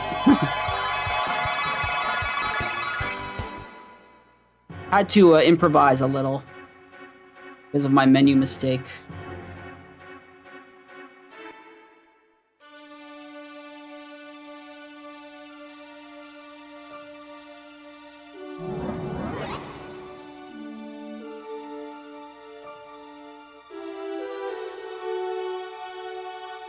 So now we're gonna throw the Dragon Ore at the crystal. And now, Null is going to transform into a dragon.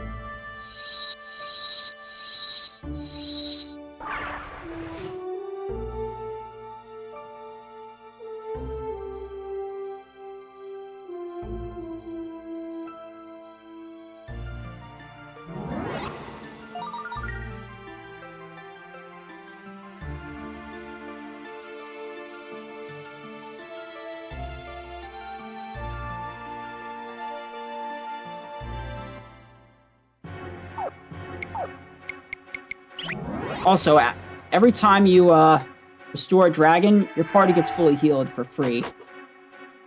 That's pretty nice.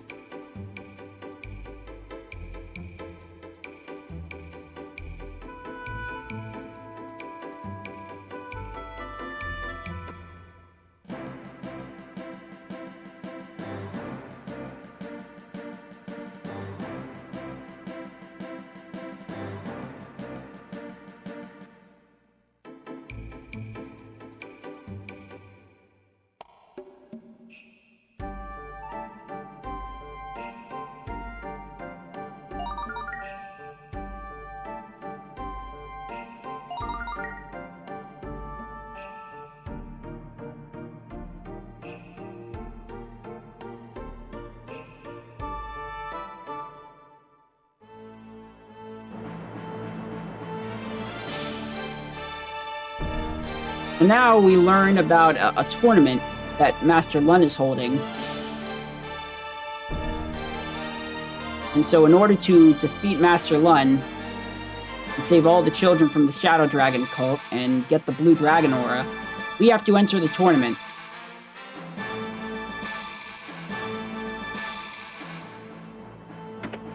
Also gotta pick up these rubber boots here, which are not good in battle, but with a few other items, you can do something pretty cool outside of battle that you'll see later. But anyways, the person tells us that in order to defeat Master Lun, we need to use the Blue Dragon Fist.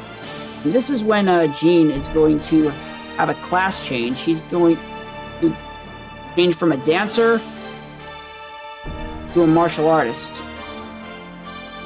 And she's gonna drop her fan in exchange for just using her fists in combat. And all of a sudden, Jean will go from being one of the weaker damage dealers to the strongest amount of offense we have, the best damage dealer in the game.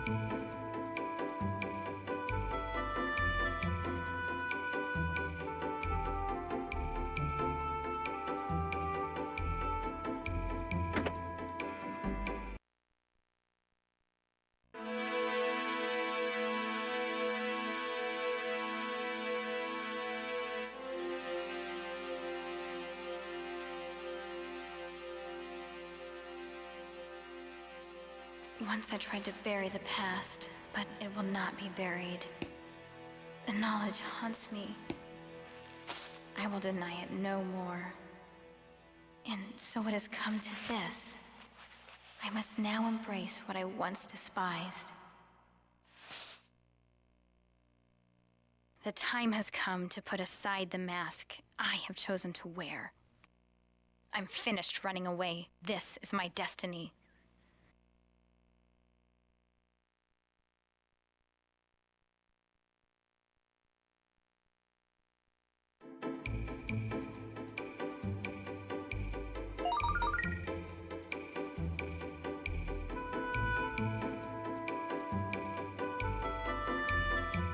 I like how everyone else's menu portrait has them smiling, but Jean always has like a serious look on her face.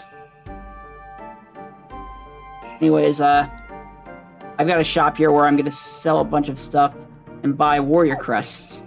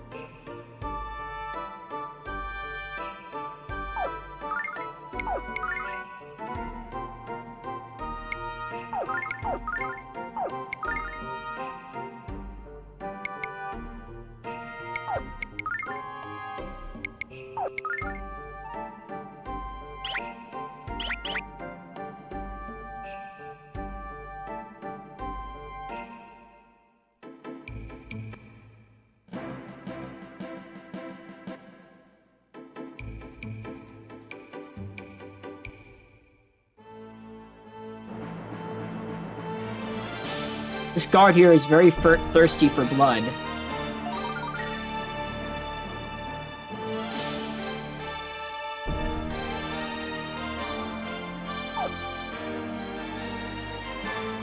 But anyways, we have to win 3 fights to complete the tournament, and then we get to fight Master 1. However, even though we have a party of 5, only 3 are allowed to compete on a team.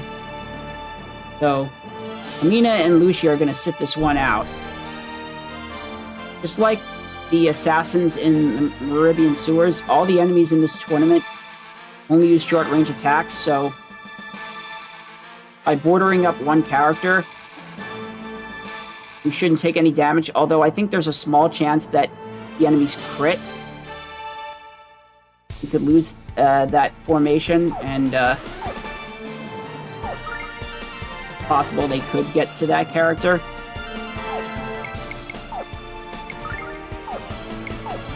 That's very rare.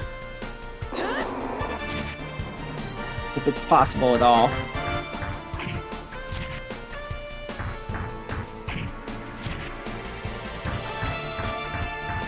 Like, they would have to, like,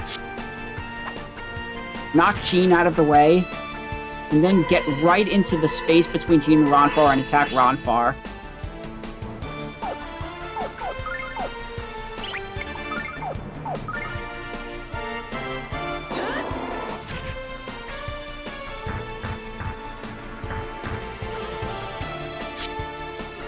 This is the PlayStation version. Lunar 2 didn't actually get a PSP version. Only Lunar 1 got a PSP remake.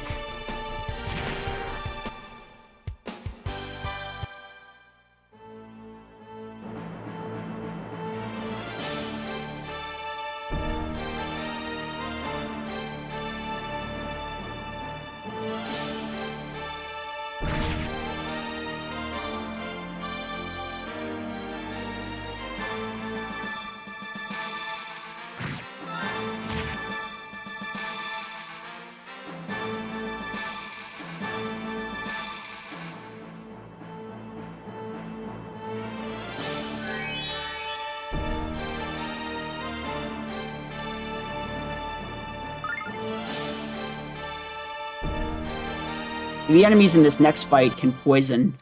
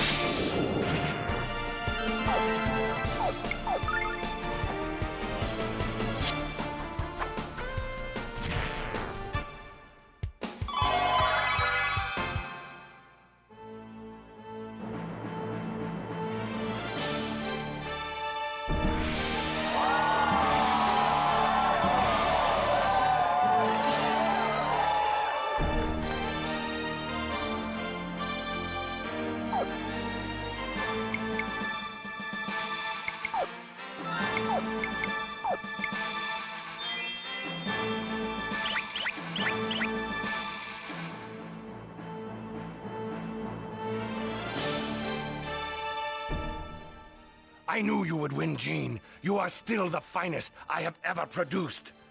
Jean, you still haven't come to realize the truth, have you? Silence, Lun. It's time for you to make good on your promise and fight me. Ma, Jean. The martial arts are nothing more than an efficient way to terminate opposers. Power is not a reward. It's a jewel to be snatched from the weak and foolish. As one of my former students, you should know this better than anyone else. You always were the bright one. The only way to defeat me is to compromise your principles by using my karate of death. Join me again, Jean. I know that's what you want more than anything. You're wrong, Lun. Your worm-infested heart hides the truth from your eyes. Power grows when spread amongst the many, and perishes when hoarded by a few. I intend to show you the power of free will by delivering a crushing blow to you in the tournament.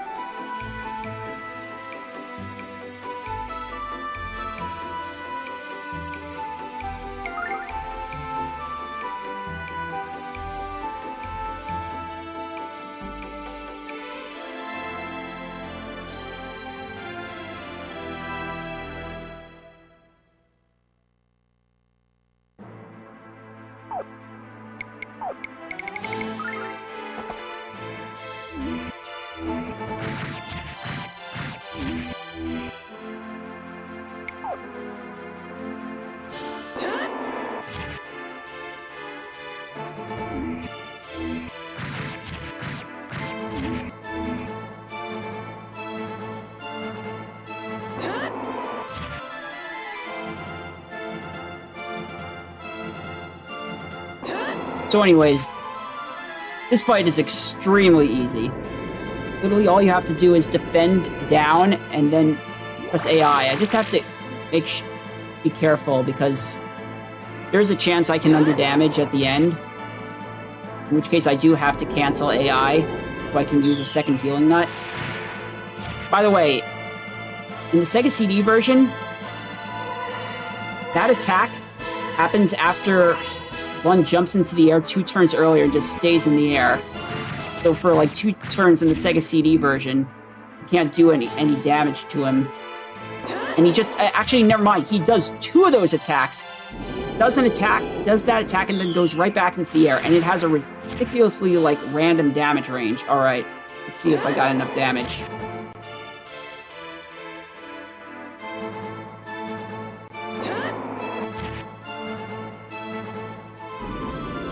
Alright. 100 damage. Okay, I just wanted to make sure I turned off AI there. That's unfortunate. Also, you'll notice that some of Lun's turns were skipped. It's because I moved Jean down. Lun has an attack that will only do damage if you're within a certain range on the battlefield. If you're out of the range, Lun just skips his turn. Oh wow, I ran out of magic. Okay.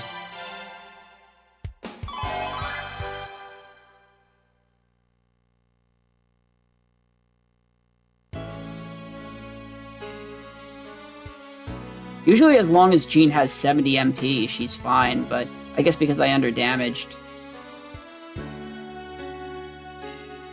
I didn't have enough for another palm, but I still hadn't... at that point, I only needed to use physical attack to finish. So anyways,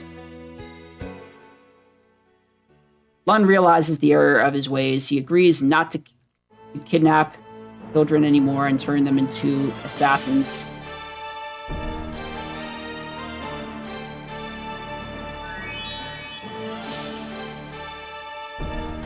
And he gives us the blue dragon aura. And we forgive him. Because we're nice people.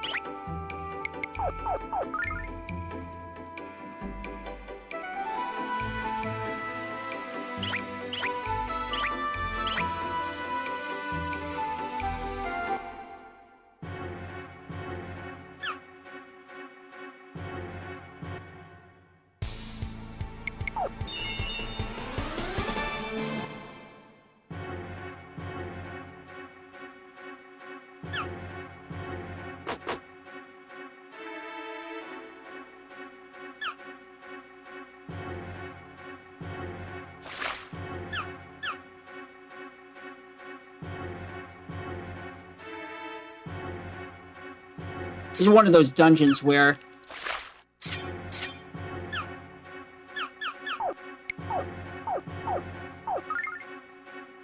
One of those dungeons where you get a lot of lag on the menus.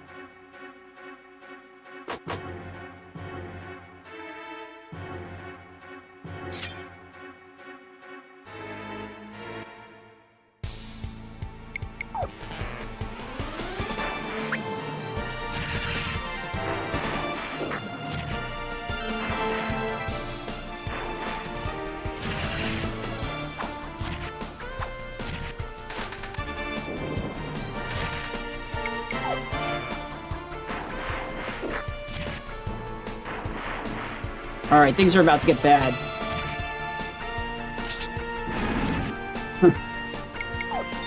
That attack is nasty.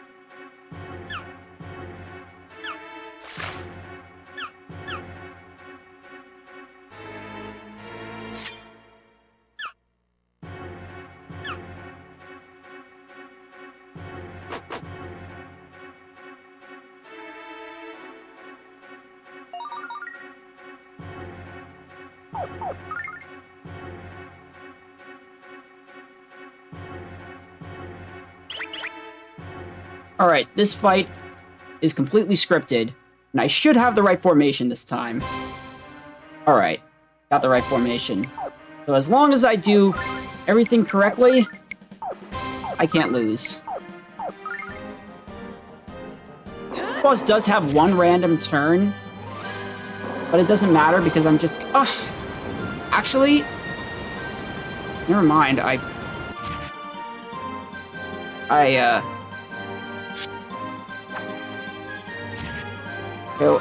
well, maybe it won't matter. I forgot to restore Ronfar's MP.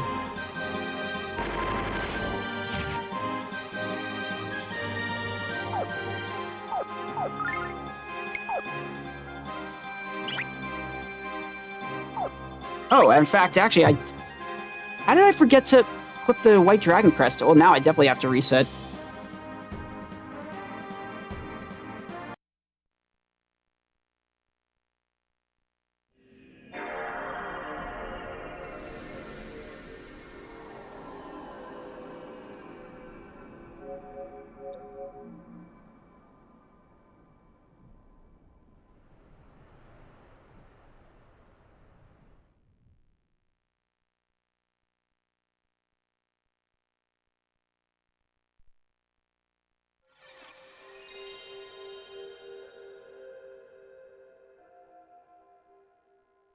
I'm sorry, my mic was muted.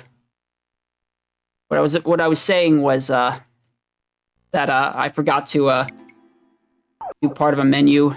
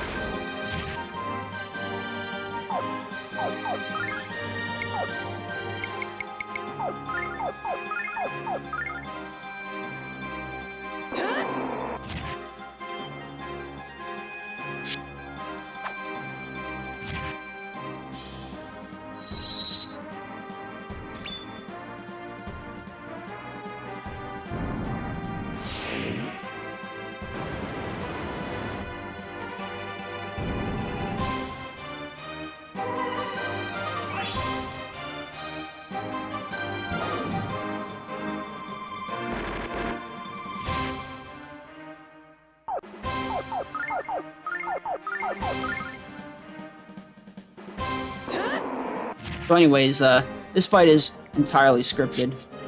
Well, one turn is random, but it doesn't matter because I'm using 3 Dragon Protects. So as long as I do everything on the right turns, I won't lose this fight. I just had to be properly equipped, which I wasn't.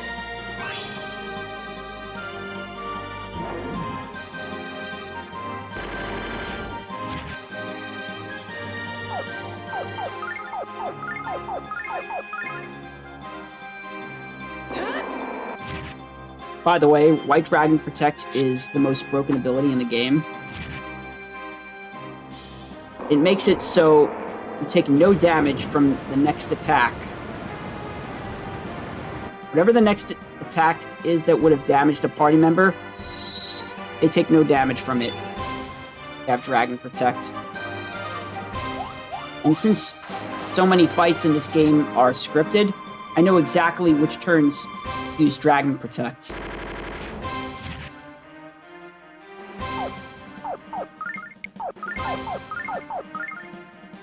And now, the Great Leviathan has played the Seal of Orichalcos to absorb souls and restore its strength.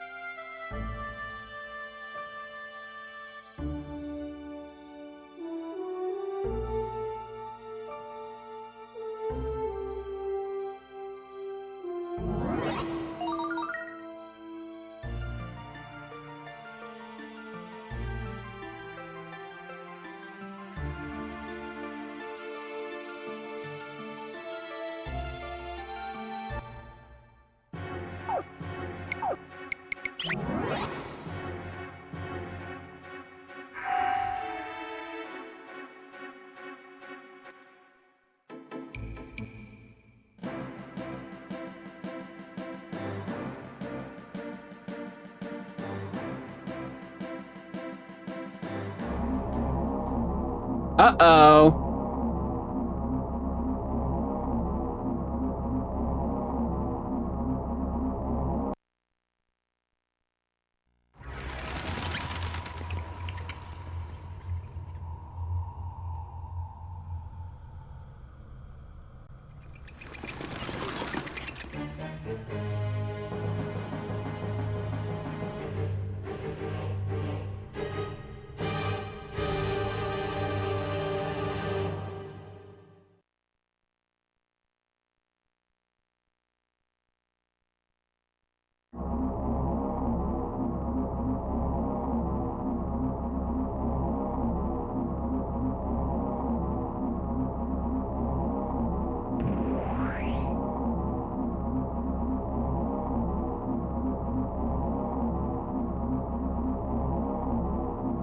Anyways, we've been trapped. We can't take the Destiny anywhere. And apparently, Organ used the power of the Black Dragon to make his new magic city, Neo Vein, float in the sky like the old Vein in Lunar 1. And he also used the Blue Dragon's magic to imprison the Destiny.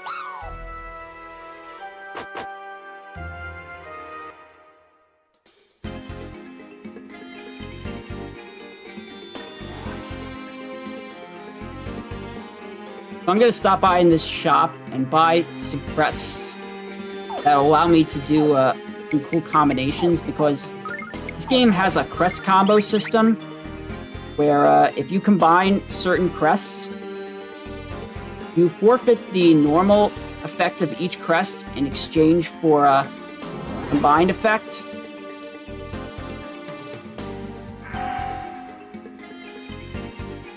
Or I think maybe some of them, some combinations, you keep the like the effects and spells you get from them separately.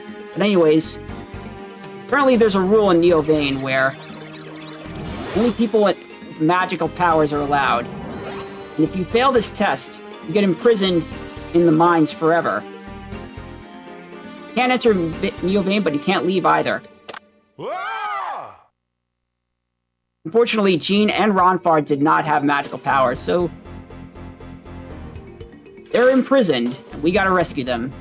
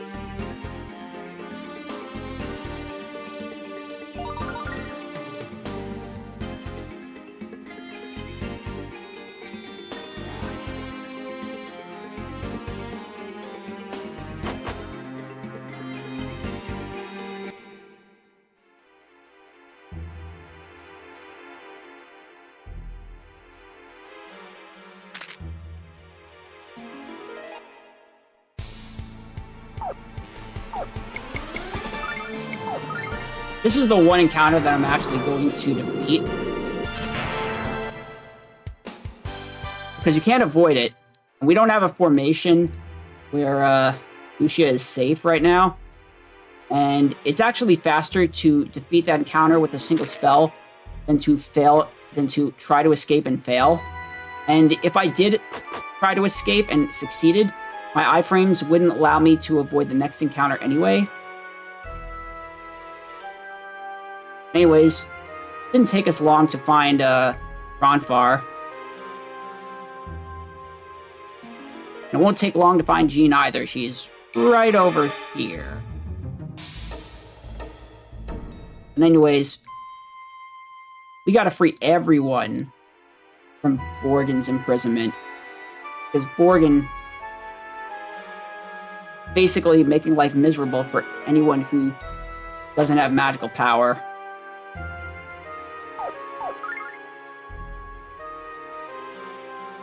Talk to the people in like the back, the town below Neovane. Some of them are forcing their kids to study magic instead of having fun because they want to make sure that they can pass the test.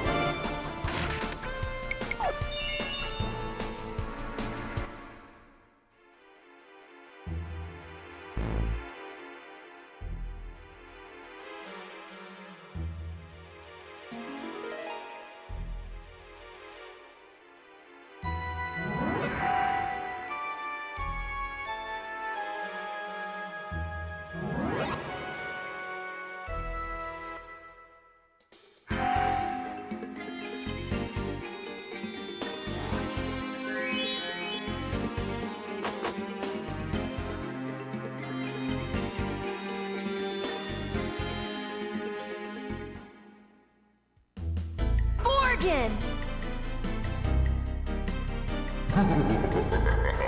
Why, if it isn't little Lamina and friends, I trust you've had time to look around Neovane. You've seen the fruit of my discipline and tight regulation. Neovane is vastly superior to the original in every way. Once people forget about the old Vane, I will begin a glorious new magic guild right here. Bow before the new premiere of the Neovane Magic Guild. If you're lucky, perhaps I'll spare your lives. Morgan, you're dreaming! I won't let you get away with this! You are a fool.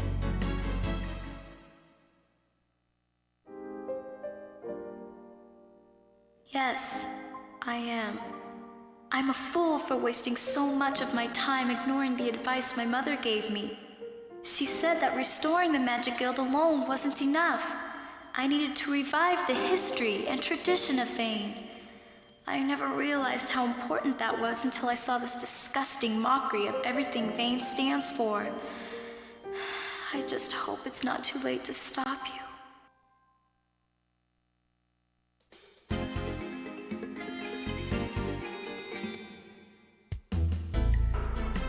Alright, you ever played the Sega CD version? You might remember this fight being incredibly difficult. Borgin would have like 3 orbs, and each would, it would be a target that you'd have to take out to make Borgin vulnerable. It would also each get individual attacks.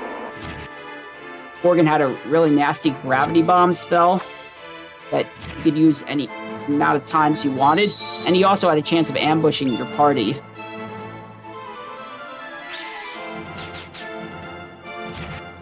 But in this version, he's very easy.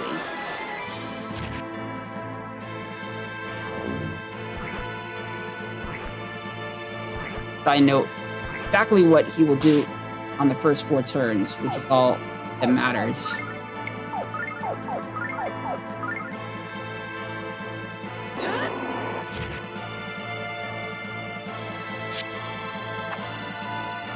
Because I can beat him very quickly.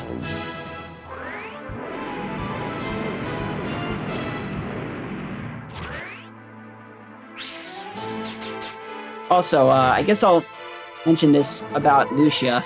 On Disc 2, her AI follows a script where she will always do damage unless a party member is at a certain HP threshold, in which case she will heal.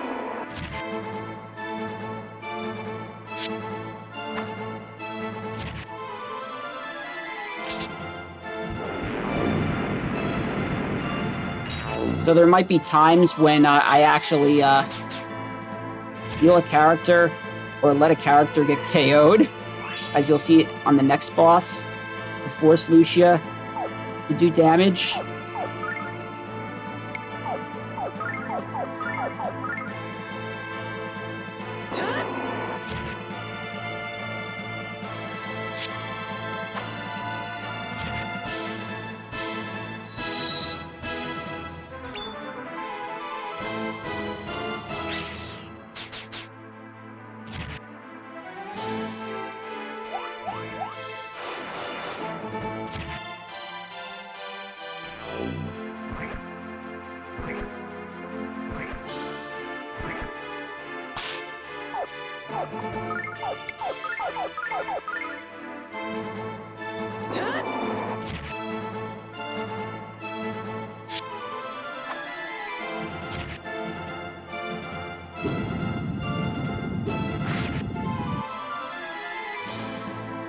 And it's over.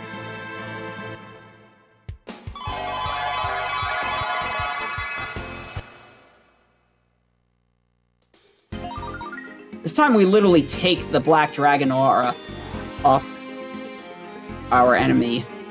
They don't even give it to us.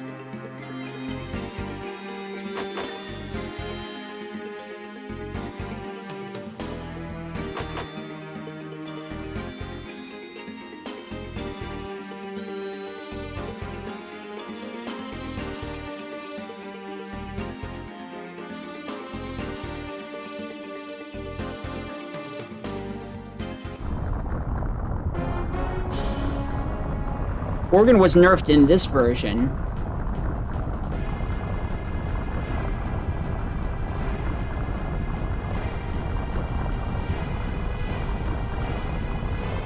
There wasn't any other remake. There was a remaster of the PlayStation, a remaster collection of the PlayStation versions. But those are directly based off the Japanese versions of these remakes. And Borgin is nerfed in that remaster as well.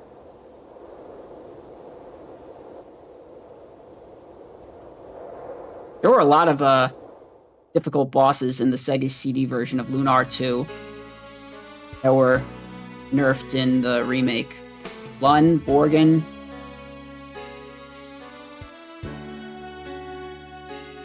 and a few others.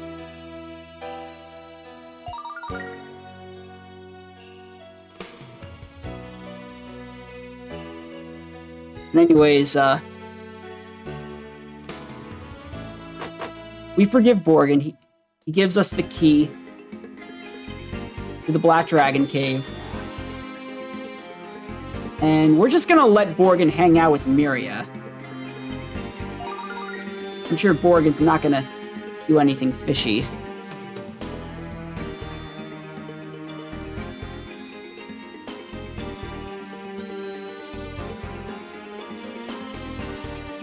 I didn't mention this earlier, but in Lunar 2, there are certain statues that cost money in order to use. Normally, we don't use them because we can find free statues, but this time we're actually going to... Oh, second option. We're actually going to pay the fee to use that statue because it's faster than going back to the other one.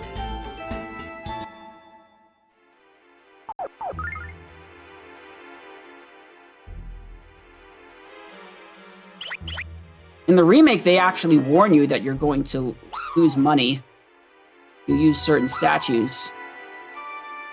In the original, they would just take your money when you examined them, if it was not a free statue.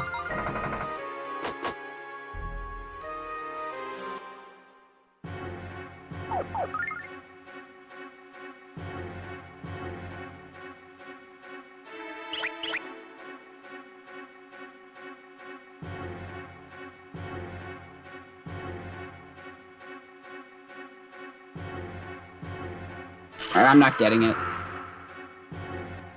Sometimes you can skip that zombie and the other enemy. They move a certain way, but it's not happening. Time.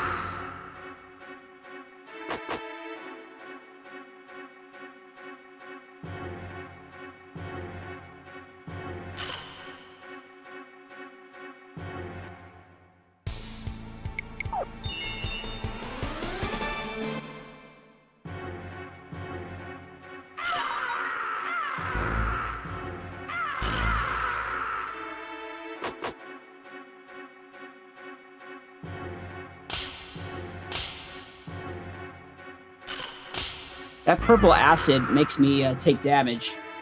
It's actually a good thing till we get to the boss. Because certain encounters here are actually safer if our characters are not at full HP. There's an enemy here called the Chaos Fiend that does a very nasty multi-target attack. Everyone's at low HP. Everyone except Lucia. They'll all die instantly and Lucia will escape before we can wipe. Because they all die on the first round while our party members get KO'd. That Chaos Fiend will only be able to use the attack twice at most.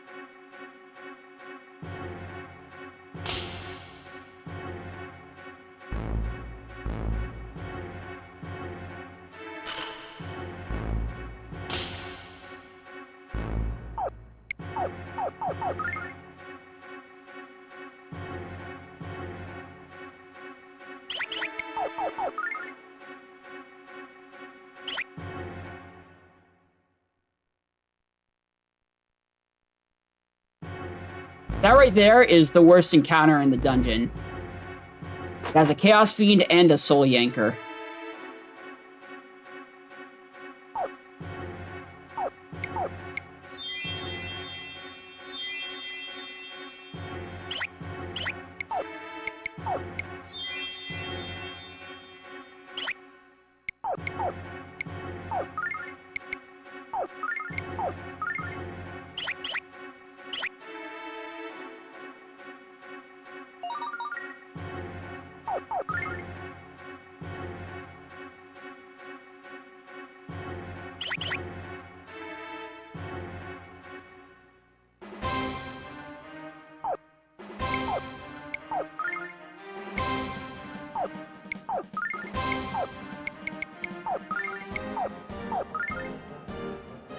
So, this boss has an interesting gimmick. Also, flashing lights warning.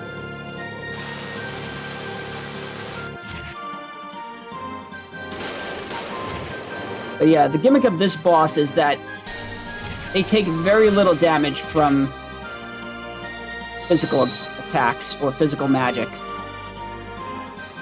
We have to use magic attacks.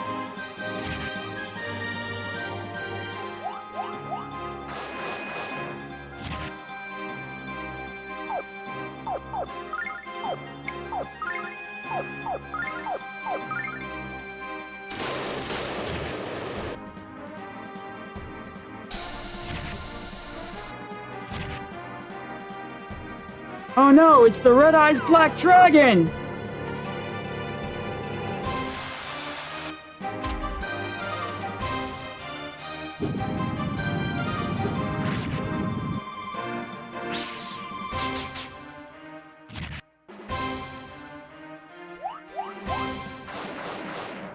But anyways, this boss, entirely scripted, always does the same moves on the same turns.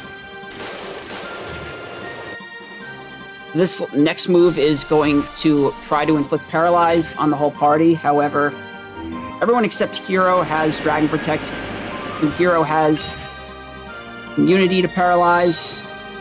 It doesn't matter.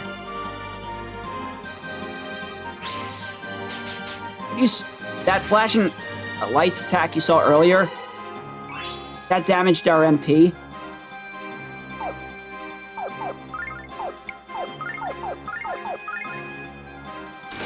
Next time the boss uses it, everyone except Hero will have Dragon Protect.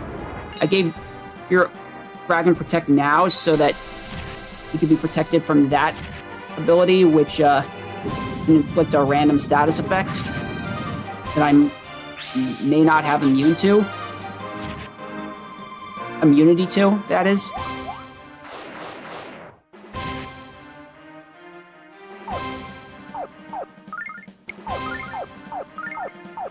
So what I'm actually going to do is, I'm actually going to let Hero get KO'd on the turn before the last, so that Lucia will do damage instead of healing.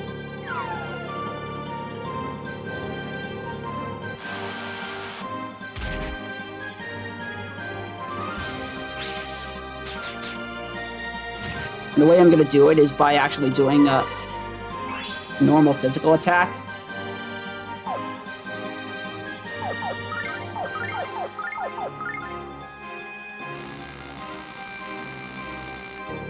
Flashing lights, warning.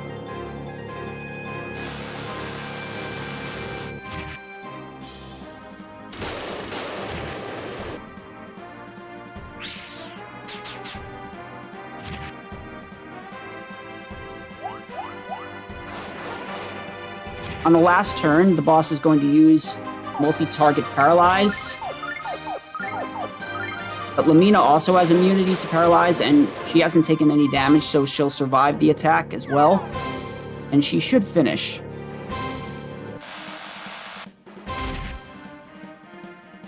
I had to set an attack for Hero. If I had defended, Hero would have survived, and Lucia would have healed instead of doing damage here.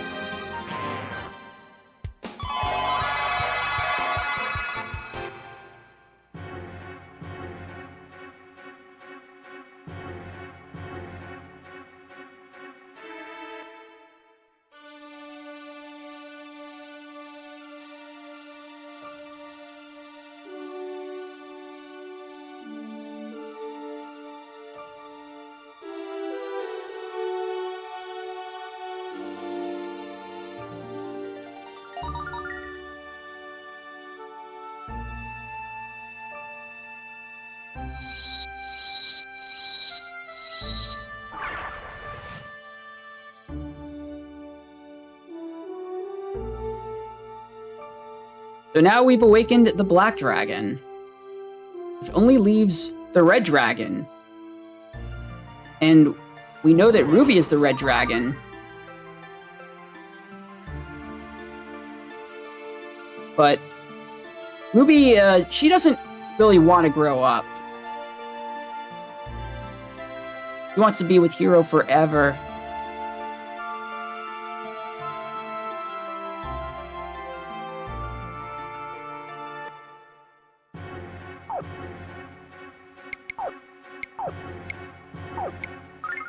Oh, oops, wrong crust.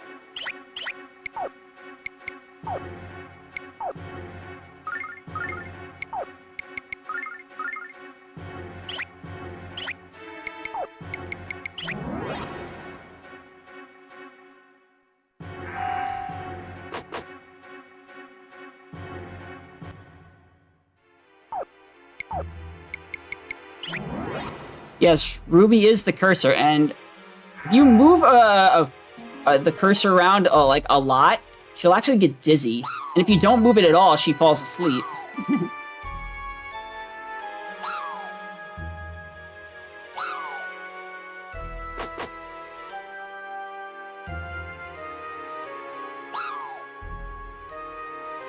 Also, very annoying backtrack here.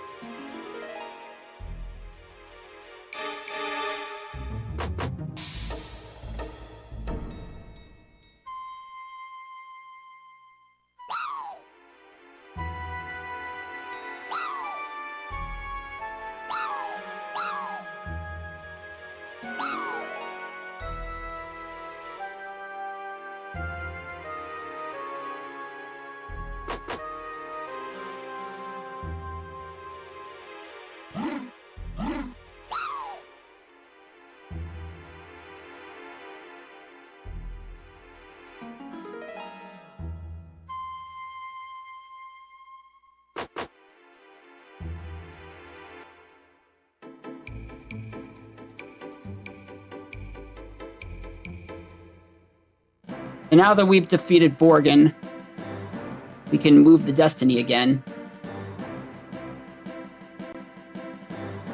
Now we're off to Rakuli, Ronfar's hometown.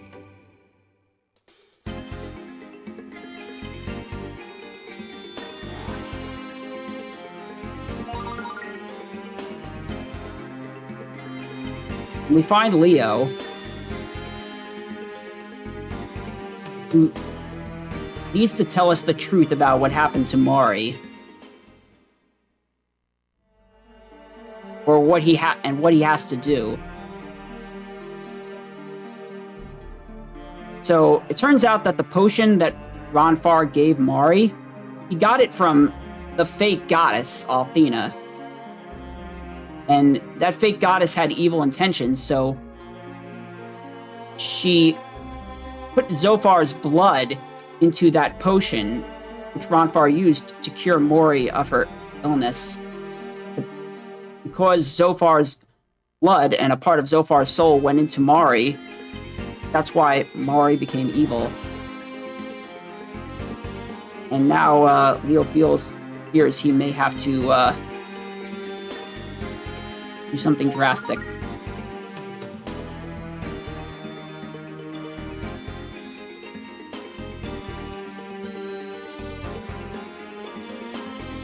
Leo thinks he has to kill Mari, but Ronfar believes there's another way.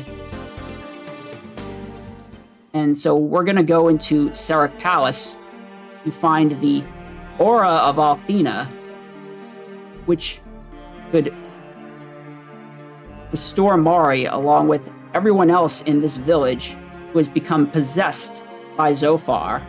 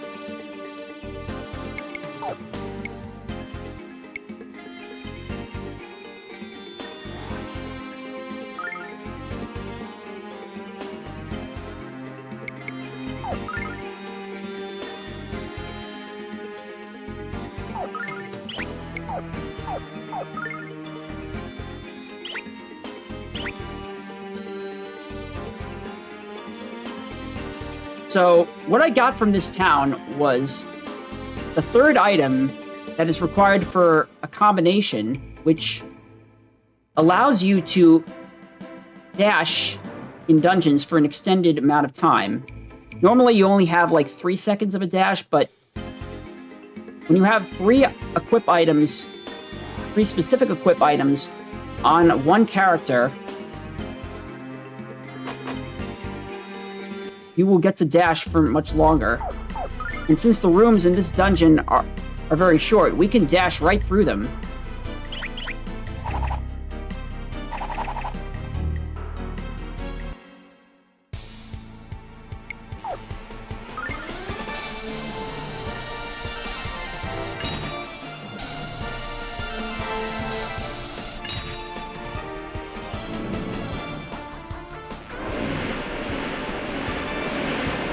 You also may have noticed that Lamina was asleep at the start of this encounter. One of the items required for the extended dash puts the wearing character to sleep.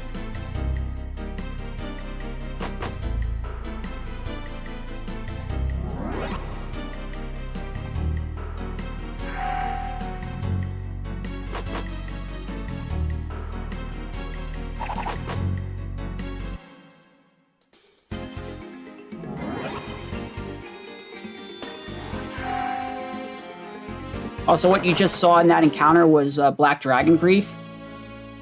It's a dragon magic spell that allows you to instantly defeat enemies. It was incredibly broken in Lunar 1, but it got a major nerf in Lunar 2 because not only do you not get Dragon Grief until fairly late in the game in Lunar 2, but most of the endgame enemies are immune to it. Fortunately, the enemies in this dungeon and the next are not. But after that, you won't be seeing me use it anymore.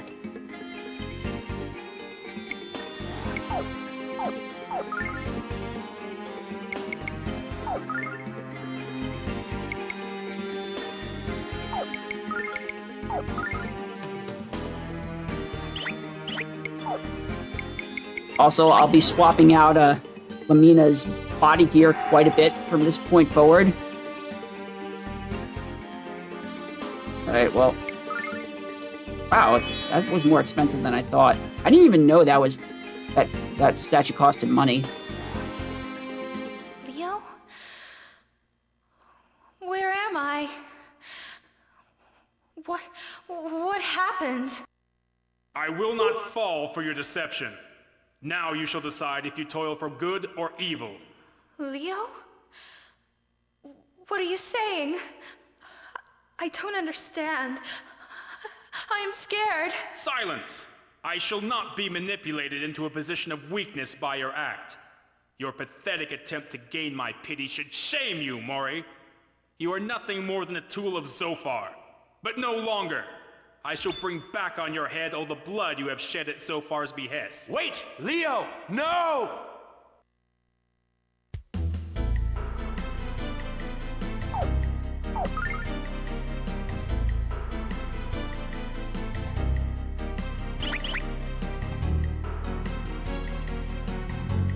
Yeah, I don't think I've ever had to use that statue in a run because I never took damage in this dungeon. But honestly, now that I know it's not a free statue, I probably should just heal with Ronfar instead because he's going to be out of the party in this fight anyway. And when he rejoins, I'm going to get a free statue right before the next dungeon. But anyways, we used Althena's aura and it restored everyone except Mari because apparently she was under Zophar's influence for too long. Now we have to literally extract the evil out of Mari's soul.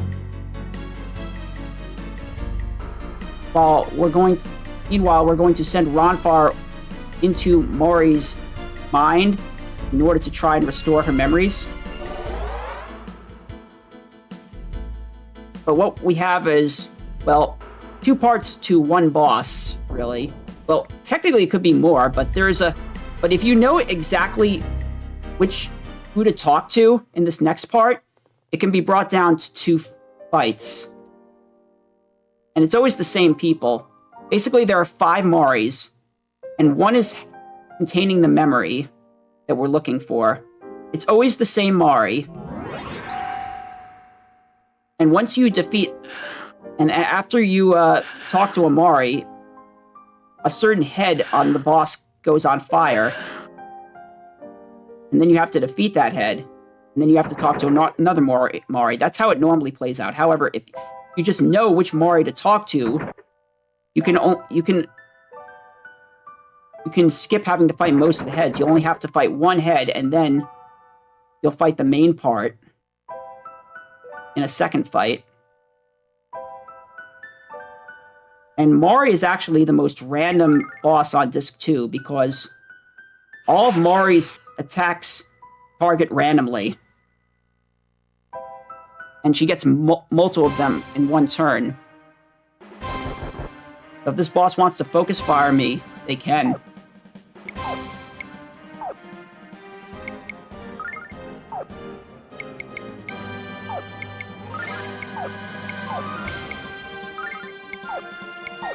Also, we got Leo back for a fight. This is why I had to heal at that statue, Pentagoulia, because if you don't, Leo won't be full HP for this fight if he took any damage. But ideally, I win this fight as quickly as possible. We want to make sure we win each of these 2 phases in 2 turns.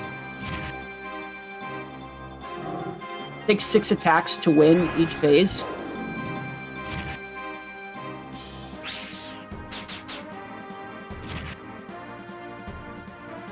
Or it looks like Lucia has taken 2 attacks, so that's good.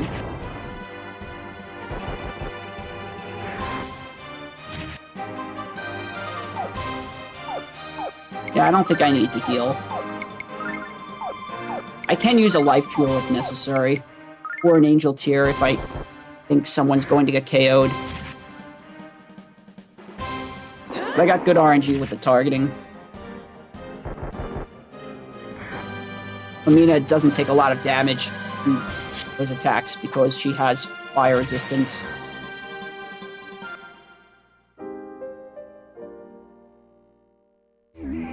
So we found the memory.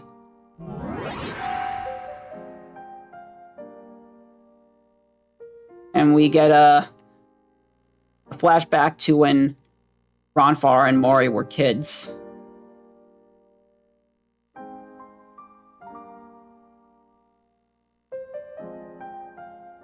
Also,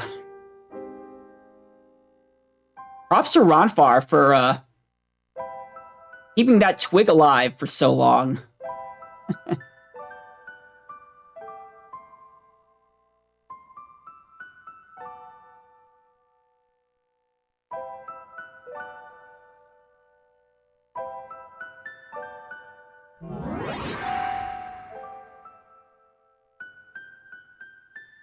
So this part took place just after Ronfar used the potion. And this is when Mori is starting to turn evil.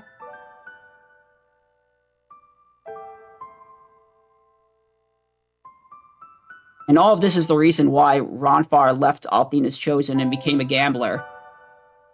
Because he believed that he had failed.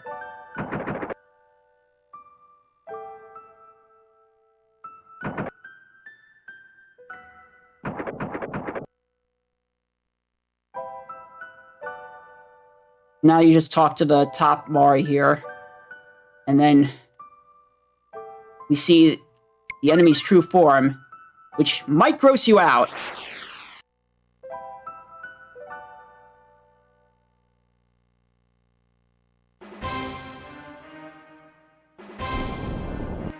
Ugh! What is that?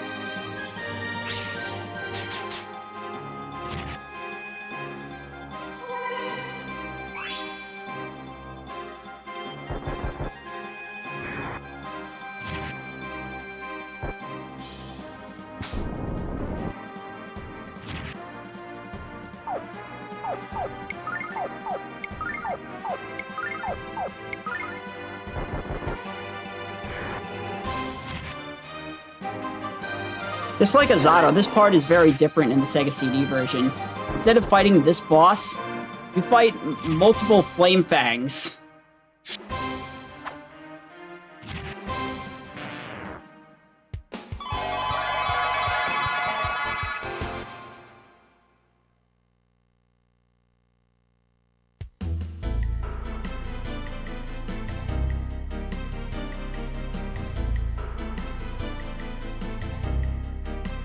So, we defeated the evil inside Mari.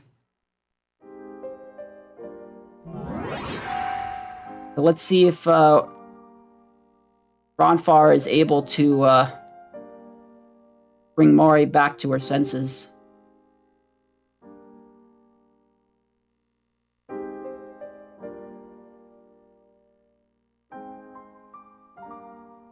One thing I love about this game is how all the characters really grow. There's a lot of character development in this game.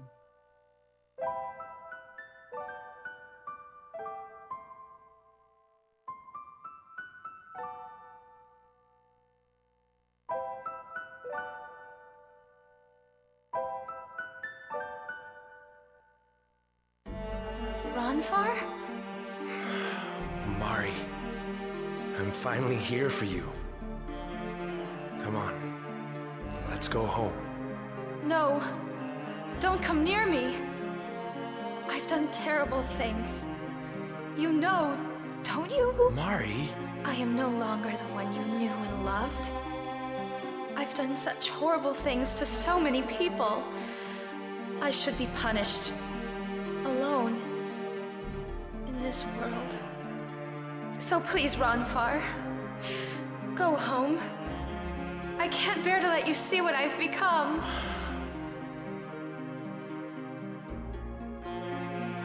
The Mari I knew understood the pain in people's hearts and healed them gently. She felt the pain of others more acutely than even they did. And that Mari is standing before me, punishing herself for things she couldn't control.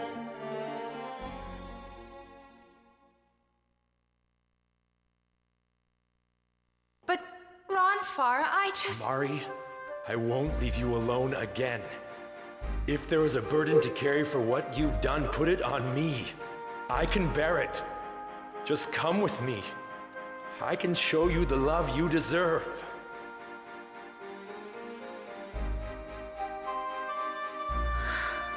Oh, Ronfar. My love. Oh, Mari, you haven't changed at all.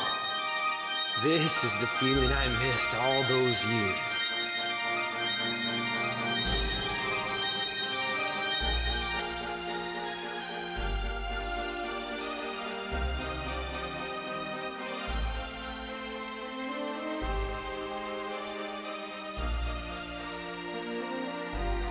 So, Mori has been truly saved now, and so she's going to give us the Red Dragon Aura.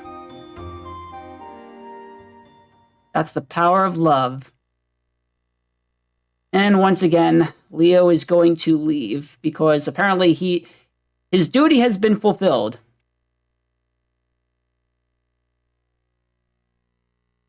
And he feels so ashamed of himself for having helped Althena's chosen. I'm sure he'll work things out eventually.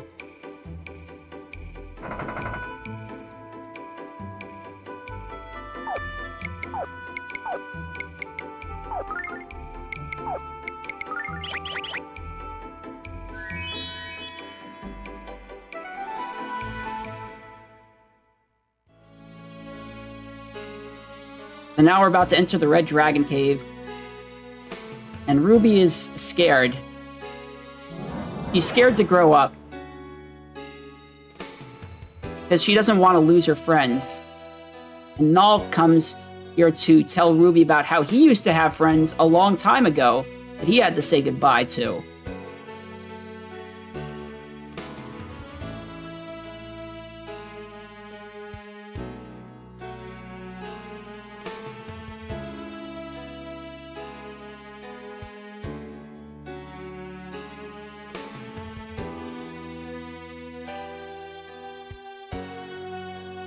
So anyways, all the enemies in this next dungeon are vulnerable to Dragon Grief. So I can take care of them pretty easily. And I have the extended dash. So this is definitely the easiest of the 4 dragon dungeons.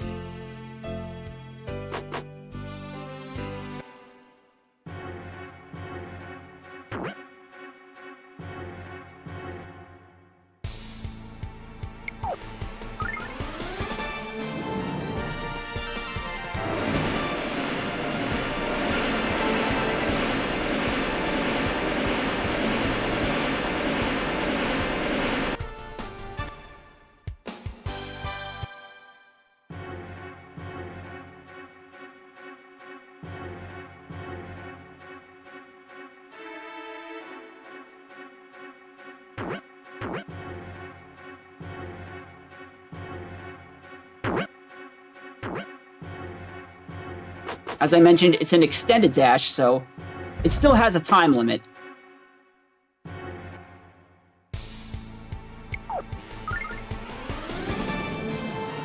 I think it's like 9 or 10 seconds, after which you get the normal cooldown.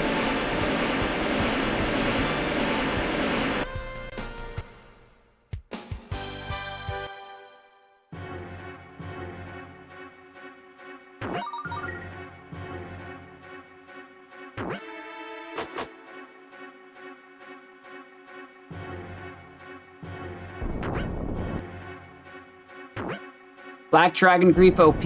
I'm afraid not. Not like it was in Lunar 1, and especially not like it is in the PSP remake of Lunar 1, where you actually get experience for enemies defeated with Dragon Grief.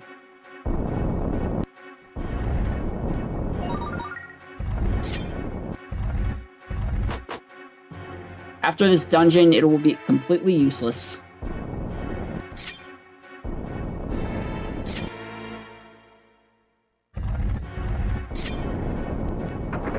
Ouch.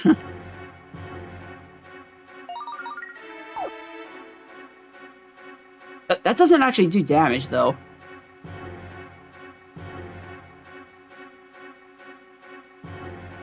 Okay, actually, I do need a Starlight Gene. I believe she needs at least 80.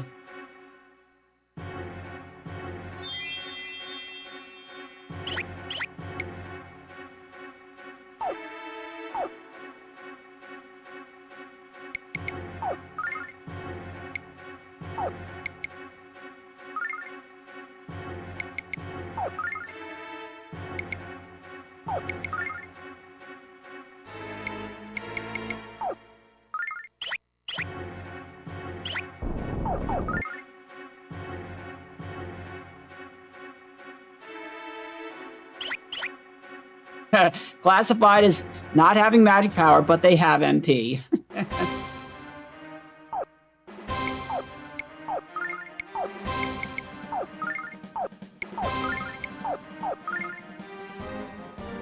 Very easy fight here. On the turns where the Red Fiend has that magic circle around, I use Dragon Protect. And all the others I can defend. However, I will use Rock on a few to get enough damage to skip some animations and save a few seconds. But I mentioned earlier how this game has a crest combo system, where when you combine certain crests, you can activate certain special effects or abilities. And what Hero has right now is the Warrior Crest and the Mind Crest. When you have those two crests together, it gives the wearer an attack boost of, I think, about 30%. So the higher their attack power, the more attack power they gain from that combination. I think it's like 1.3 times what their attack is without it. However, it has a side effect of making that character always take their turn last, which is why I haven't used it up until now. Because we certainly didn't want to go last on the Mari fight. Black Fiend doesn't really take damage from physical magic anyway, so it would have done nothing there. And Borgin was such a fast fight, it was unnecessary.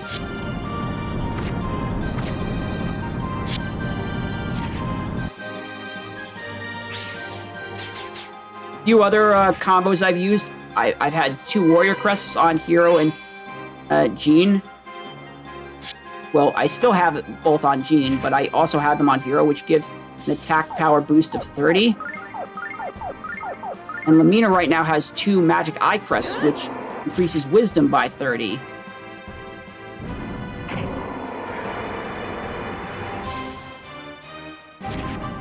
And, and on the White Fiend fight, Jean had the Thunder and Earth Crest together, which allowed her to use Pulse Shot.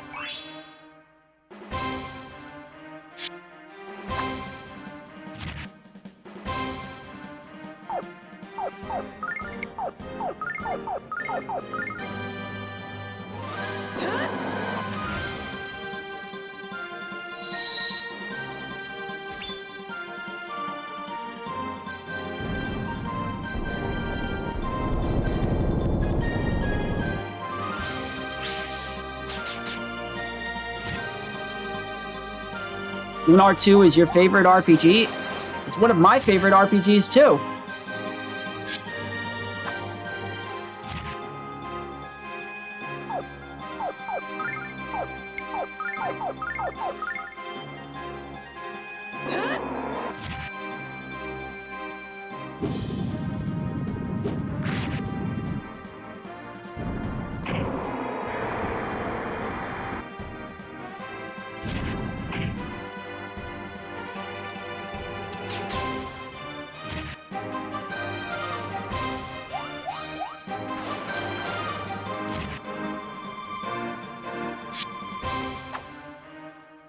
Alright, I should finish on this turn.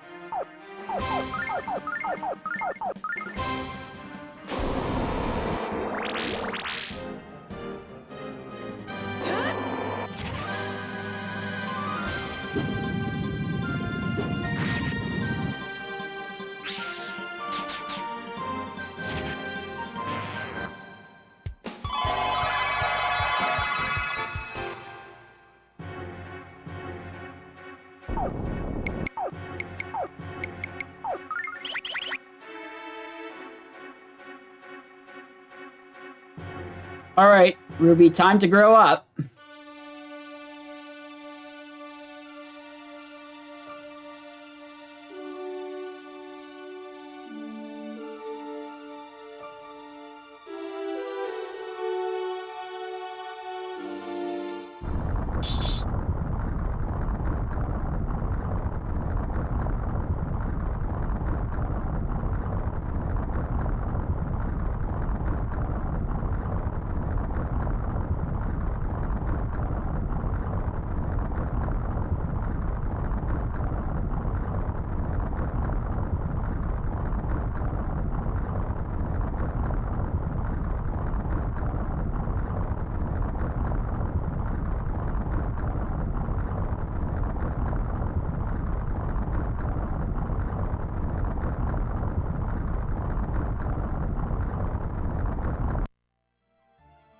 Ever since I can remember, I dreamt of the day that I would claim my birthright and become a full-fledged dragon. Now that the dragon aura is released, and I stand ready to claim that prize, Zophar tightens his merciless grasp. My only hope is that I will be strong enough to make a difference, and maybe even save our world. Dragon Aura, I stand ready. Embrace me with the power to complete my destiny.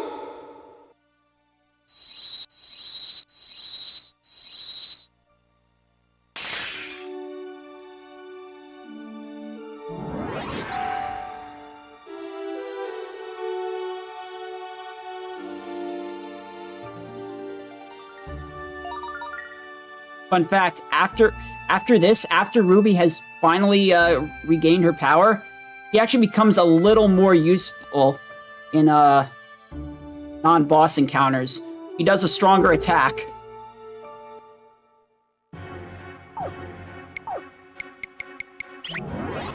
However, it'll actually lose us more time if we fail to escape because the attack has a longer animation.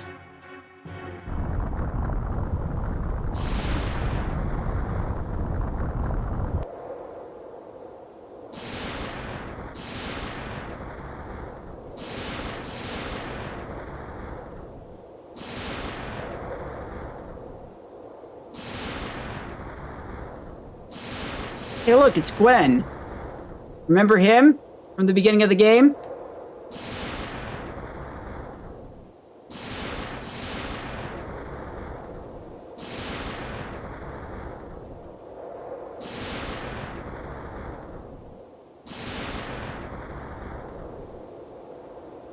Forgive me, Master Zophar. Hold back your anger from your servant. What troubles you, dear Althea? I apologize, Master. The four dragons have been revived, and Lucia comes! I see. If this continues, the true goddess will be released, and then the fun shall truly begin.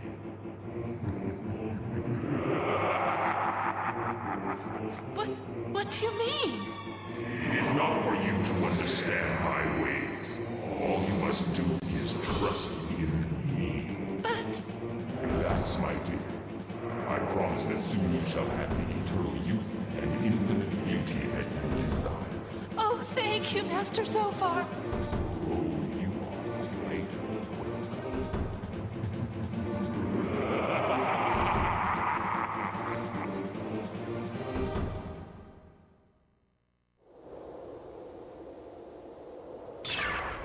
So anyways, the fake Althena is getting very upset at Galleon for being tardy. And also, Galleon seems to have his own agenda, and he likes to do things his way.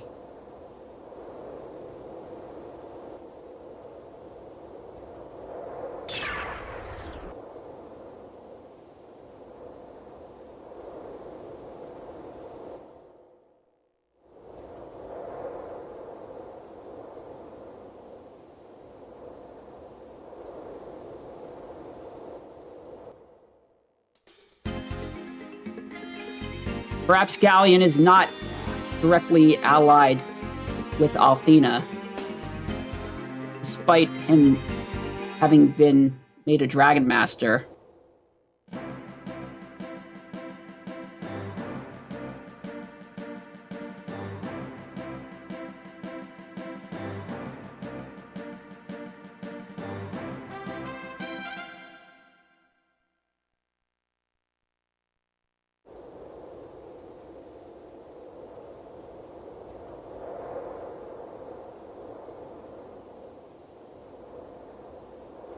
Danger! Incoming zombie at 6 o'clock! My.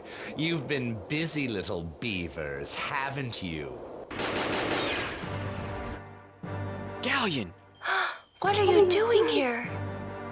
Zophar's restoration is not quite complete, and you've been making faster progress than we expected. Therefore, it's my job to create a little crisis.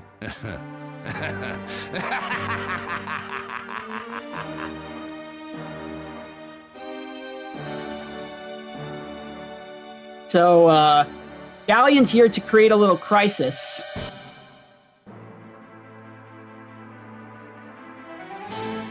Well, we got destroyed by him last time. Let's see what happens this time.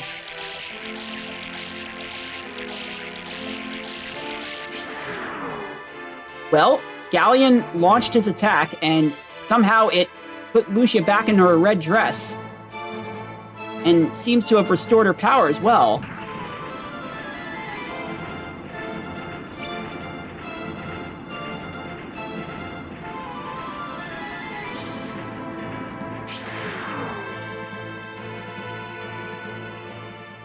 Galleon decides, now's not the time to destroy us.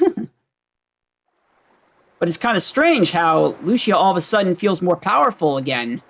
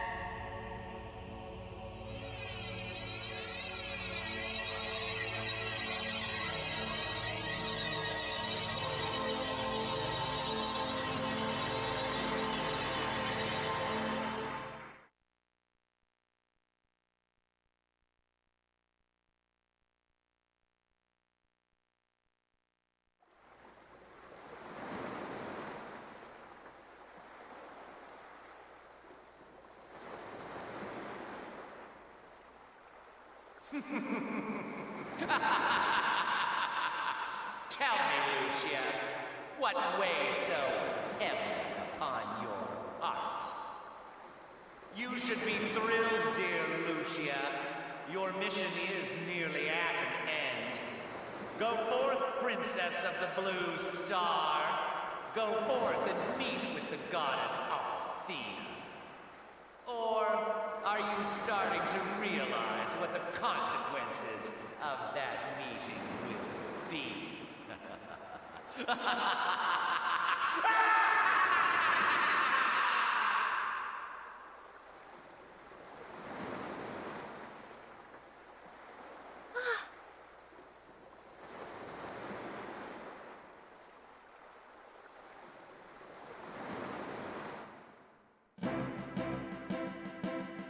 All right. Well, now that the dragons have broken the barrier, we can get into Pentagoulia again. But it looks different now for some reason. The whole city is gone. What we instead see is some blank road. Nothing but enemies. Did all those dragons destroy the city? And this is all that's left?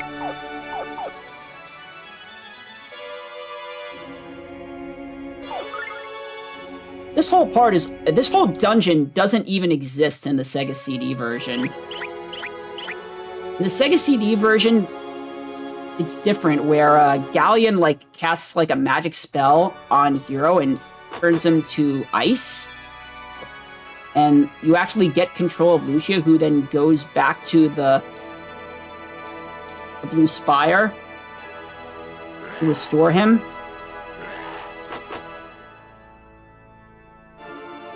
They removed that part and replaced it with a dungeon that looks very much like the final dungeon of Lunar 1.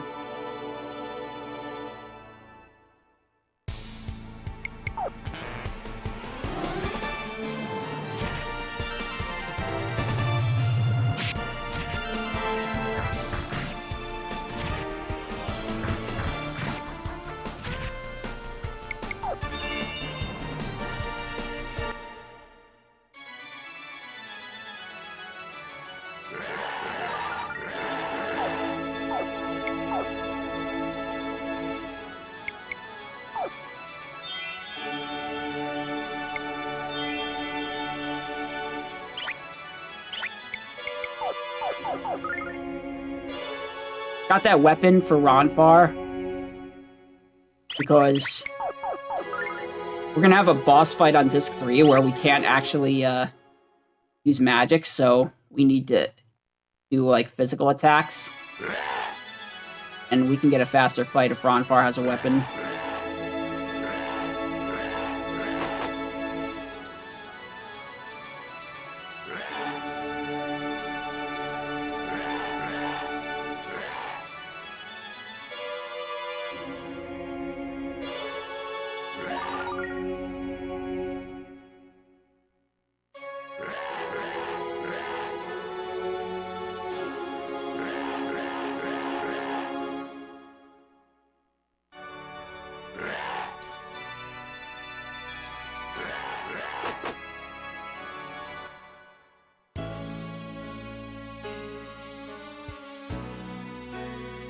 So now we have this projection that's going to tell us what really happened to the Blue Star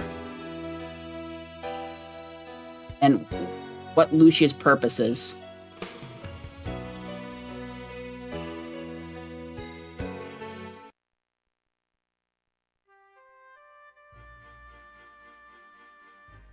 Long ago, Zophar, the god of destruction and darkness, came to the Blue Star. He preyed on mankind's greed for wealth and power, creating anarchy and chaos where there once was peace and love.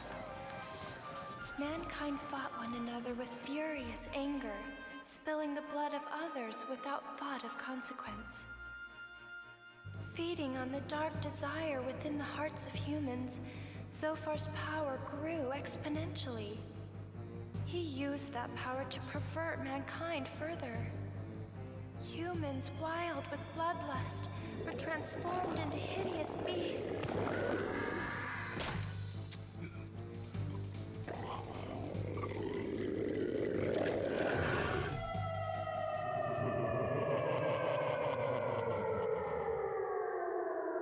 The people suffering under Zophar's tribulation implored Althena to rescue them.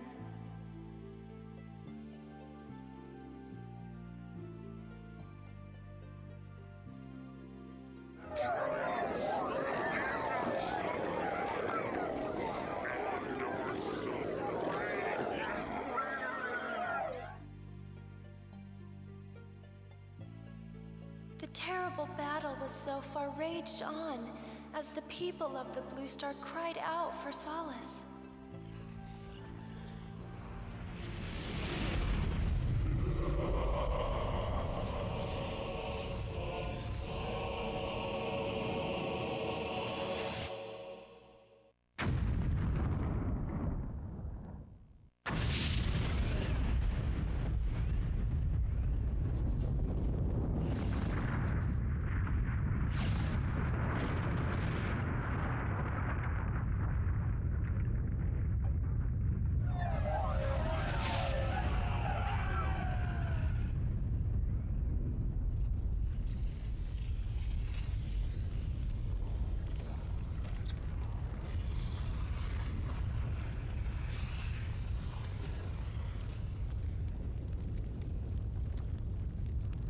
In the end, the Blue Star was laid to waste as Zophar intended. However, all hope was not lost. A gleaming sanctuary loomed large in the sky. The once dead world of Lunar was transformed into a thriving land of wonder. Althena moved the surviving humans there to live in peace, while the Blue Star recovered from Zophar's assault. Althena had left the Blue Star to safeguard the humans, while I...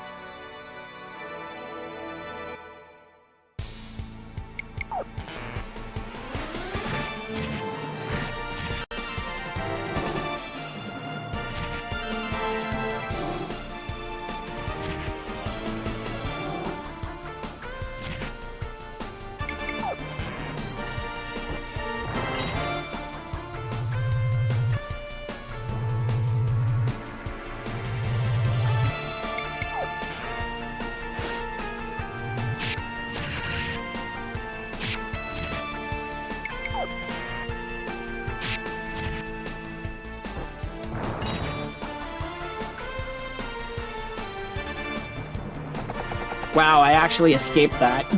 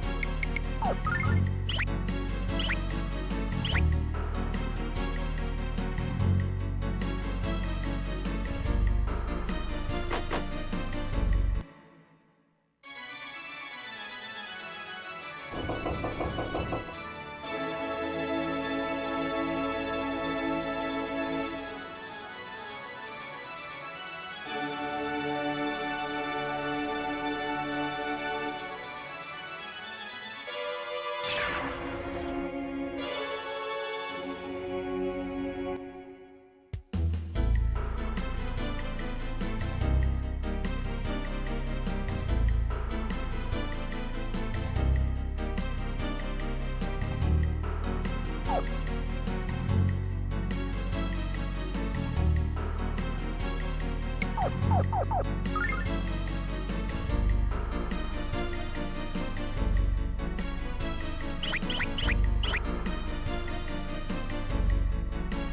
Zophar! Master Zophar! Come to the aid of your loyal servant! Master Zophar, help me! You promised me eternal beauty and youth when I agreed to your plan. I need your help now. The opposers seek to destroy me with their burning light. Master Zophar, please! Master Zophar, help me!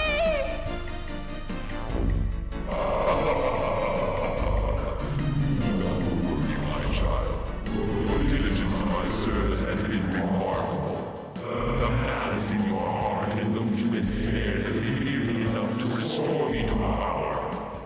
I will not abandon those with such obvious talent until I have fully exploited. Yes, my sweet. The curtain is rising on your finest performance. Rise up now and destroy the opposers.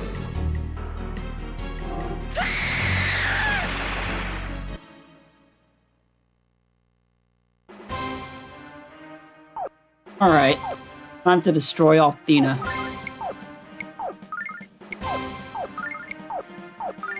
On this turn, she's just going to increase her defense. And on the next turn, she's going to use a multi-target attack. We'll do a poison attack after that. TLDR, her entire pattern is scripted. If you want an actual challenge with Fake Althena, fight her in the Sega CD version. The Sega CD version, she has multiple parts, and each part can, like, get an attack off.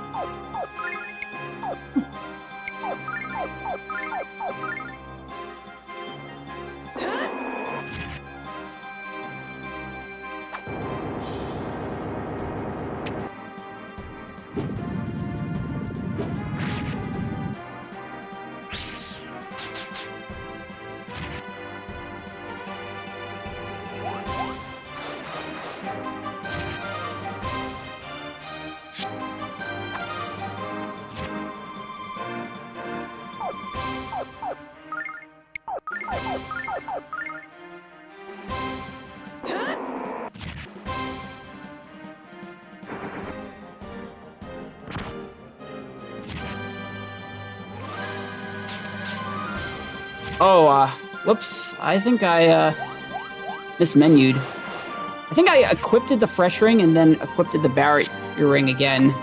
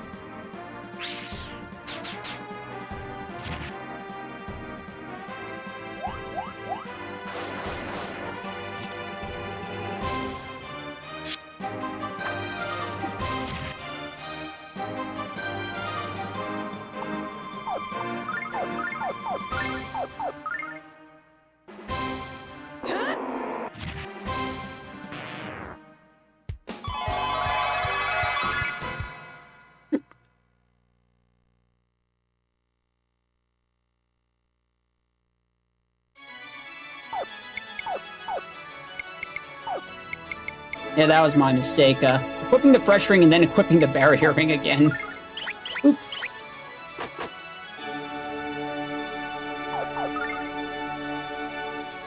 Didn't actually need to equip the fresh ring now, but I don't want any more problems with the menus.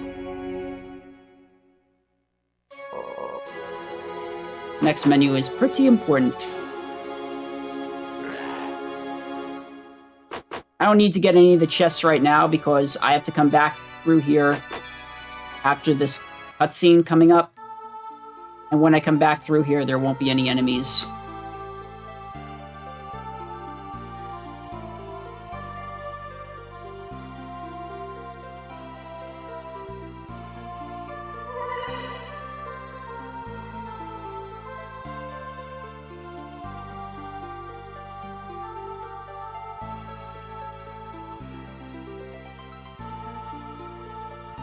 Well, Lucia's finally about to meet Althena, but not in the way she expected.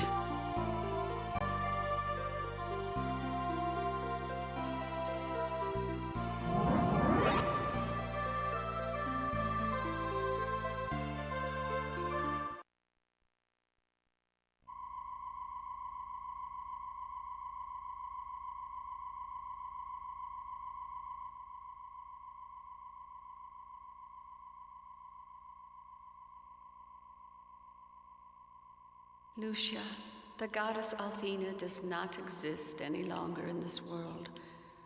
Let me explain so that you will understand. My task as Althena was to lead the humans and control the power of the Silver Star, so that one day, when the Blue Star was reborn, the humans could return and we could begin anew. However, Lucia, I came to know that while I existed, the humans were not truly happy. They lacked a sense of self-reliance, a sense of pride in their accomplishments. They had become too dependent on me. When I last came to this world in human form, something quite marvelous happened. I returned to this world as I had many times previously. However, this time, I was born into the form of a girl named Luna. As Luna, I grew and fell in love with a dragon master named Alex. It was to be my final rebirth. You see, I chose to remain a human, surrendering my immortality for love. And now, Lucia, you have come seeking my aid, and yet I no longer exist. But what you must know is that you hold the power to accomplish your mission. It has been near you since you arrived. Humans possess the remarkable ability to rise up in adversity and overcome obstacles to make the future bright for their offspring. Lucia, you have never been alone in this journey. To reach this tower, I know that you must have had the help of many good friends. If you trust what you felt in this journey, and also in the power of the companions who've stood at your side, then you need only to believe in the power of humanity to gain it. If that power becomes yours, you shall achieve the one thing Zophar fears most: victory.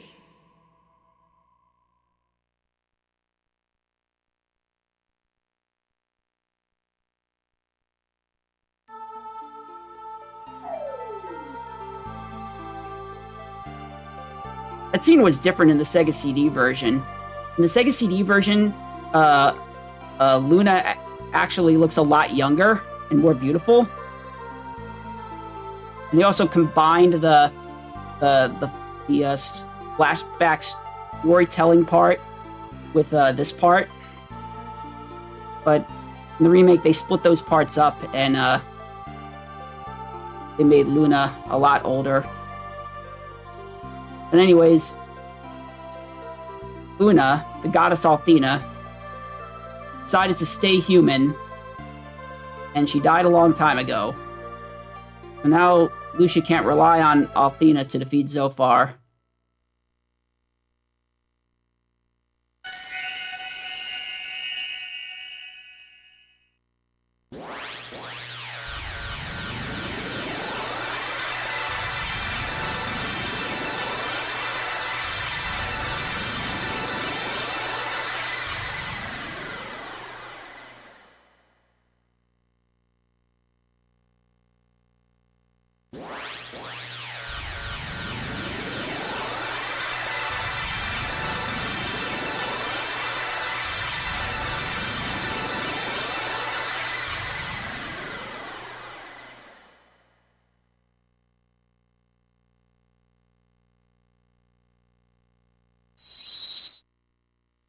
So now, in order to defeat Zophar, Lucia has taken all the magical power from the entire world. Which includes our MP. Because MP and everything else on Lunar was made from Althena's magic.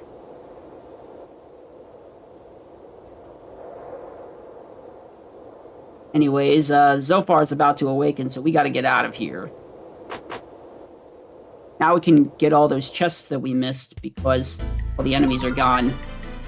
They removed all the enemies from this part because you have no magic. Oh, there were a few others items in that room.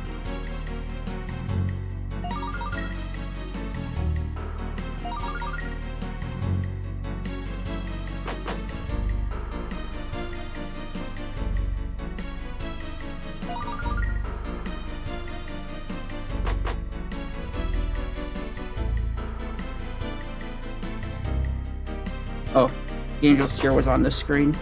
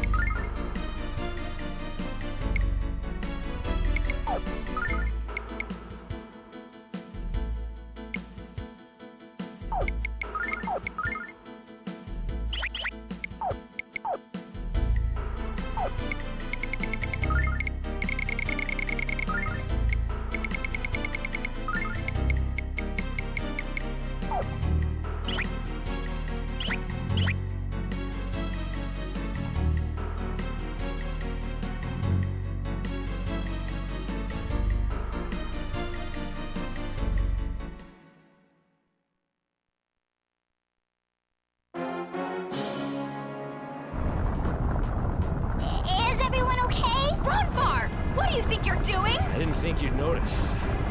But never mind me, we've got bigger problems.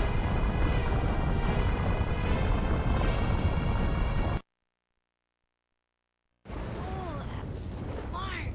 Gene, can you see what's happening up there?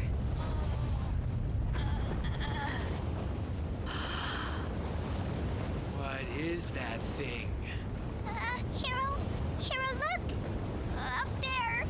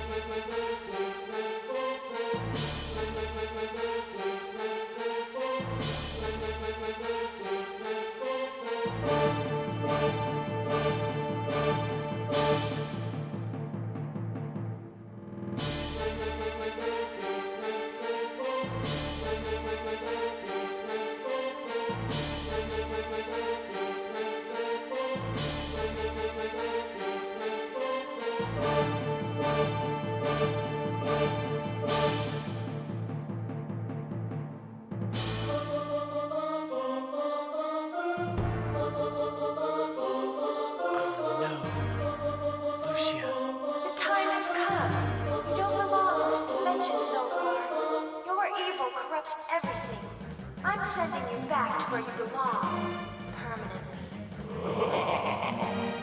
If you're certain, you bastard of the power, go right ahead.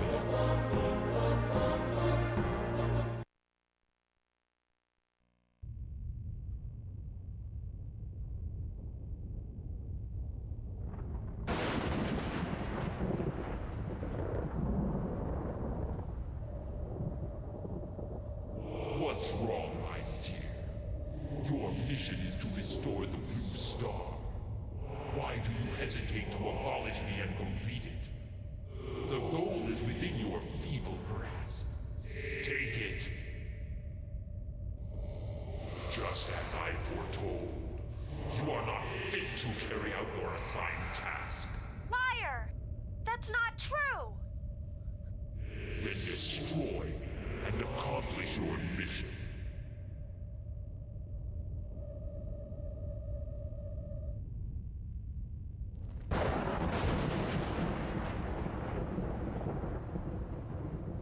What are you waiting for? Cream his mega ugly butt, Lucia!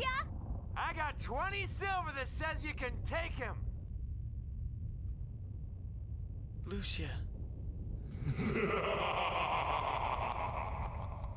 Or do you believe in the power of humanity after all, as Althena did? Before you bet on them, remember, they enabled my return with the power of their dark side.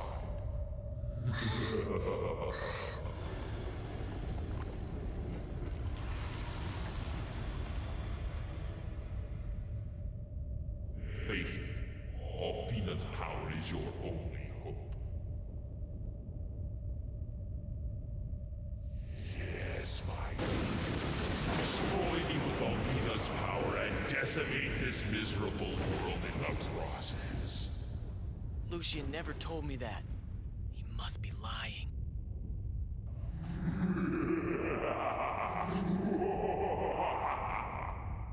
You fools don't understand anything. Althena's power is the power of creation. There can be no new creation without destroying the old.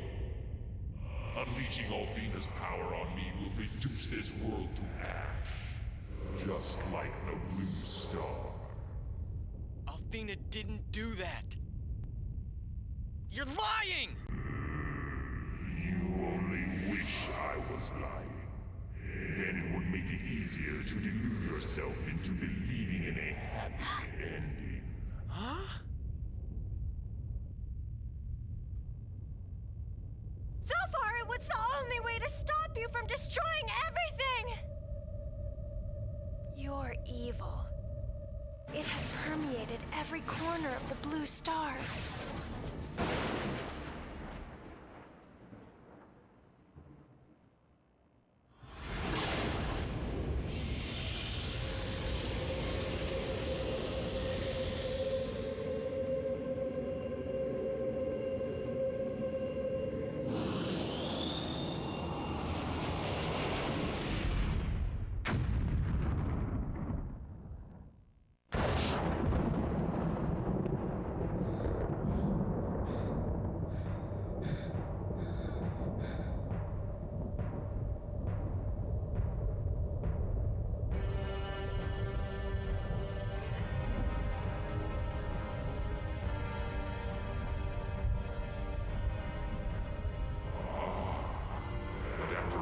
Saved the Blue Star, it was nothing more than a cinder.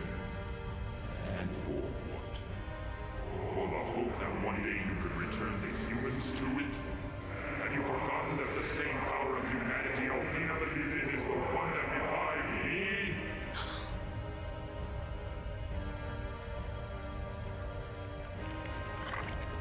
Come, my pet. Why do you hesitate? There is no need. Destroy me and everything you've come to love. Complete your mission.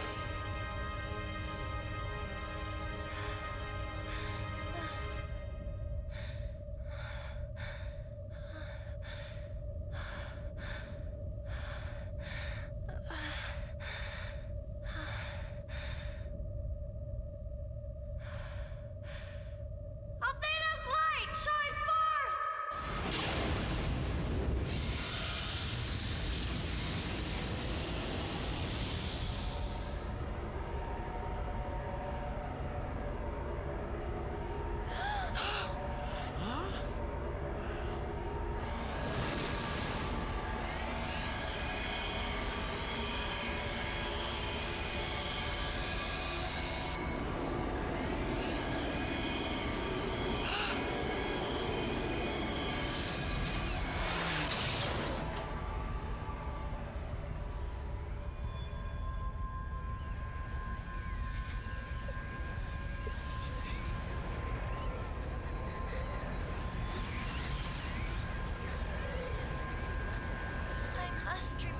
focused.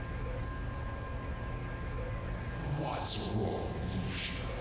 Do you still doubt? Are you torn?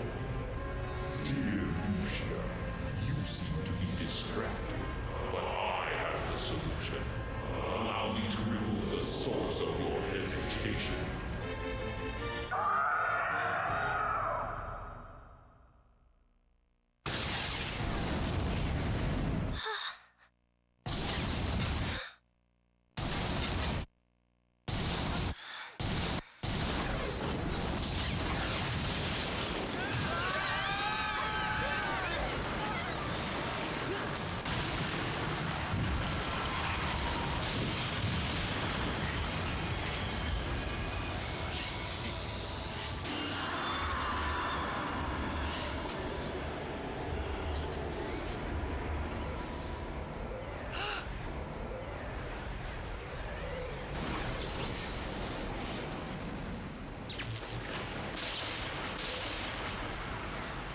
Oh no! Lucia, no! Hero!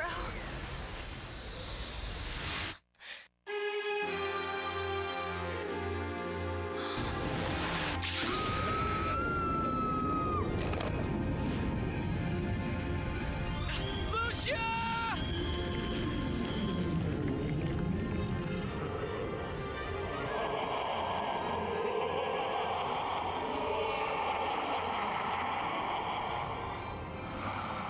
Now all the pieces have fallen into place.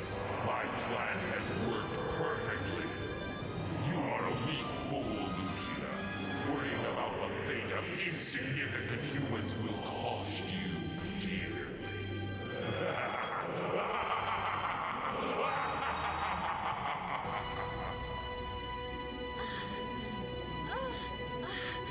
Hero! Get away!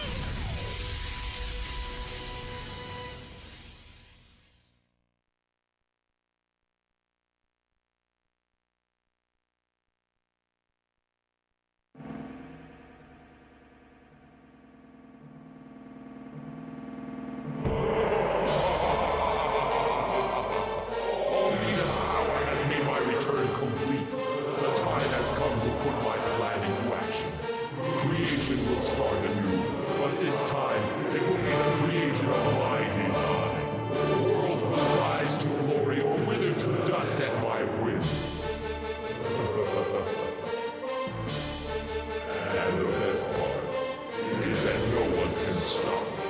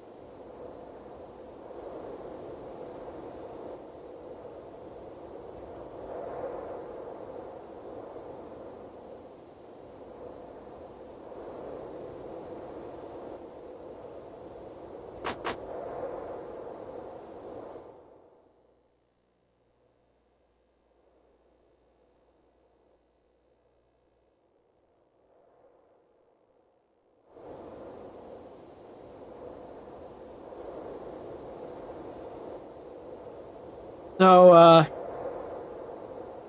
so far has captured Lucia and has taken over the world.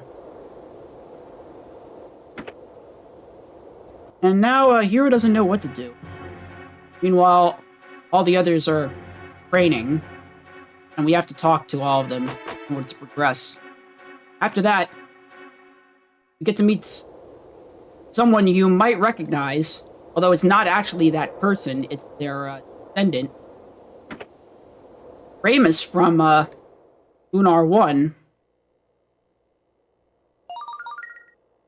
managed to keep his business running for a long time, or rather his family managed to keep it running for a long time, and Ramus's descendant has offered us a shop we can use just before the final dungeon. However, unlike the original Ramus, this person isn't going to let us take all the items for free. We do have to buy them.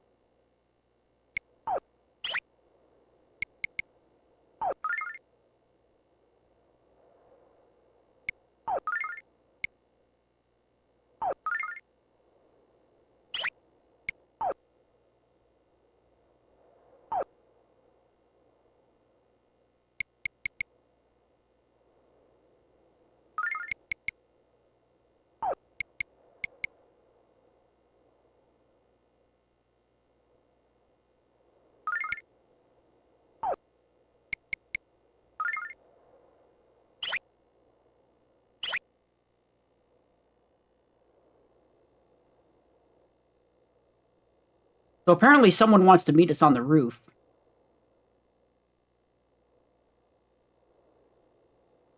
And I like how the game kind of teases you with one person, but then reveals it's actually somebody else. So you find Leo on the roof, and now Leo has finally decided that he needs to fight Zophar in order to atone for the wrongs he committed while working for Althena's Chosen. Not sure why it took him this long to join us, but now he's going to replace Lucia as the 5th permanent member of the party. So we'll actually be able to change his equipment now.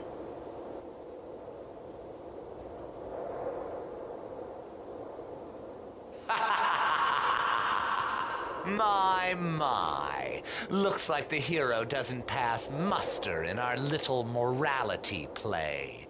How delightful. Galleon!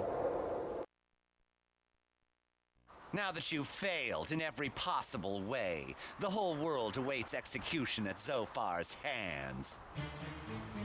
But that's too good for you. You're not worthy to live for Zophar's judgment. Peer into the eyes of your executioner, hero.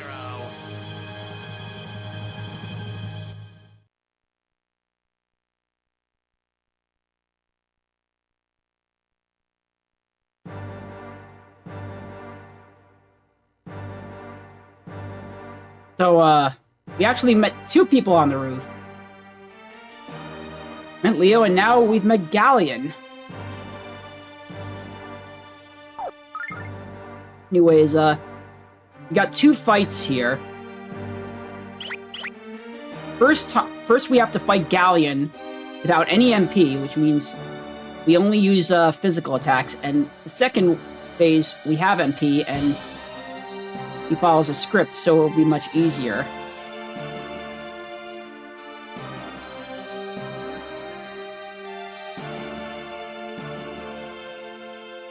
Also, Hero is beginning to doubt himself. He feels this is all his fault.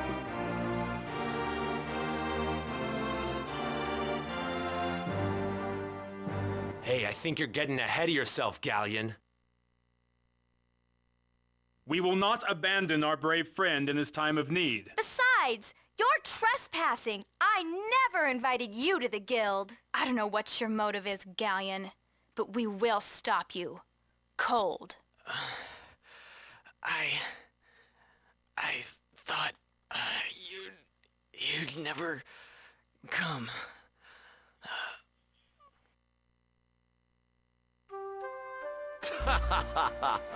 What can you possibly hope to accomplish now? You know as well as I the magic has been diminished in this world. You have nothing left to fight for. Just give it up. That's where we're different. We won't give up hope until it's all over. And this battle isn't close to being finished. If you damage even 1 stone of the guild, you're paying for it, Buster. I wasted years of my life fighting for the wrong side. The time has come for me to right the wrongs I have committed. Starting here, starting now.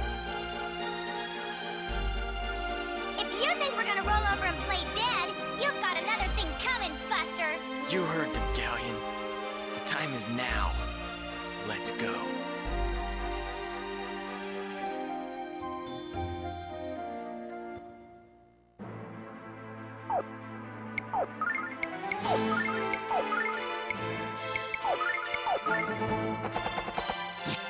So we're going to attack with everyone except Lucia because her weapons only do magical damage, and Galleon is very resistant to magic attacks in both fights. We're going to let Ronfar take the hit in the first turn, but Hero should move into the correct position with this attack, that he takes remaining damage, in part because he goes last due to the Warrior and Mine pressed combo. So since Rodvar is not going to take any more damage, I don't have to deal with Lumina. And by the way, I have to use Healing Nuts because I can't use magic.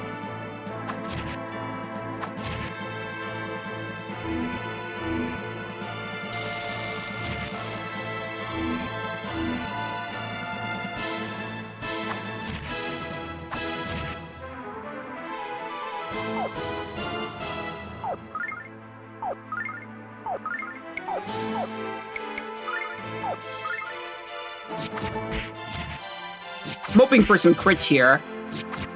That's the fastest. That'll make the fight go faster.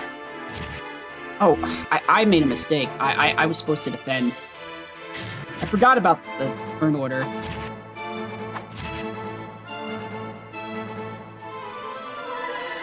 Well, at least Ronfar got the healing nut.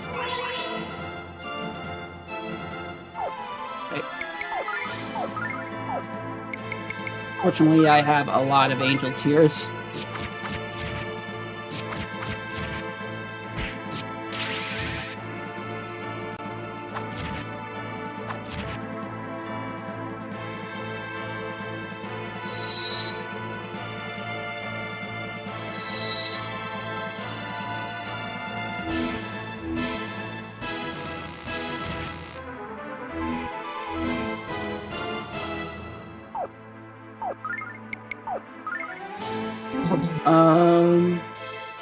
Actually, this is the lightning attack. He can survive.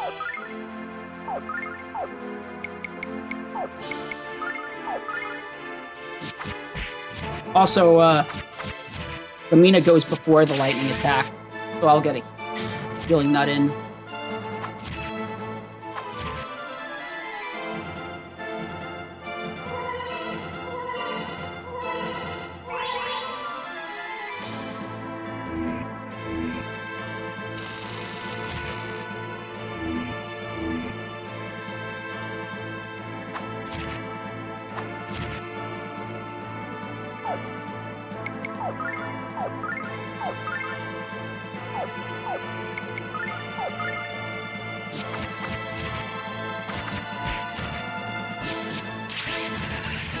Nice crit.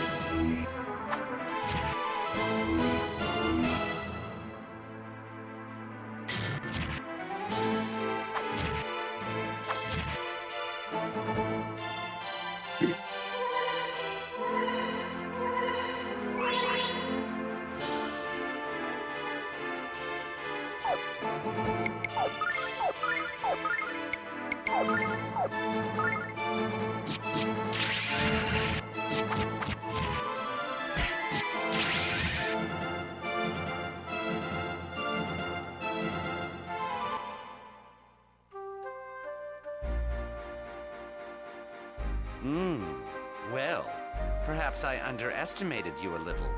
But unfortunately for you, only a little. The end result shall be exactly as I expected. Your end at my hand.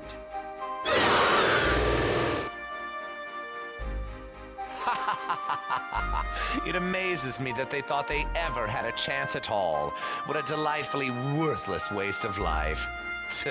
It seems the only power they wield is the power to die and fade away on a moment's notice. Don't count your chips yet. This isn't over. We're down, but we're not out. Until our dying breath, we will resist you. We will never bend to your will. You can't defeat us, Galleon. We're fighting, not for ourselves, but for the lives and the future of all humanity. That power is stronger than you'll ever know.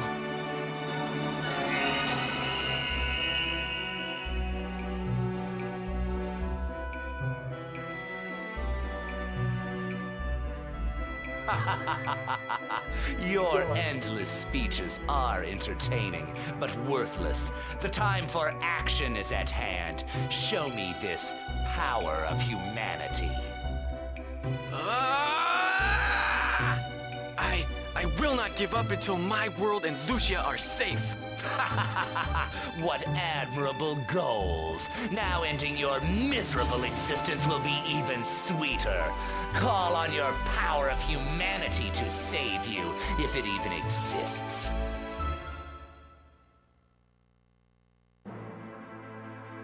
Oh, look, we got our MP back. Wonder how that happened.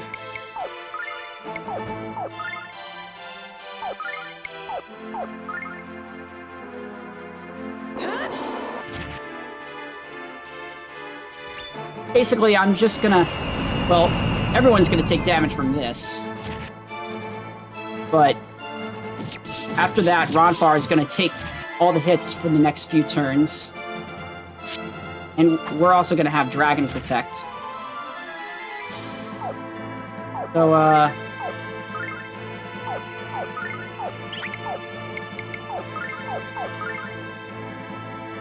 ideally, I defeat this before anyone else other than Ronfar takes damage again.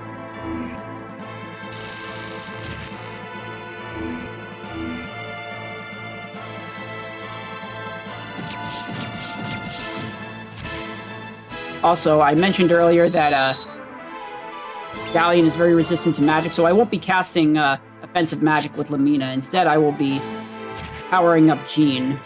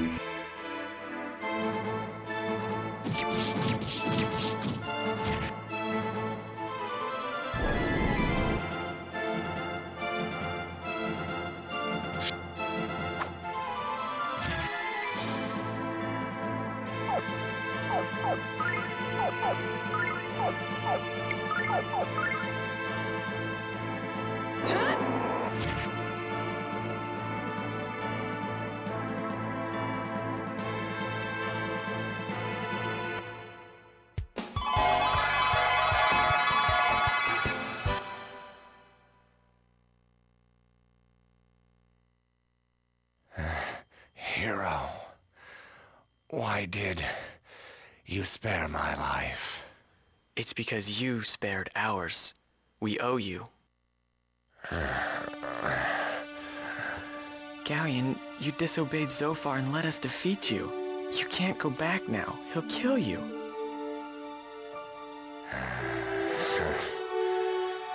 Hero, forget me. Just go. Save the world before it's too late. Galleon, join us. You belong here. Hero, I can't join your fight. My end is near.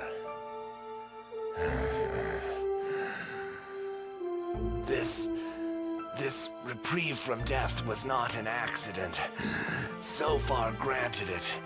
And now that I have betrayed his purpose, his power will be withdrawn. I will weaken, and soon will be nothing more than a shadow, fading into the darkest recesses of time. But Galleon, you saved our lives. You can't. Hero, wipe the sorrow from your brow. Even though I must again die, there is no regret in my heart. I have tried to atone for my sins of the past by helping you. I'm grateful that I had this opportunity. Oh! Hero, my end is near. I cannot join you. Here, take my sword. You will need its power to defeat Zophar. I pray it serves you well, for you have proven that you truly deserve to prevail.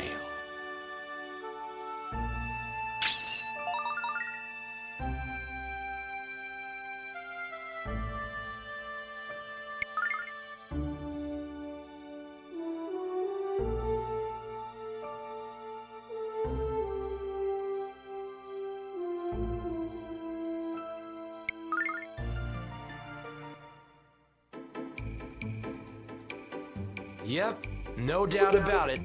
This has got to be a bazillion to one long shot. Only a mental midget would take it. But hey, I've been called much worse. It's all or nothing, and I never settle for nothing. Our fight for the soul of this world isn't over yet. If we all join together as one, we can grow even stronger than Zophar. All it takes is a little luck and the power to believe in ourselves.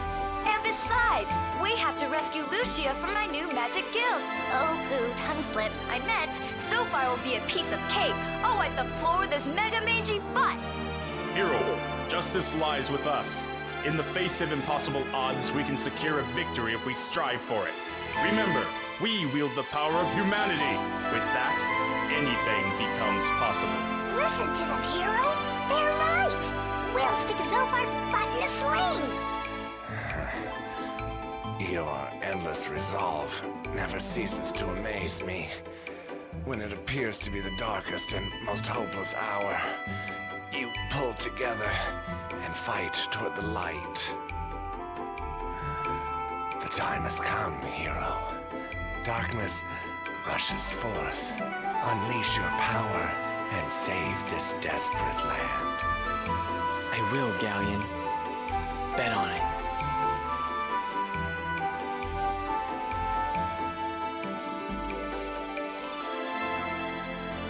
Secure all positions! Here we go! Da-da-da-da-da-da! Charge! Full ahead! Next up, Zophar's domain.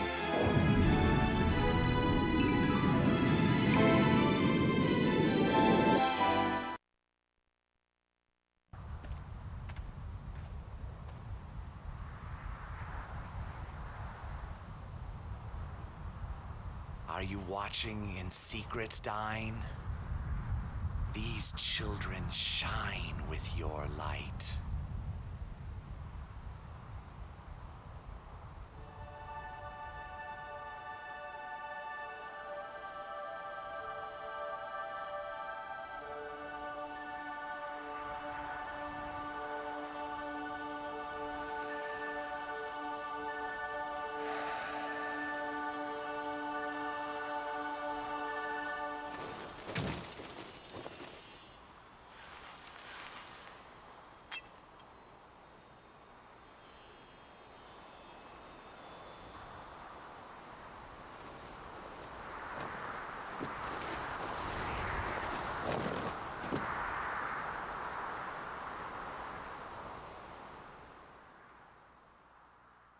Fight hard, hero.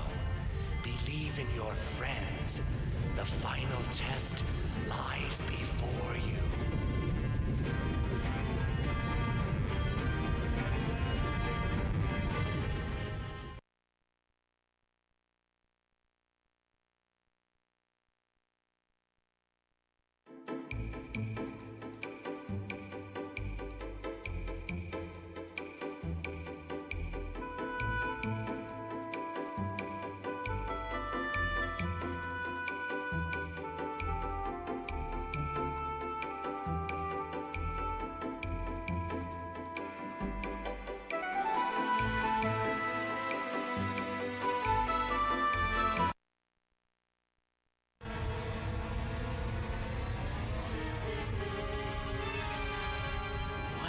far done.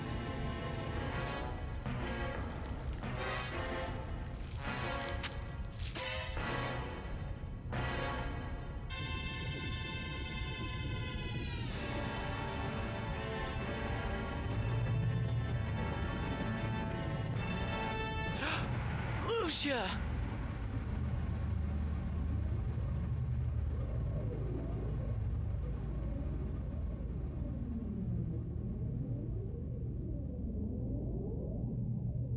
Hero, run away. Oh. You must get away from here. Zophar's too strong. No one has the power to stop his evil now.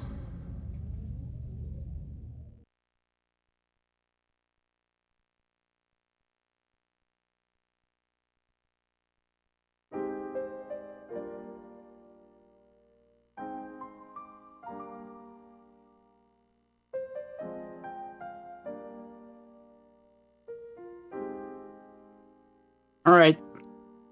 Time for one of the best music tracks in the game.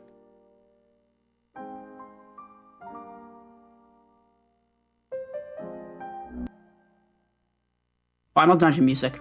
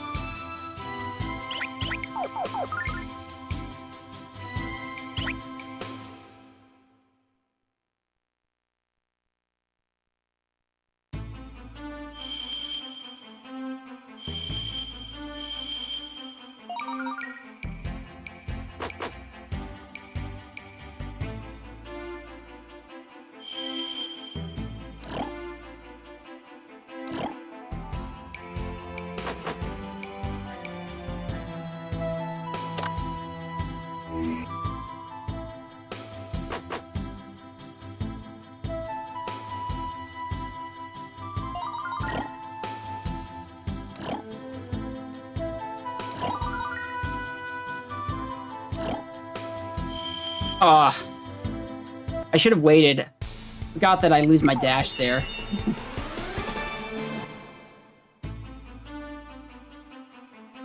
Yeah, this is part of the Lunar Remastered Collection.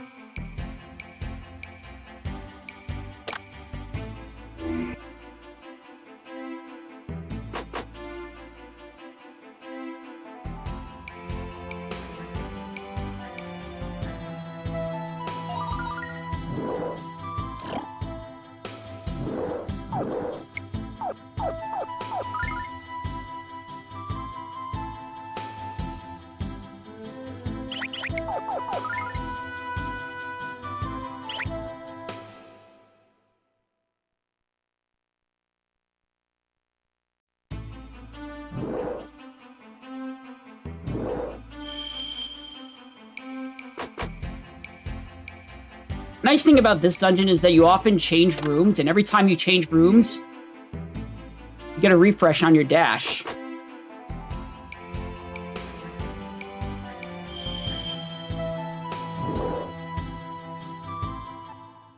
You also get your dash back every time you get into an encounter. And I get my dash back anytime I do a save load.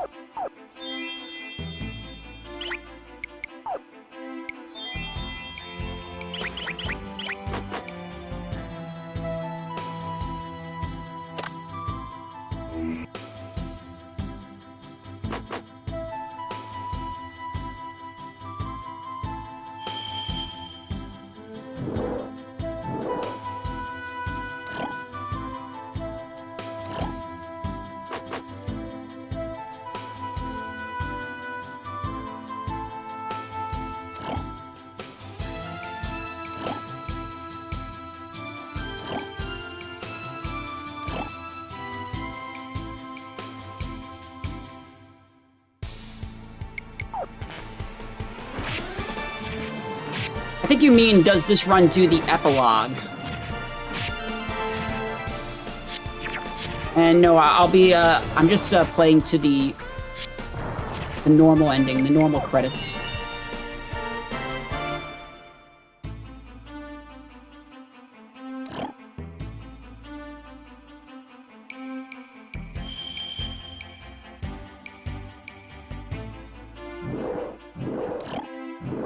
Okay.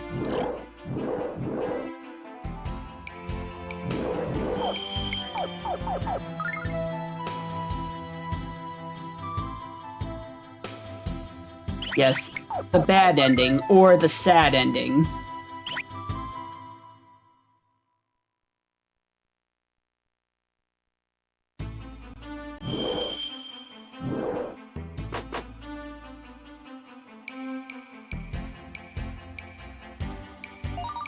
I have not learned how to speedrun the epilogue. But maybe I will one day.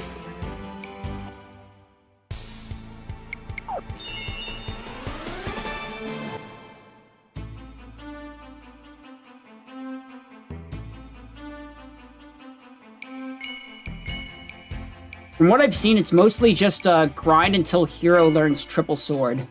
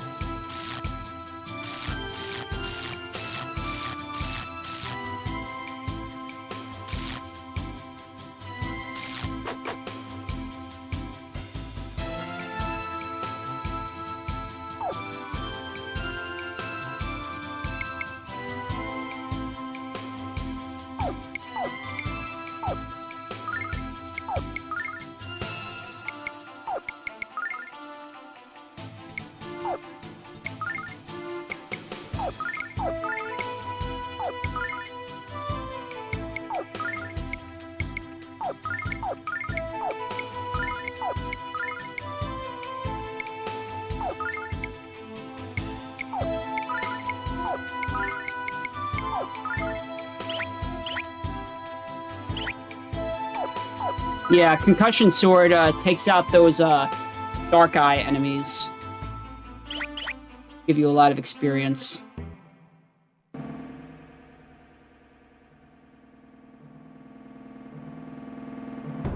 Lucia! No! Hero! Run away! Run away! What's the matter with you, Lucia? Turning our special guests away without a proper reception. That's so impolite.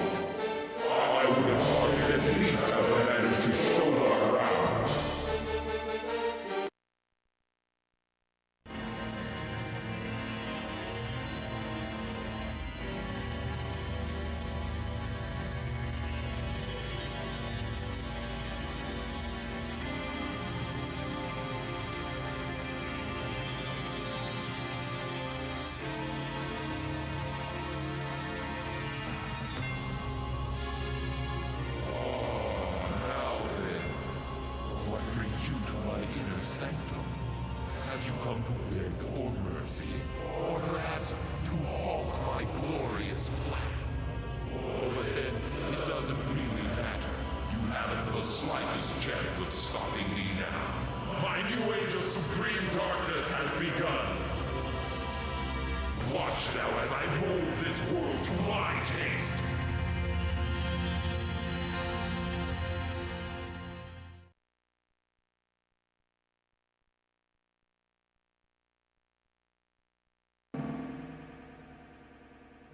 Zophar, your twisted words don't scare us. We will not allow you to pervert this world with your evil. Your game's up.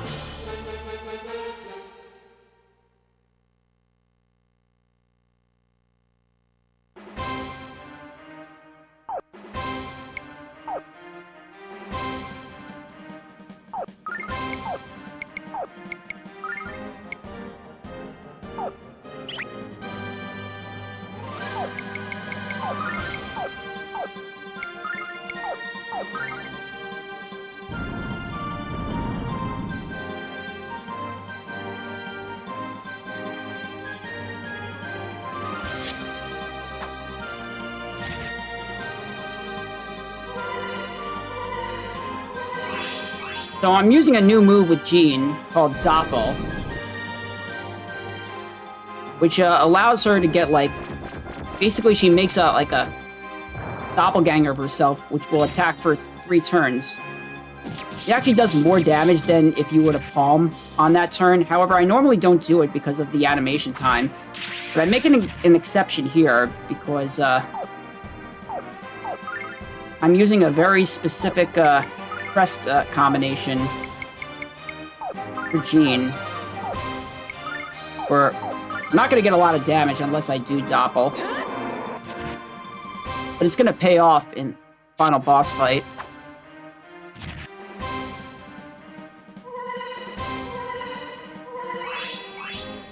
I actually forgot to Starlight Ronfar, but I have a few turns where I normally defend with him. So I can use those spare turns.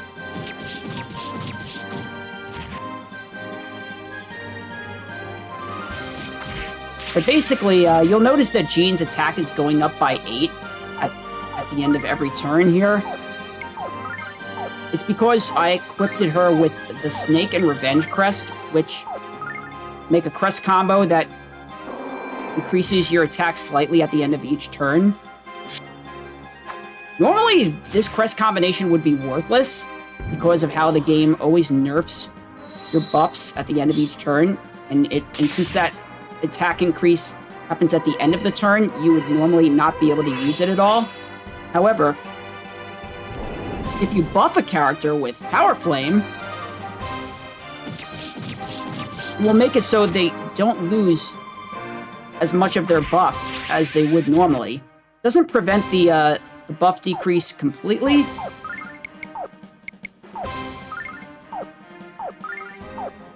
but it makes it so their attack power goes back down much slower.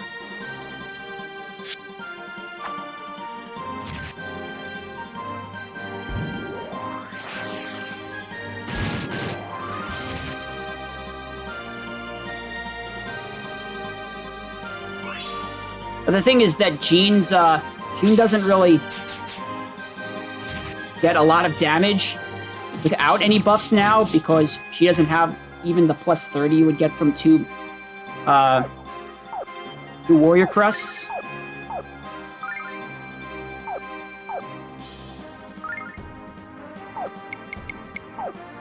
So it's very important that I buff her.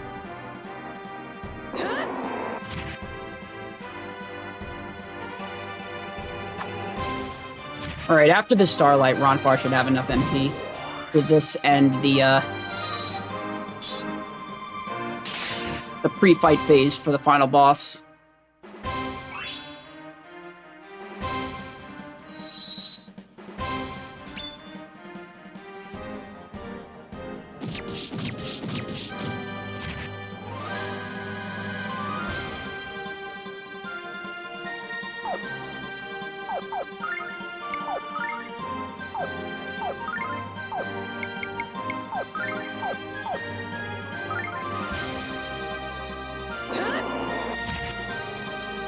But yeah. If you cast like 3 Power Flames on a character with that Snake and Revenge crest, they will have a pretty high attack for the remainder of the fight, because it won't go down enough that you will lose it, just because of so many turns expiring.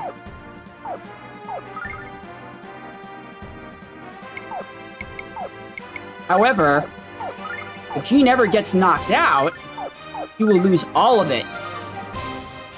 And while that's not going to happen in this fight, it could happen on the final boss, because the final boss is quite random. Most of the final boss's attacks will randomly select their target. And also the magic hand has a speed tie with the main body in the second half of the fight.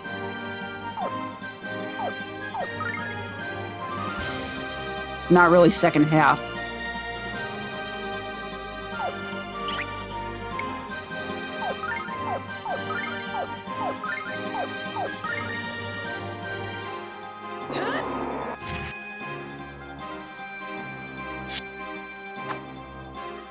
Basically after you take out one of the hands.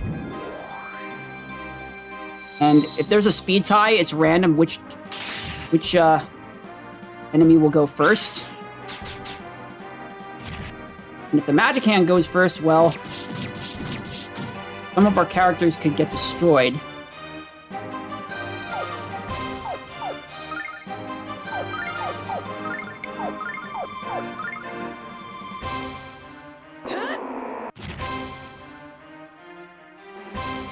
I didn't even get a chance to mention this, but the attacks that bosses use in this game actually determines their speed. They don't have fixed speed like in Lunar 1. Their speed changes depending on what attack they're using. Oh, I got the AoE on the last turn.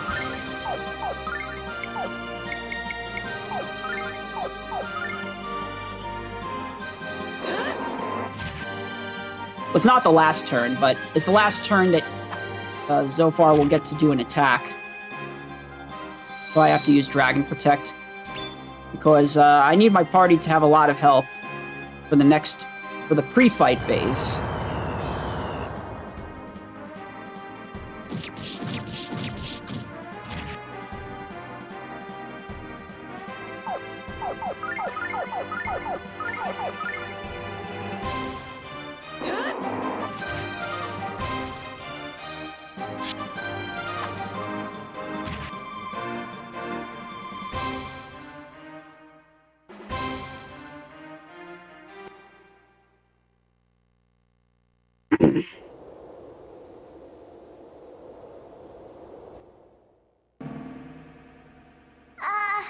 Hero? I know you're not going to believe this, but he's back. Power is undeniable. But what is the source? Wait, don't answer that. It doesn't matter. Whatever power you hold will fail before the Supreme Master of Treachery. I hold the winning hand, and the time has come to play my trump card.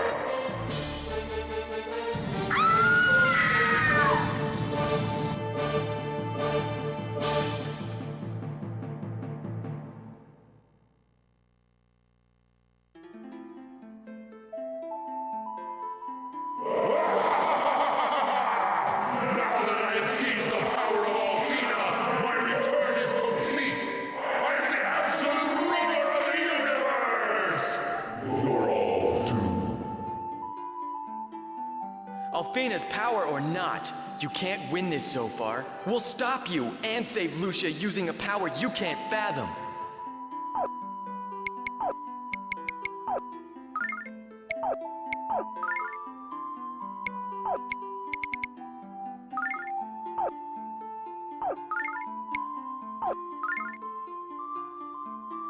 Hero. In the face of defeat, why do you rise up? What gives you the power?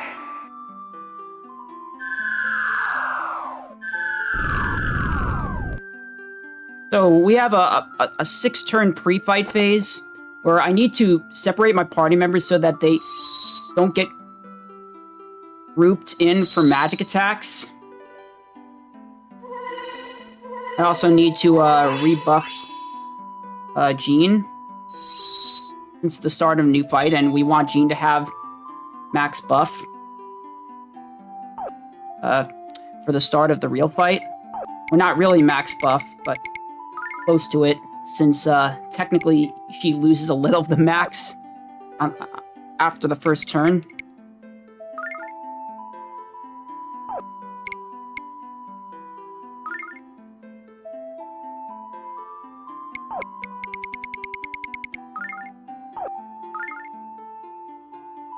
It must be the power, your belief in each other.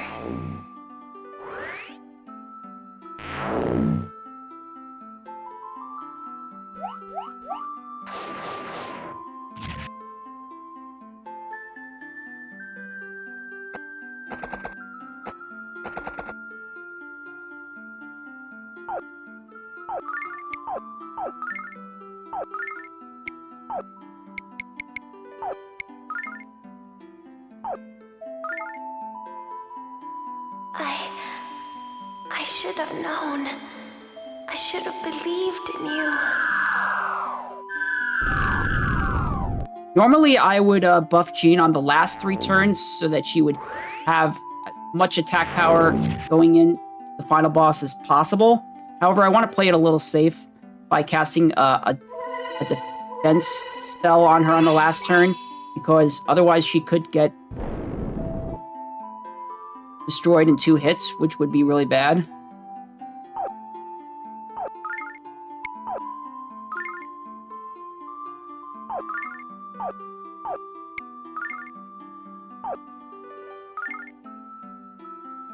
Ronfar, your passion. Jean, your dreams for a better world.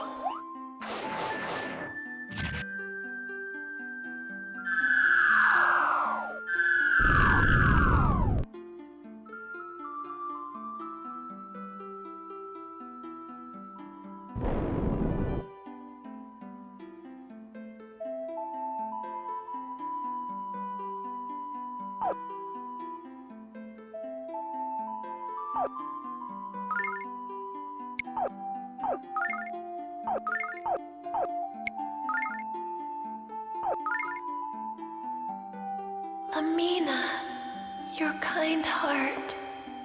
Leo, your piercing insight.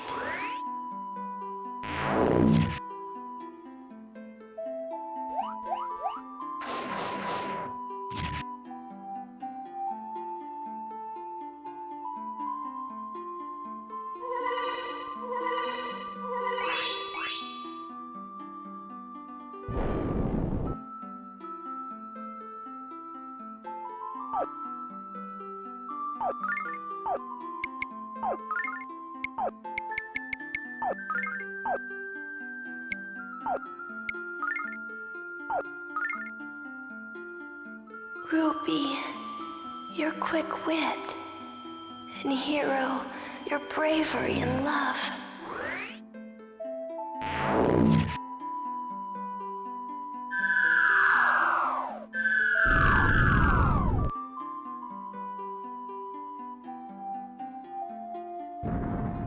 Alright, casting a Doppel and also casting Divine Litany to give us a recovering HP at the end of every turn.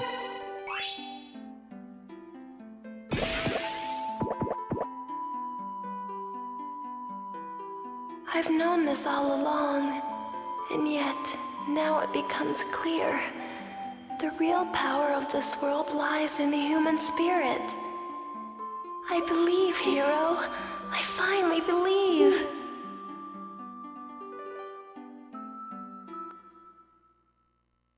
Your belief in each other is grievously misguided. The time has come to wipe your miserable souls from existence. You don't have a prayer. Hero! Hero! Hero! Hero! Hero! Time to roll the bones. Mega showdown time! This fight will be ours. If we only believe. In the power that lies within us. Hero, it's true. Humanity's power is the key.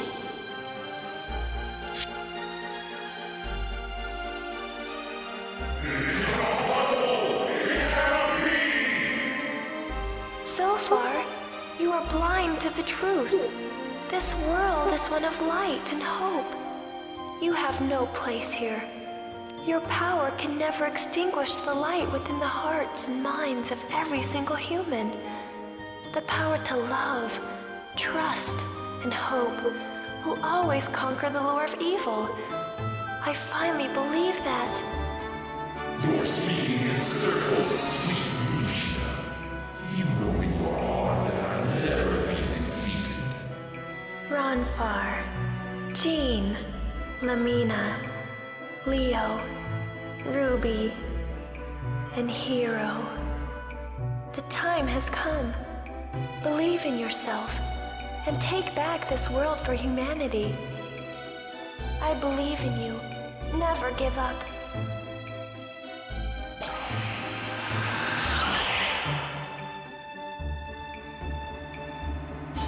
So far, it's time to die.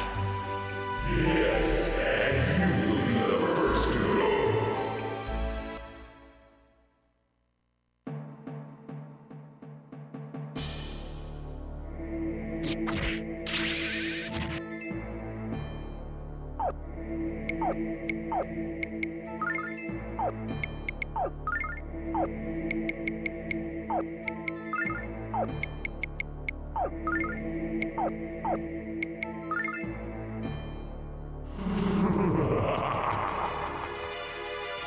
Also, you finally get to hear some of the battle voices because they're enabled automatically in this fight.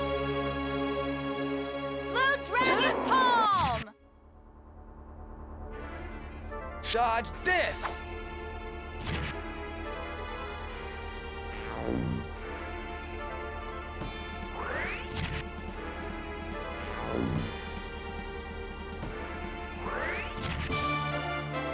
Well, that defense up wasn't enough anyway. Let's kick it up a notch.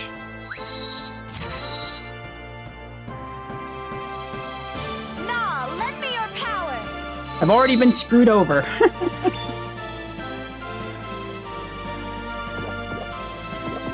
Of course, eventually Zofar removes Jean's buffs anyway, once I take out the hand. I save this for you, infidel!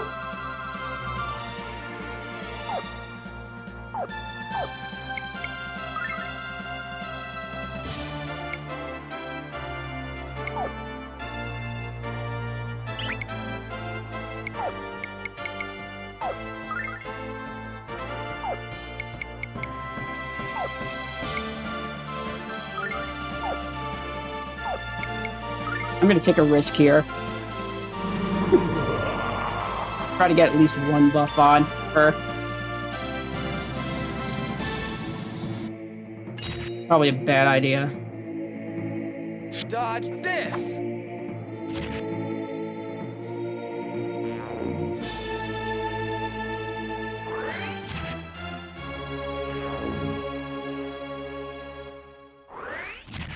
Ooh, the focus fire on Lamina.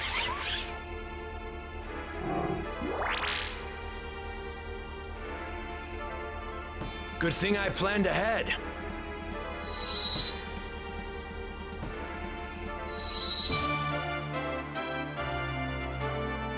Mega Magic Power!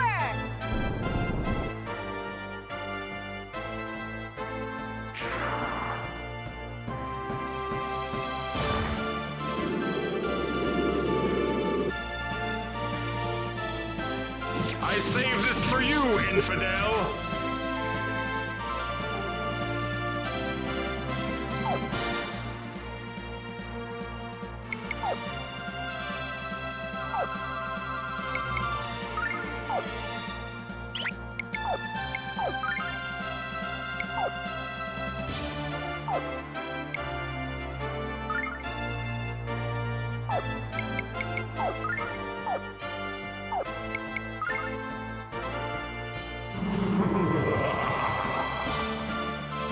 So, I want to defeat the hand as quick as possible. Oh. Oh, well. I got bad luck there.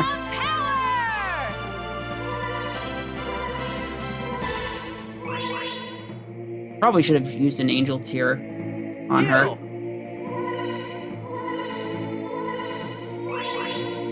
Things are about to get ugly.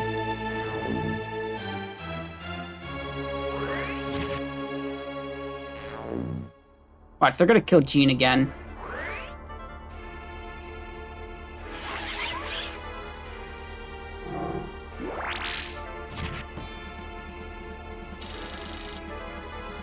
And Ronfar got sapped of his magic. I saved this for you, infidel!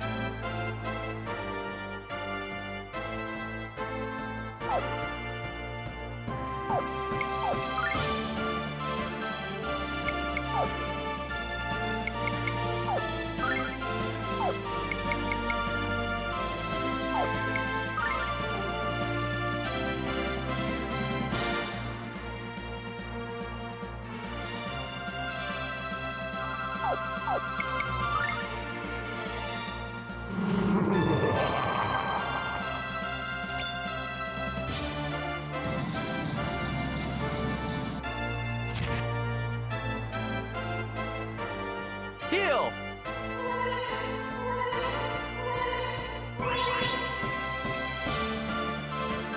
That's another problem, is that Silvar actually goes first before the hand is defeated.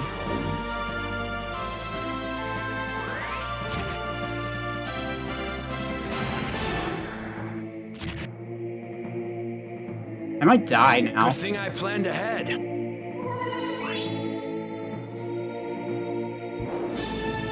Yeah, I think I'm dead.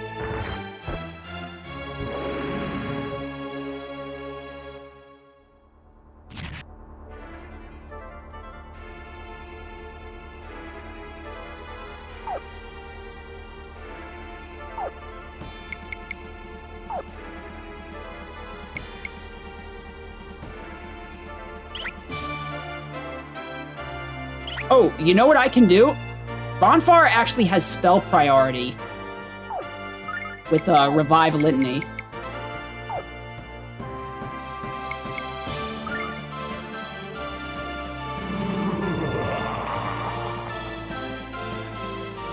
Maybe not. I guess that also has spell priority, apparently. Heal! Oh. That's what you do in the previous fight.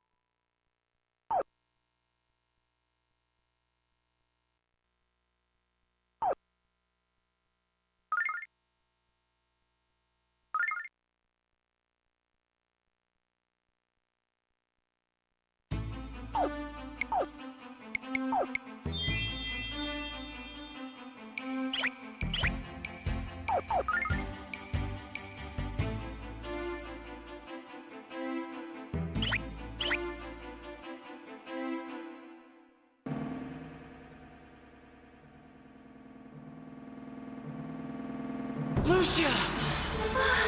No! Hero! Run away! Run away! What's the matter with you, Lucia? Turning our special guests away without a proper reception. That's so impolite. I would have thought you'd at least have the manners to show them around.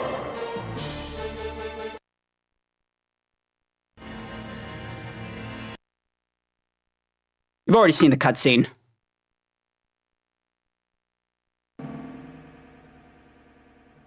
So far, your twisted words don't scare us. We will not allow you to pervert this world with your evil. Your game's up.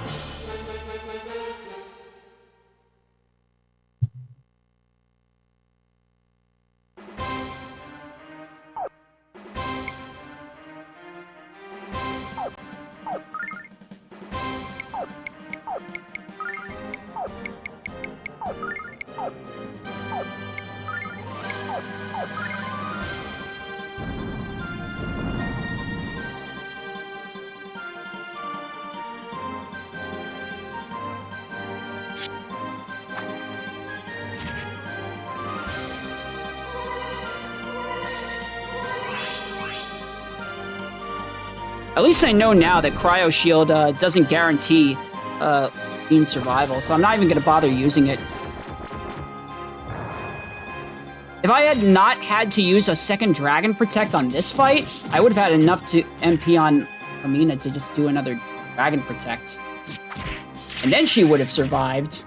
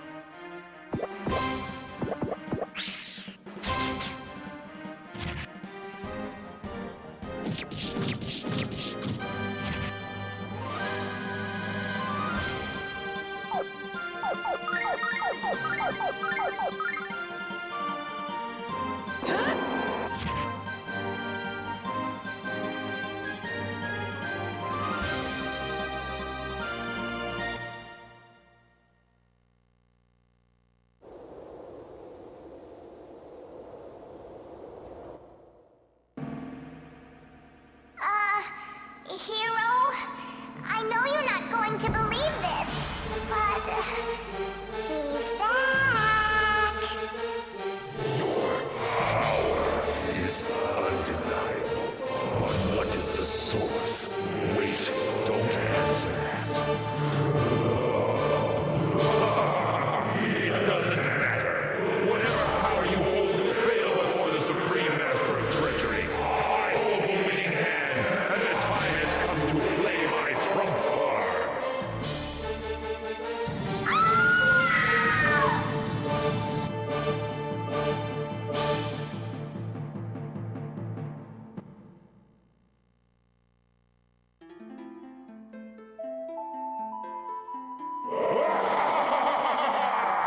Now that I've seized the power of Althena, my return is complete. I am the absolute ruler of the universe. You're all doomed. Althena's power or not, you can't win this so far. We'll stop you and save Lucia using a power you can't fathom.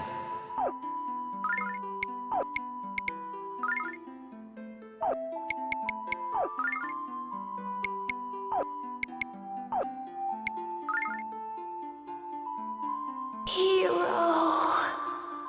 In the face of defeat, why do you rise up? What gives you the power?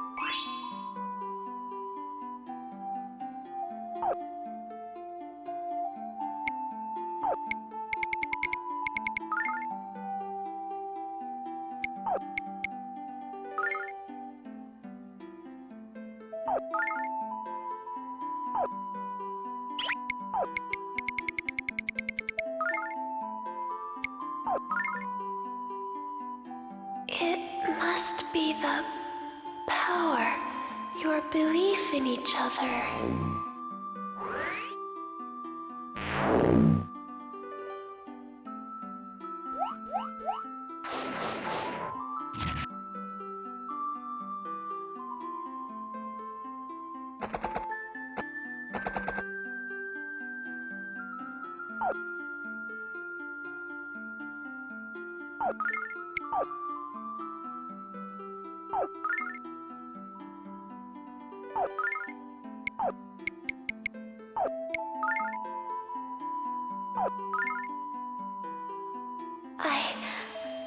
I should have known.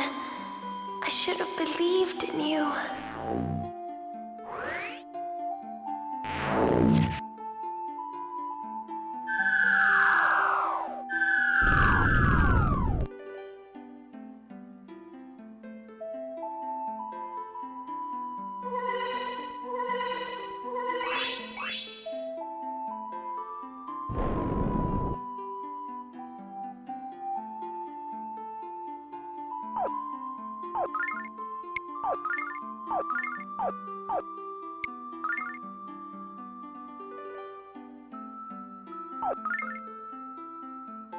Ronfar, your passion. Jean, your dreams for a better world.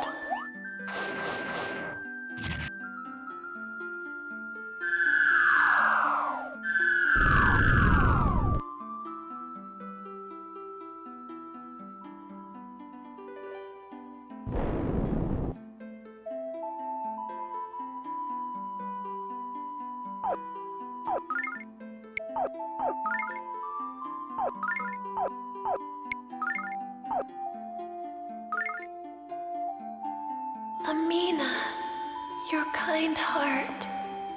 Leo, your piercing insight.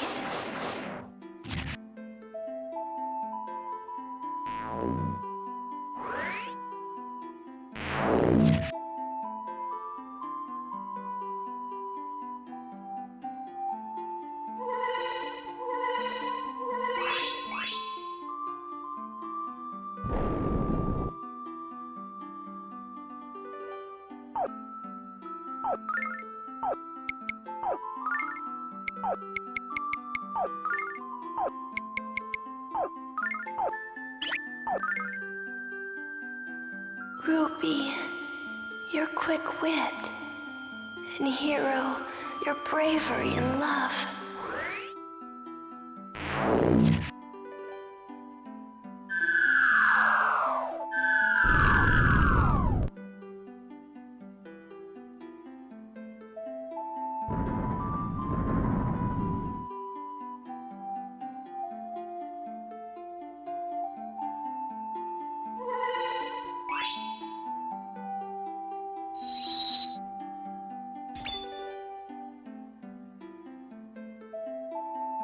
I've known this all along, and yet now it becomes clear. The real power of this world lies in the human spirit. I believe, Hero. I finally believe.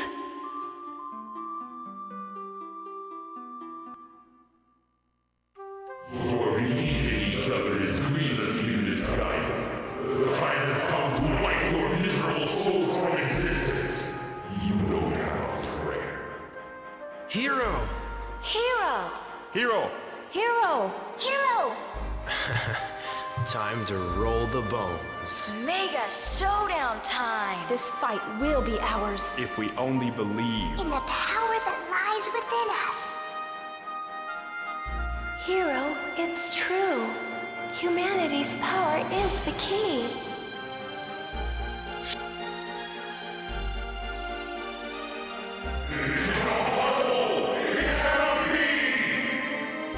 So far, you are blind to the truth. This world is one of light and hope.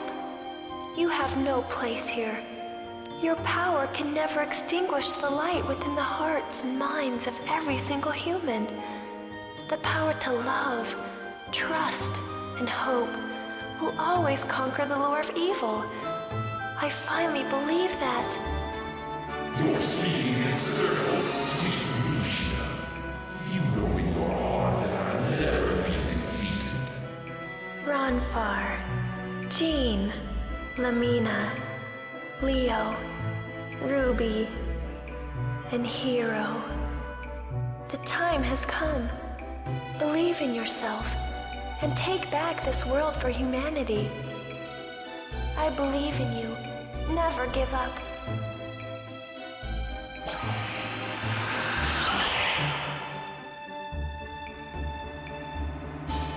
So far, it's time to die. Yes, and you will be the first to go. Alright, I did what I should have done last time. I should have just starlighted Lamina. So I could use Dragon Protect. I'm never using Cryo Shield again.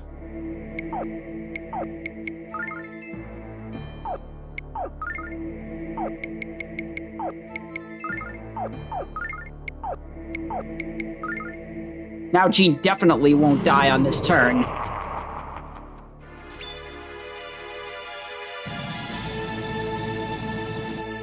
Or at least not to two-hand attacks.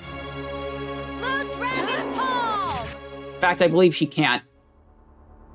Dodge this! Because, first attack always targets Lamina. And Ronfar is going to heal right after. Oh, now you decide to target somebody else.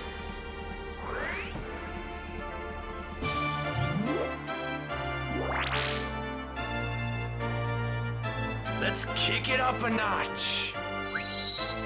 Well, that sucks. They just undid all my damage.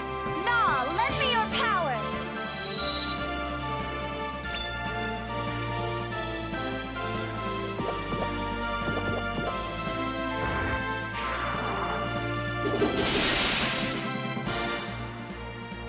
I saved this for you, infidel.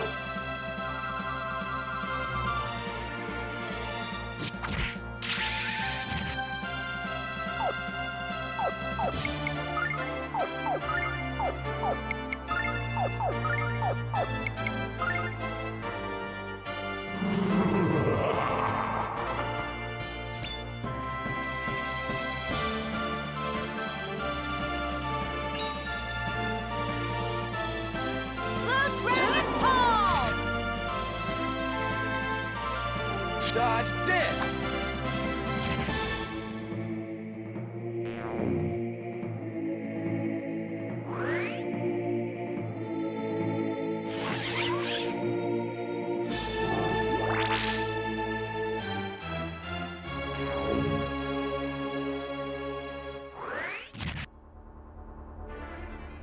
Let's kick it up a notch.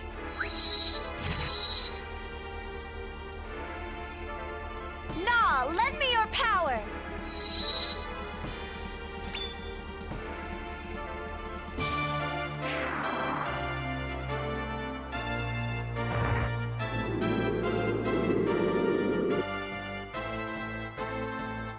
I saved this for you, infidel.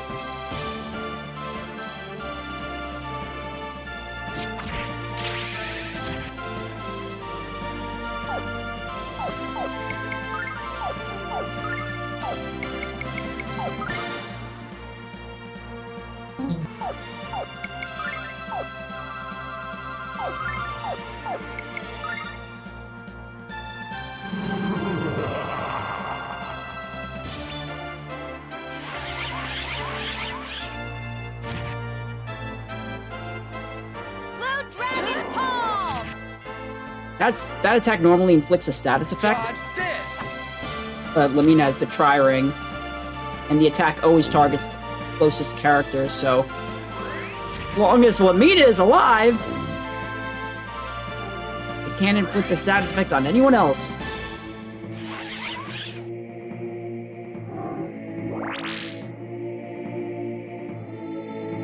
Let's kick it up a notch.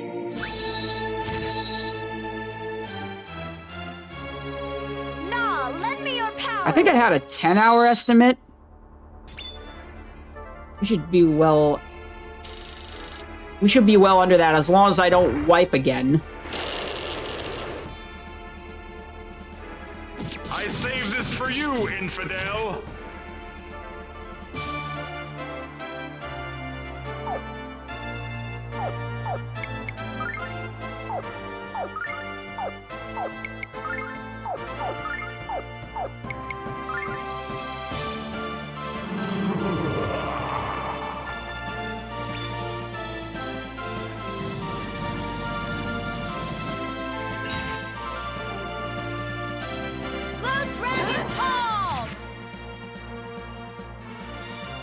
Dodge this!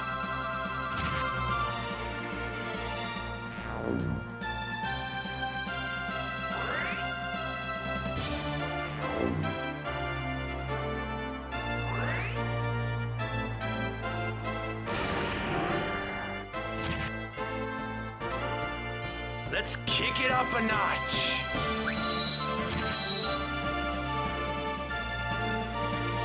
Nah, lend me your power.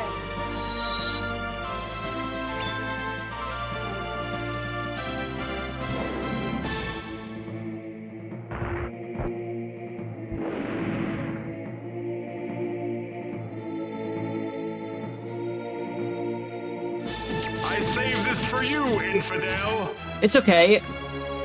Going about an hour under estimate will fix the schedule.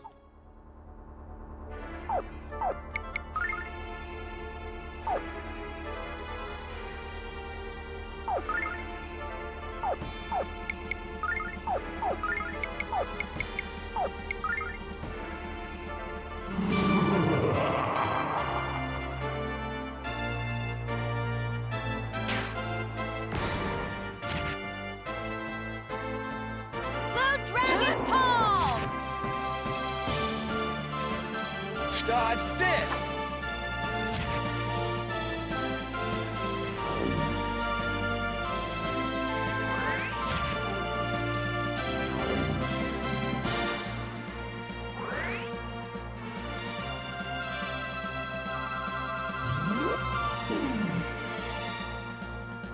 Let's kick it up a notch. Ronfar with the kill. Nah, lend me your power. Alright, so we took out the hand before it could heal again.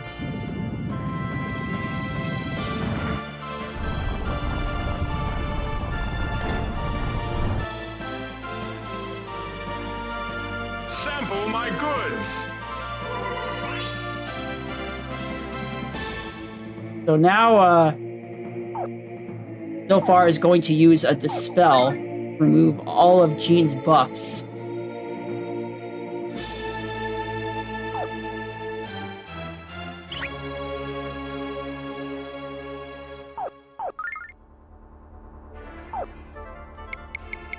I'm just going to use Doppel because she's not going to do much damage on this turn. And this is one of the safe turns to rebuff Jean.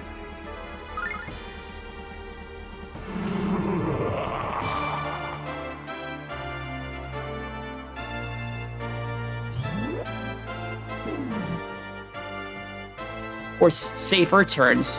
Gypsy dance! In fact, this is the safest turn to cast a buff on Jean because Zofar isn't doing anything else other than this spell. Dodge this! The other times I can do it are when Zofar is using the lower damage single target attack, but that attack can still one-hit KO Jean if I don't defend. Let's kick it up a notch. So since this is a marathon and I've already wiped once, I probably will defend. Mega magic power! I'm not going to lose that much damage out of her.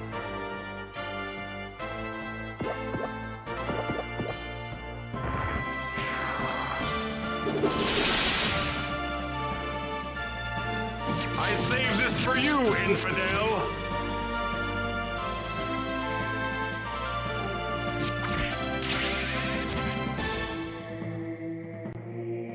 Alright, you may have noticed Zofar is laughing right now. That's the reason why is he's about to do an attack that does somewhere between 7,000 and 9,000 damage. It doesn't get blocked. Except to Lamina, where it does like about 2,000 damage or so.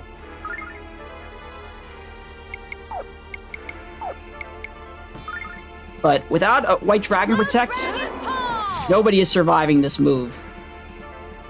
Dodge this!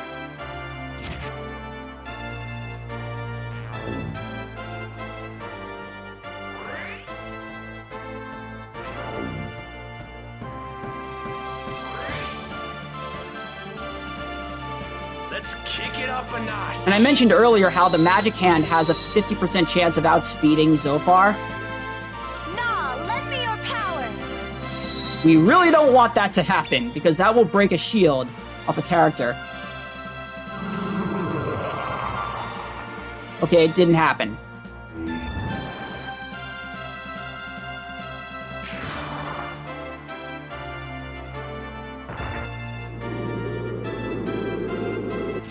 Nice focus fire so far. Sample my goods!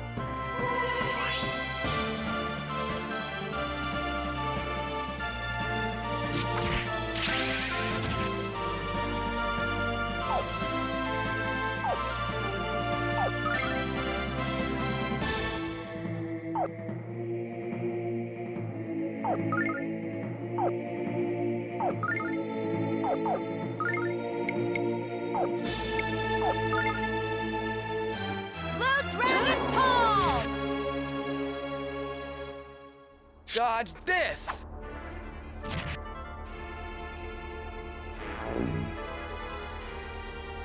Hey Leo, you're facing the wrong way.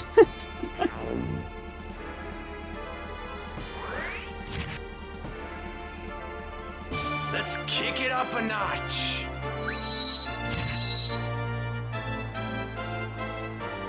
Nah, lend me your power.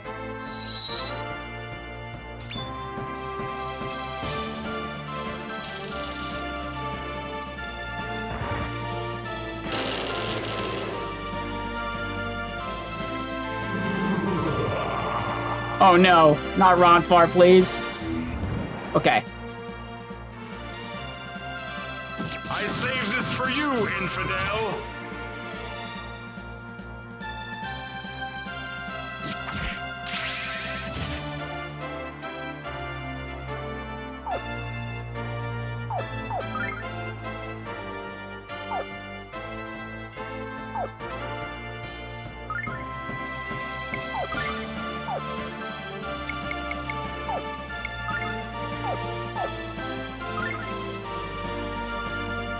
Dodge this!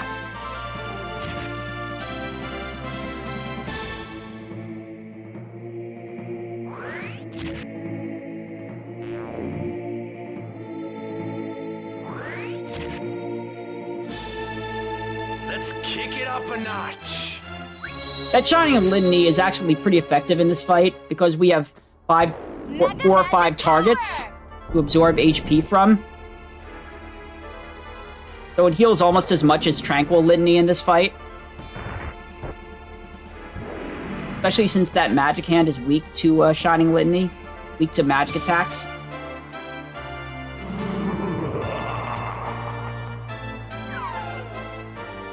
And that's also why Ronfar has the plus 30 wisdom from the double magic eye crest. Because the amount of damage you do with Shining Litany is based on wisdom.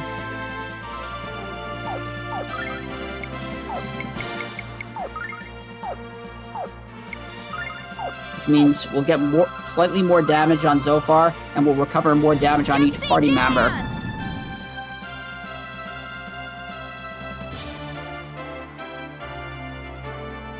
Dodge this!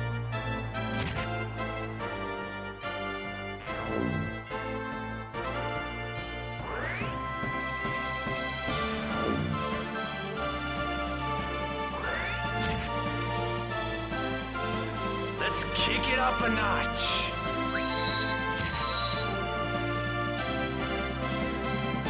Mega magic power!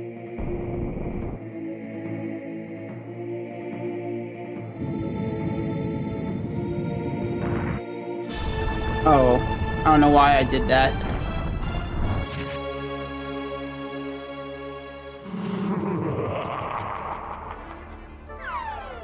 Okay, at least it didn't hit, Ian. I saved this for you, infidel! I meant to cast Dragon Protect on that turn.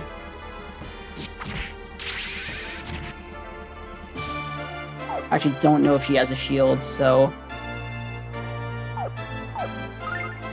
I'm gonna defend this time.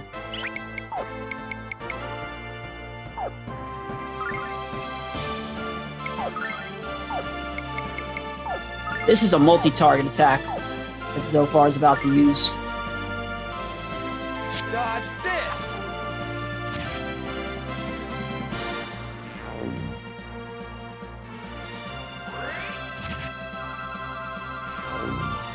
And that is why I used the Angel Tier with Ronfar. Good thing I planned ahead. Yeah, I really did plan ahead.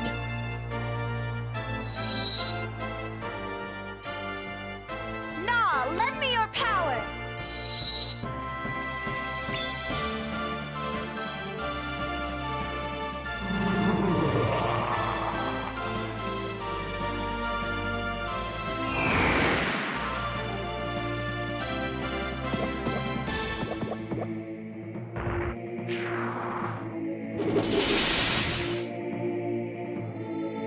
I saved this for you, infidel!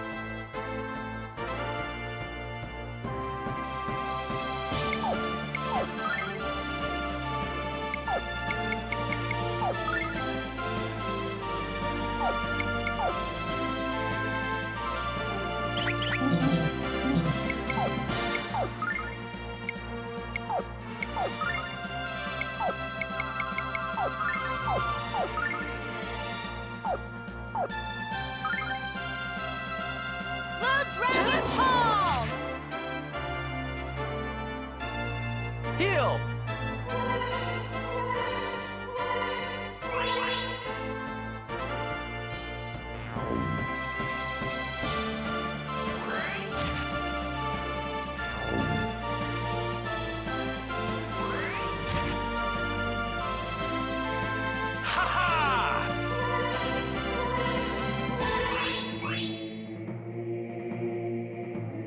Nah, lend me your power!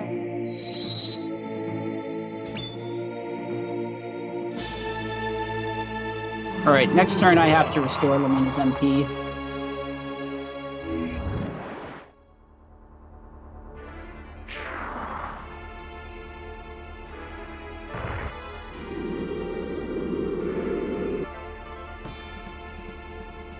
I saved this for you, infidel!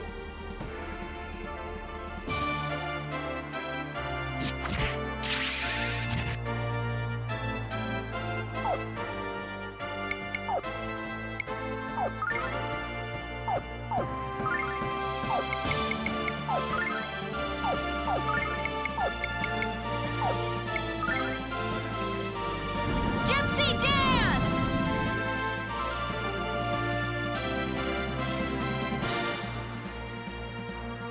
Dodge this!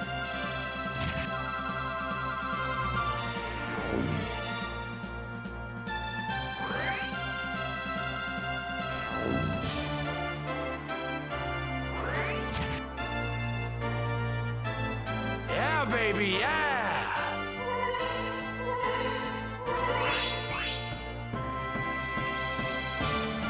Nah, lend me your power!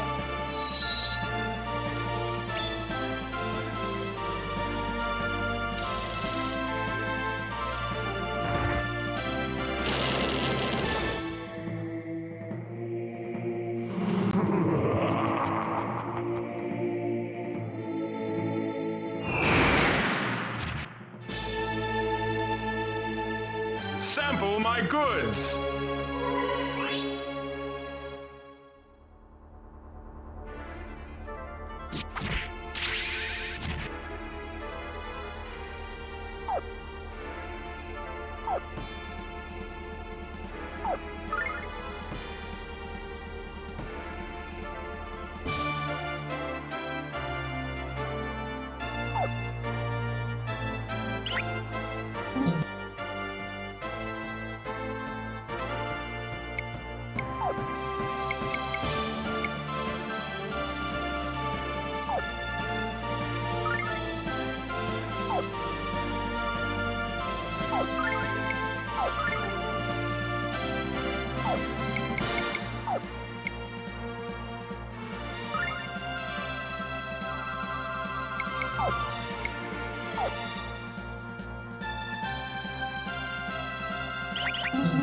What am I doing? Hero goes before the hands.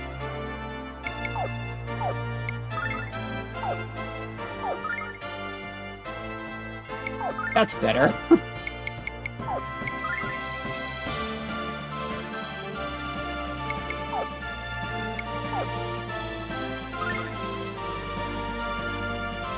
Heal!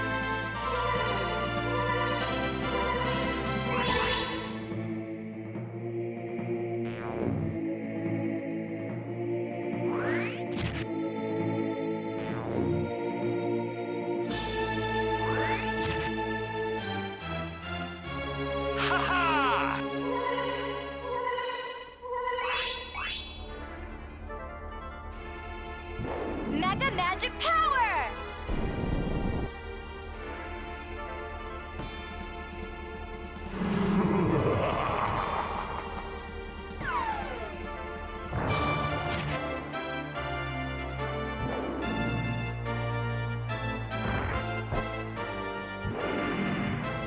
I think Jean still has her shield. Oh, never mind. No, never mind. No one has a shield. I saved this for you, infidel.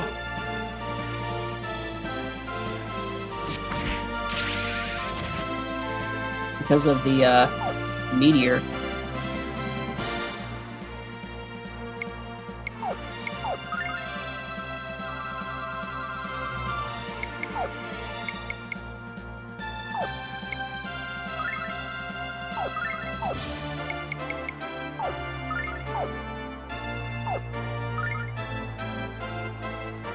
Dodge this! What am I doing? Oh, I'm using a more risky strat, where I'm relying on Jean keeping her buffs and not dying. Sometimes I'm defending with Jean. Nah, lend me your power! If she doesn't have a shield.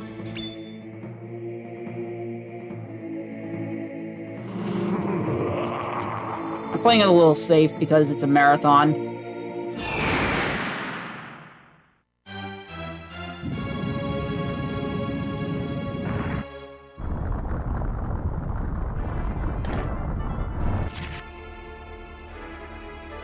I saved this for you, infidel.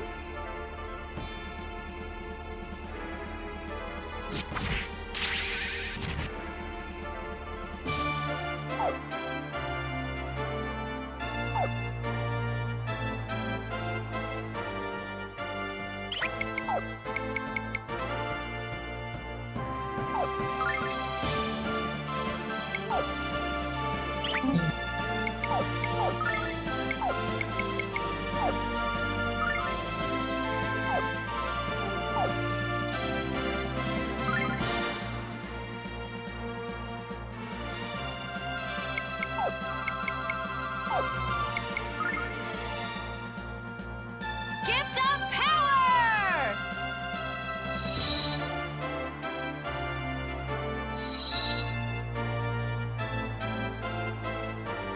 Heal!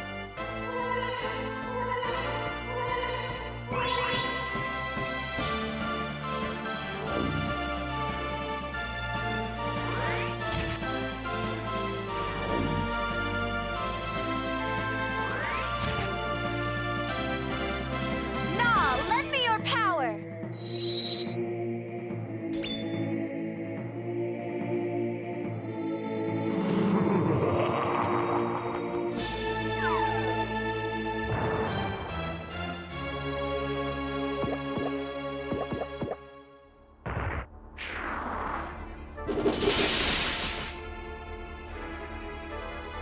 Sample my goods.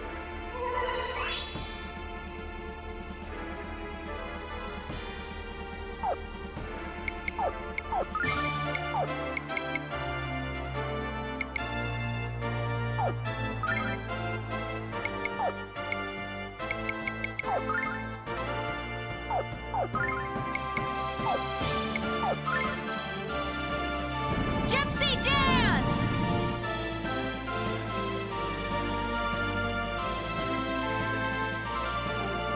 Dodge this!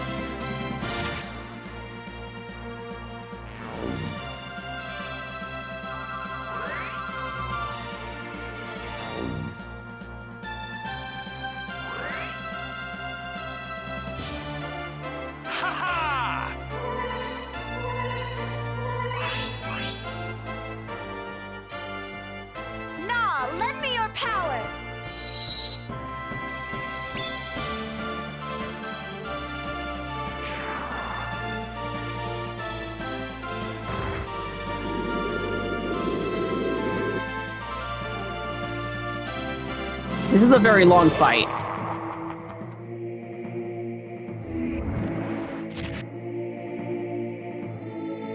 I saved this for you, infidel. Wow.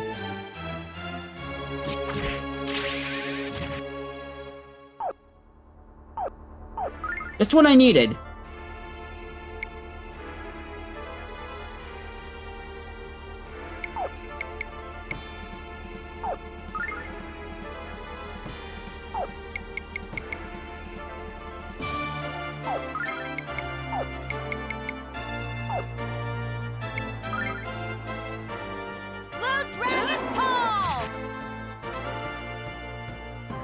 Dodge this!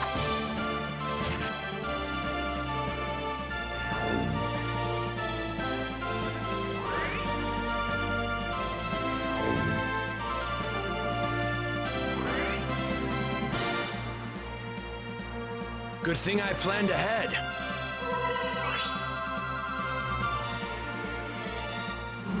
All right, who's going to die?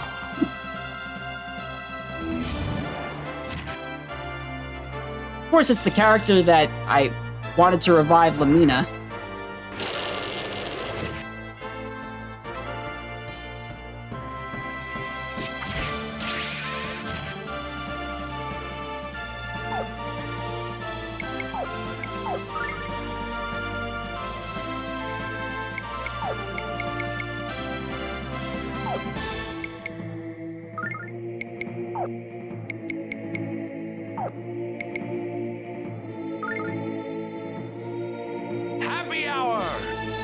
This is what I was talking about. Revive Lindy has, like, turn priority, normally. But apparently, Zophar, before he loses a hand, has turn priority over that. Heal! Yeah, normally it would be, like, 7,000 damage. I think someone else took, like, 7,000 earlier. Actually, no, you must be talking about Leo. Yeah, Lamina took like 2,000. Wow! He's trolling so hard!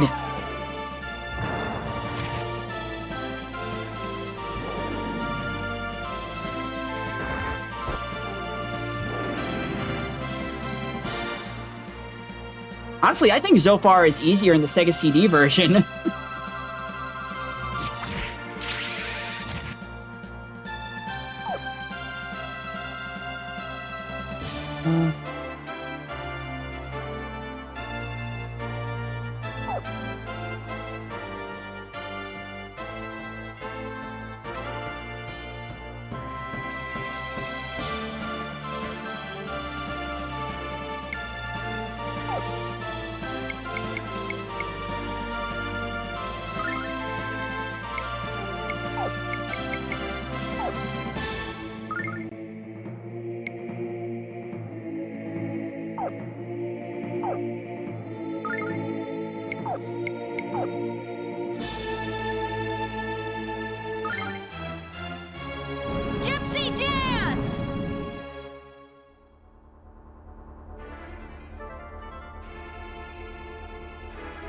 Heal!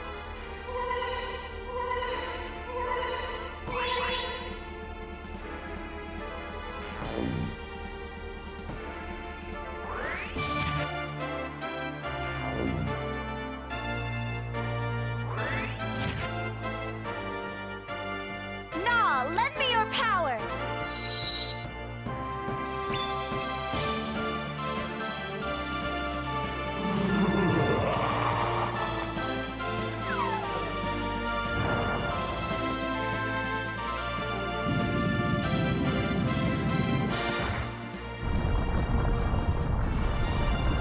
This is the worst RNG I've ever gotten from Zophar. Sample my goods.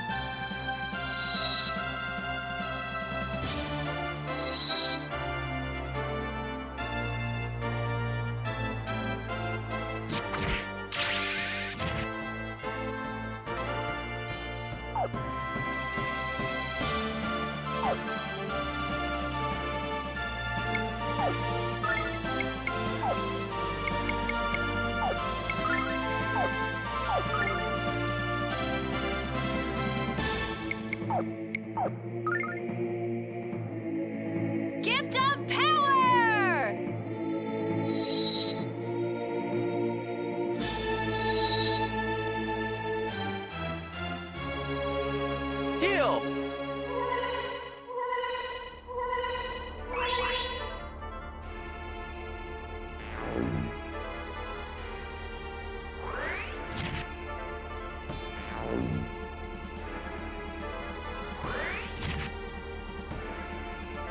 Nah, lend me your power! Oh, wow. Lamina just ran out of MP. Well, that's not good. I was not paying attention.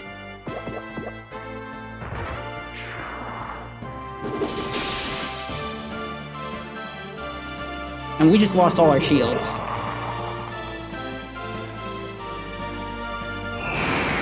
I should have silver lighted. I saved this for you, infidel!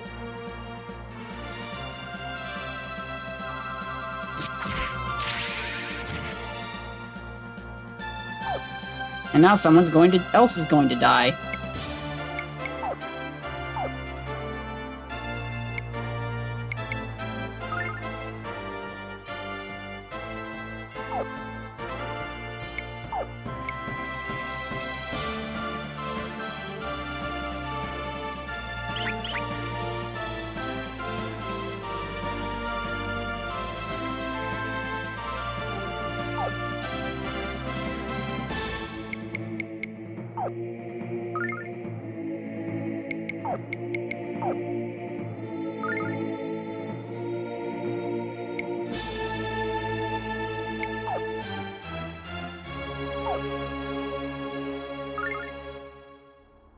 Happy hour!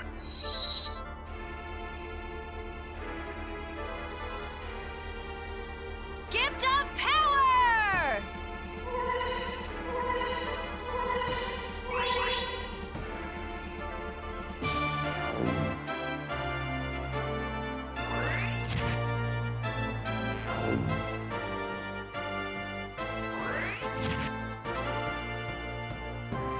I knew this would come in handy.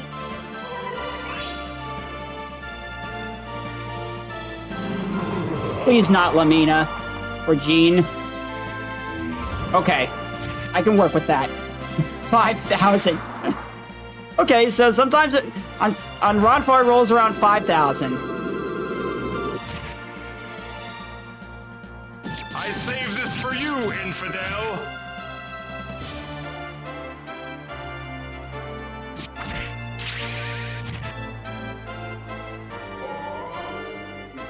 Okay, it's over.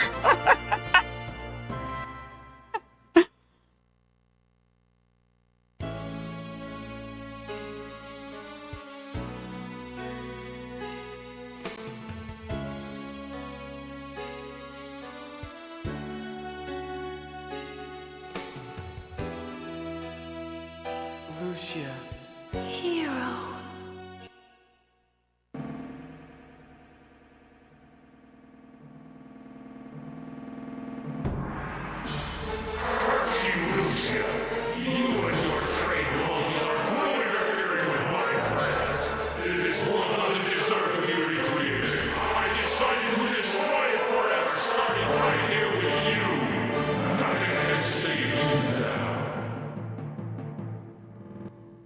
Oh no, we got another fight!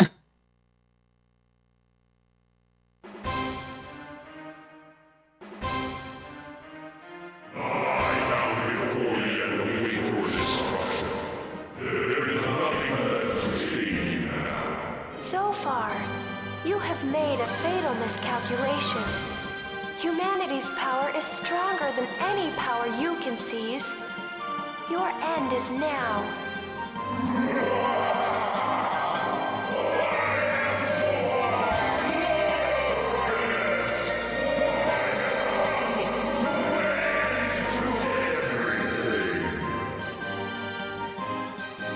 You know what? Screw it. I'm just gonna AI and see what happens. Dodge this! I've had enough of Zophar. Who knows? Maybe I'll win. Oh no, Hero's dead. Hero.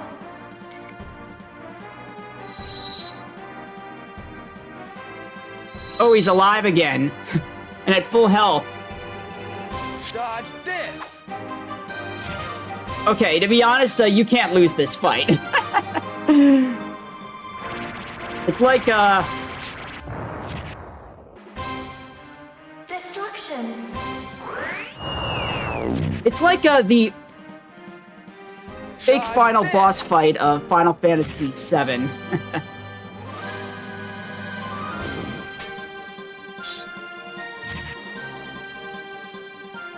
We must hold together.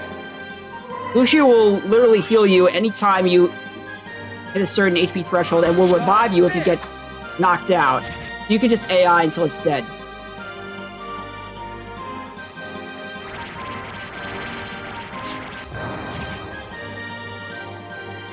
We must hold together.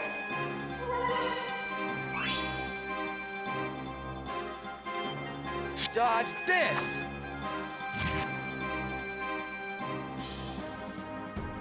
Zophar, it's over. Lucia, get ready! Now!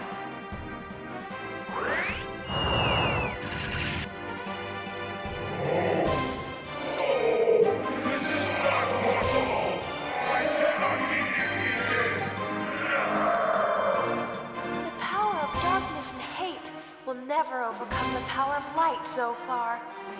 Never. The power of humanity should not have been this strong. But it is, and it has dealt you a fatal blow. Fade to a twisted memory, Zophar. The world will not mourn your passing. I am Zophar, architect of anarchy, lover of darkness, and the master of mayhem. I will never be completely defeated. Never.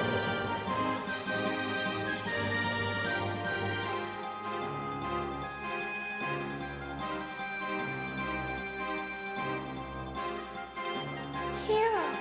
Lucia.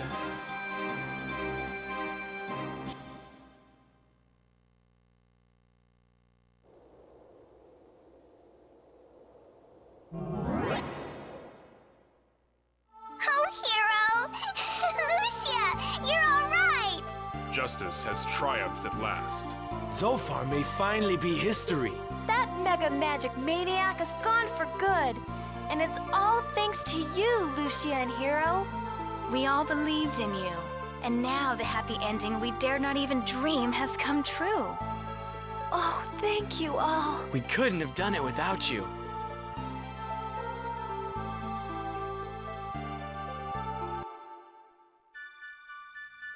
Alright, we're coming up on time now. So, time will be when I talk to Ruby and you start hearing voice acting.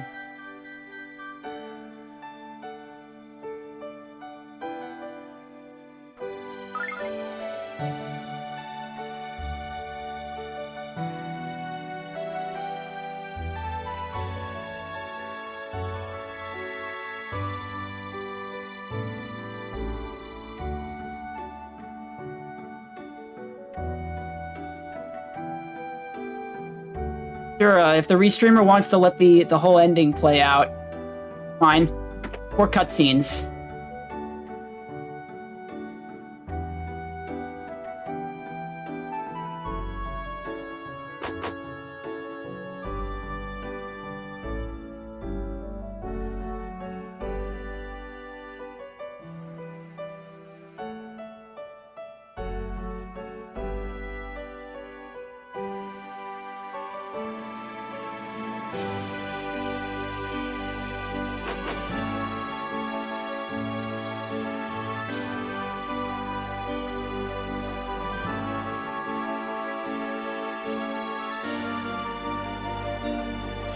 Time. Hey, Hero! If you're heading back to Grandpa Gwen's, I'll go with you. Hey, what the heck are you telling Hero that for? You just finished saying you'd go back to Taven's Peak with me. Oh, yeah, right. Well, I knew that.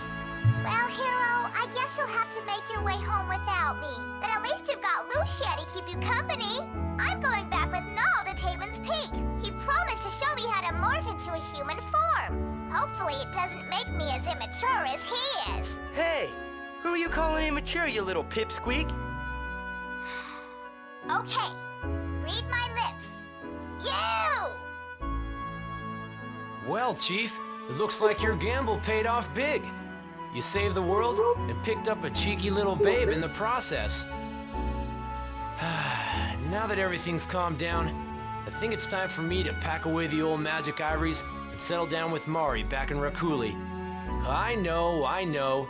It doesn't sound like me, but hey, it's time.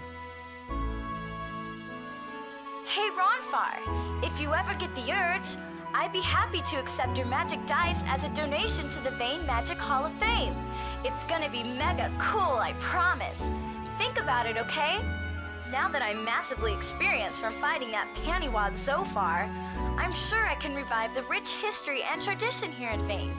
By the way, Hero, I've made you an honorary member of the guild, so come back and visit sometime, okay?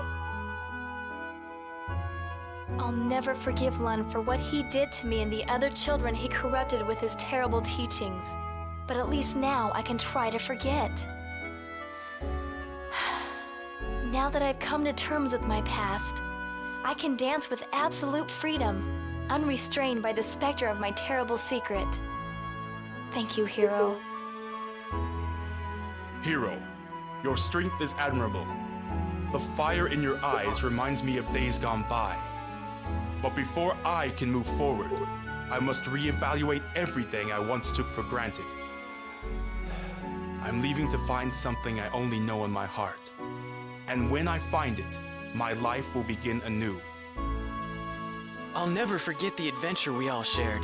If any one of us hadn't been there at the final battle, Zophar might have won. You all deserve the best in life, and I know you'll find it.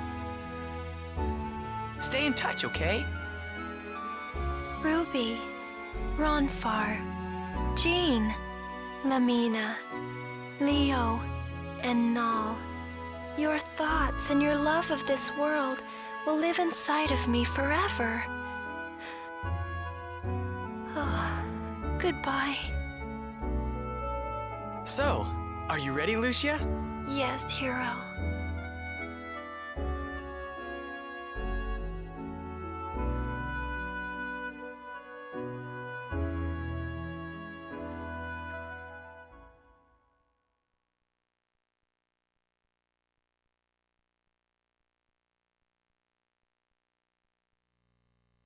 Come on, Lucia. We should go. Grandpa Gwen's probably sick with worry by now. Yes, you're probably right. Man, I can't wait to get home. The first thing we'll do is set up a room for you. Then we have to teach you how to cook, so you can do your share of the meals. I hope you don't mind fish. If Ruby doesn't have some every other day, she turns kind of cranky, and I bet she'll be visiting often.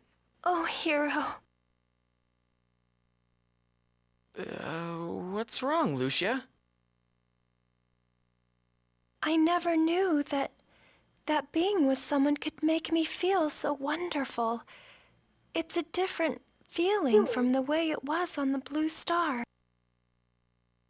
Lucia, you're not alone anymore, and you'll never be alone again. We'll be together forever. Forever? Yes, forever. You're right, Hero. Of course I am. Did you doubt me? Just knock those bad thoughts right out of your mind and let's get home. All right, Hero.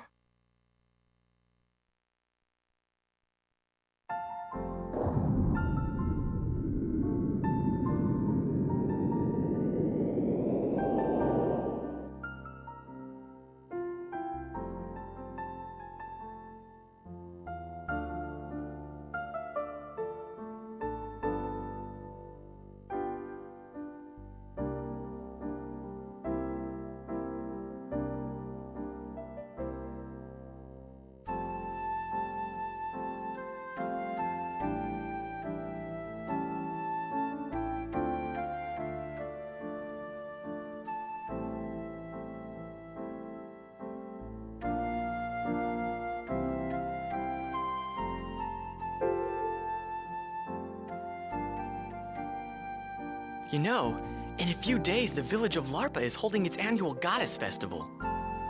They celebrate the blessings of Althena with singing and dancing and drinking. And every year, they hold a contest to choose the best singer of the festival. This year, it'll be you, for sure. A singing contest? In front of people? I don't know. Tell you what, if it makes you less nervous, we'll go and get the kids from Tabin's Peak. All of you can sing together. It'll be great. Lucia, what's wrong? Nothing really. I was just wishing we could continue this journey forever. Oh. Well, Lucia, I have to be honest. I've been thinking the same thing. After we visit Grandpa, let's take the Destiny and go on a new adventure. What do you think? That sounds wonderful, Hero. Okay, then we'll call it a plan. I can't wait. This'll be great.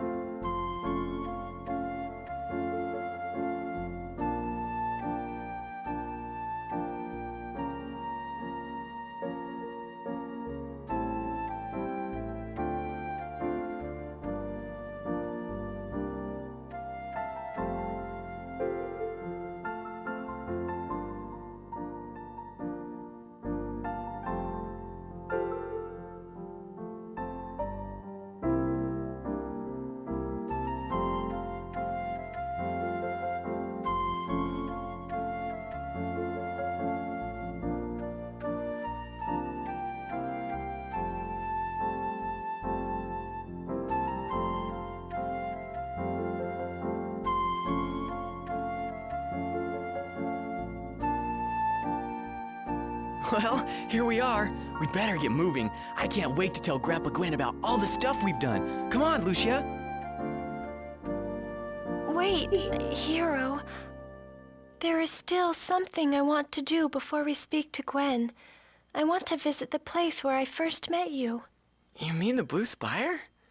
But, Lucia, I don't understand. You needn't. Will you do it? For me? Of course, Lucia. You know I'd do anything for you.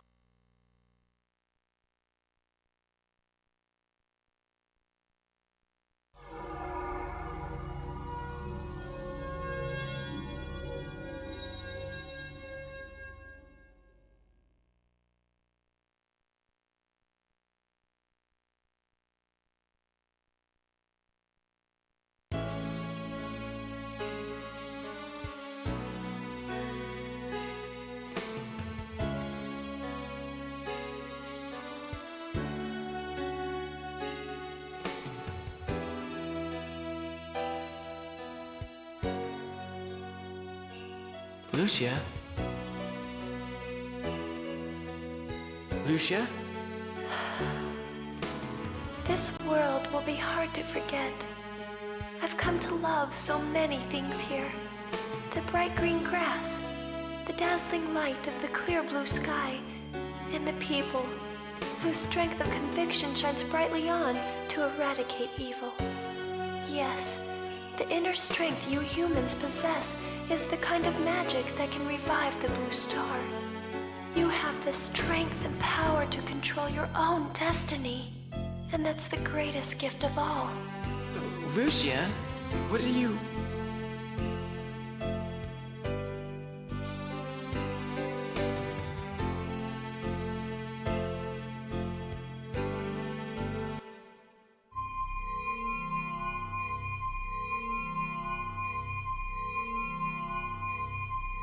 No! Lucia!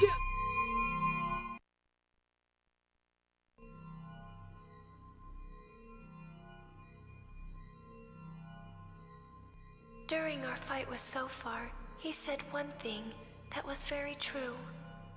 He said that I couldn't believe, that I was incapable of believing in the power of humanity.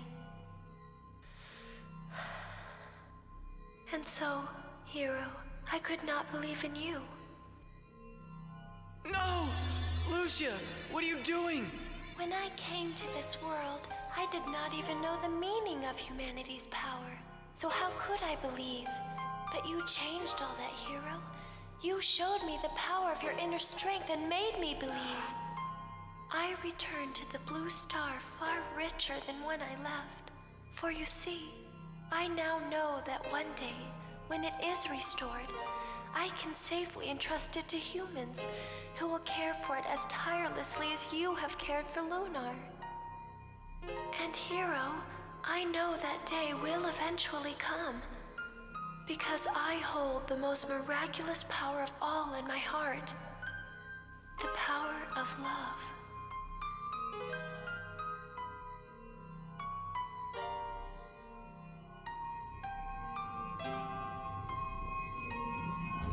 Come back! Lucia!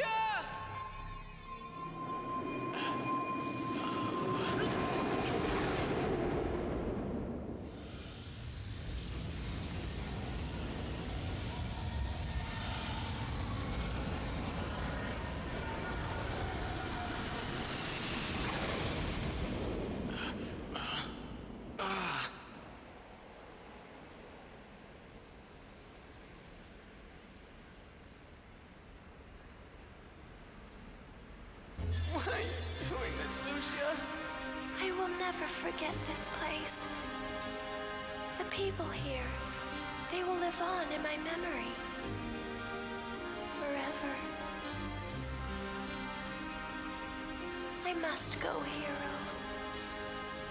Please understand why. But I don't.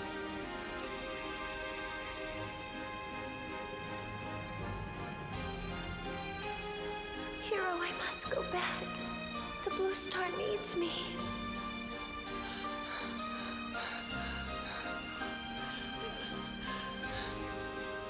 Goodbye, Hero. I'll always love you.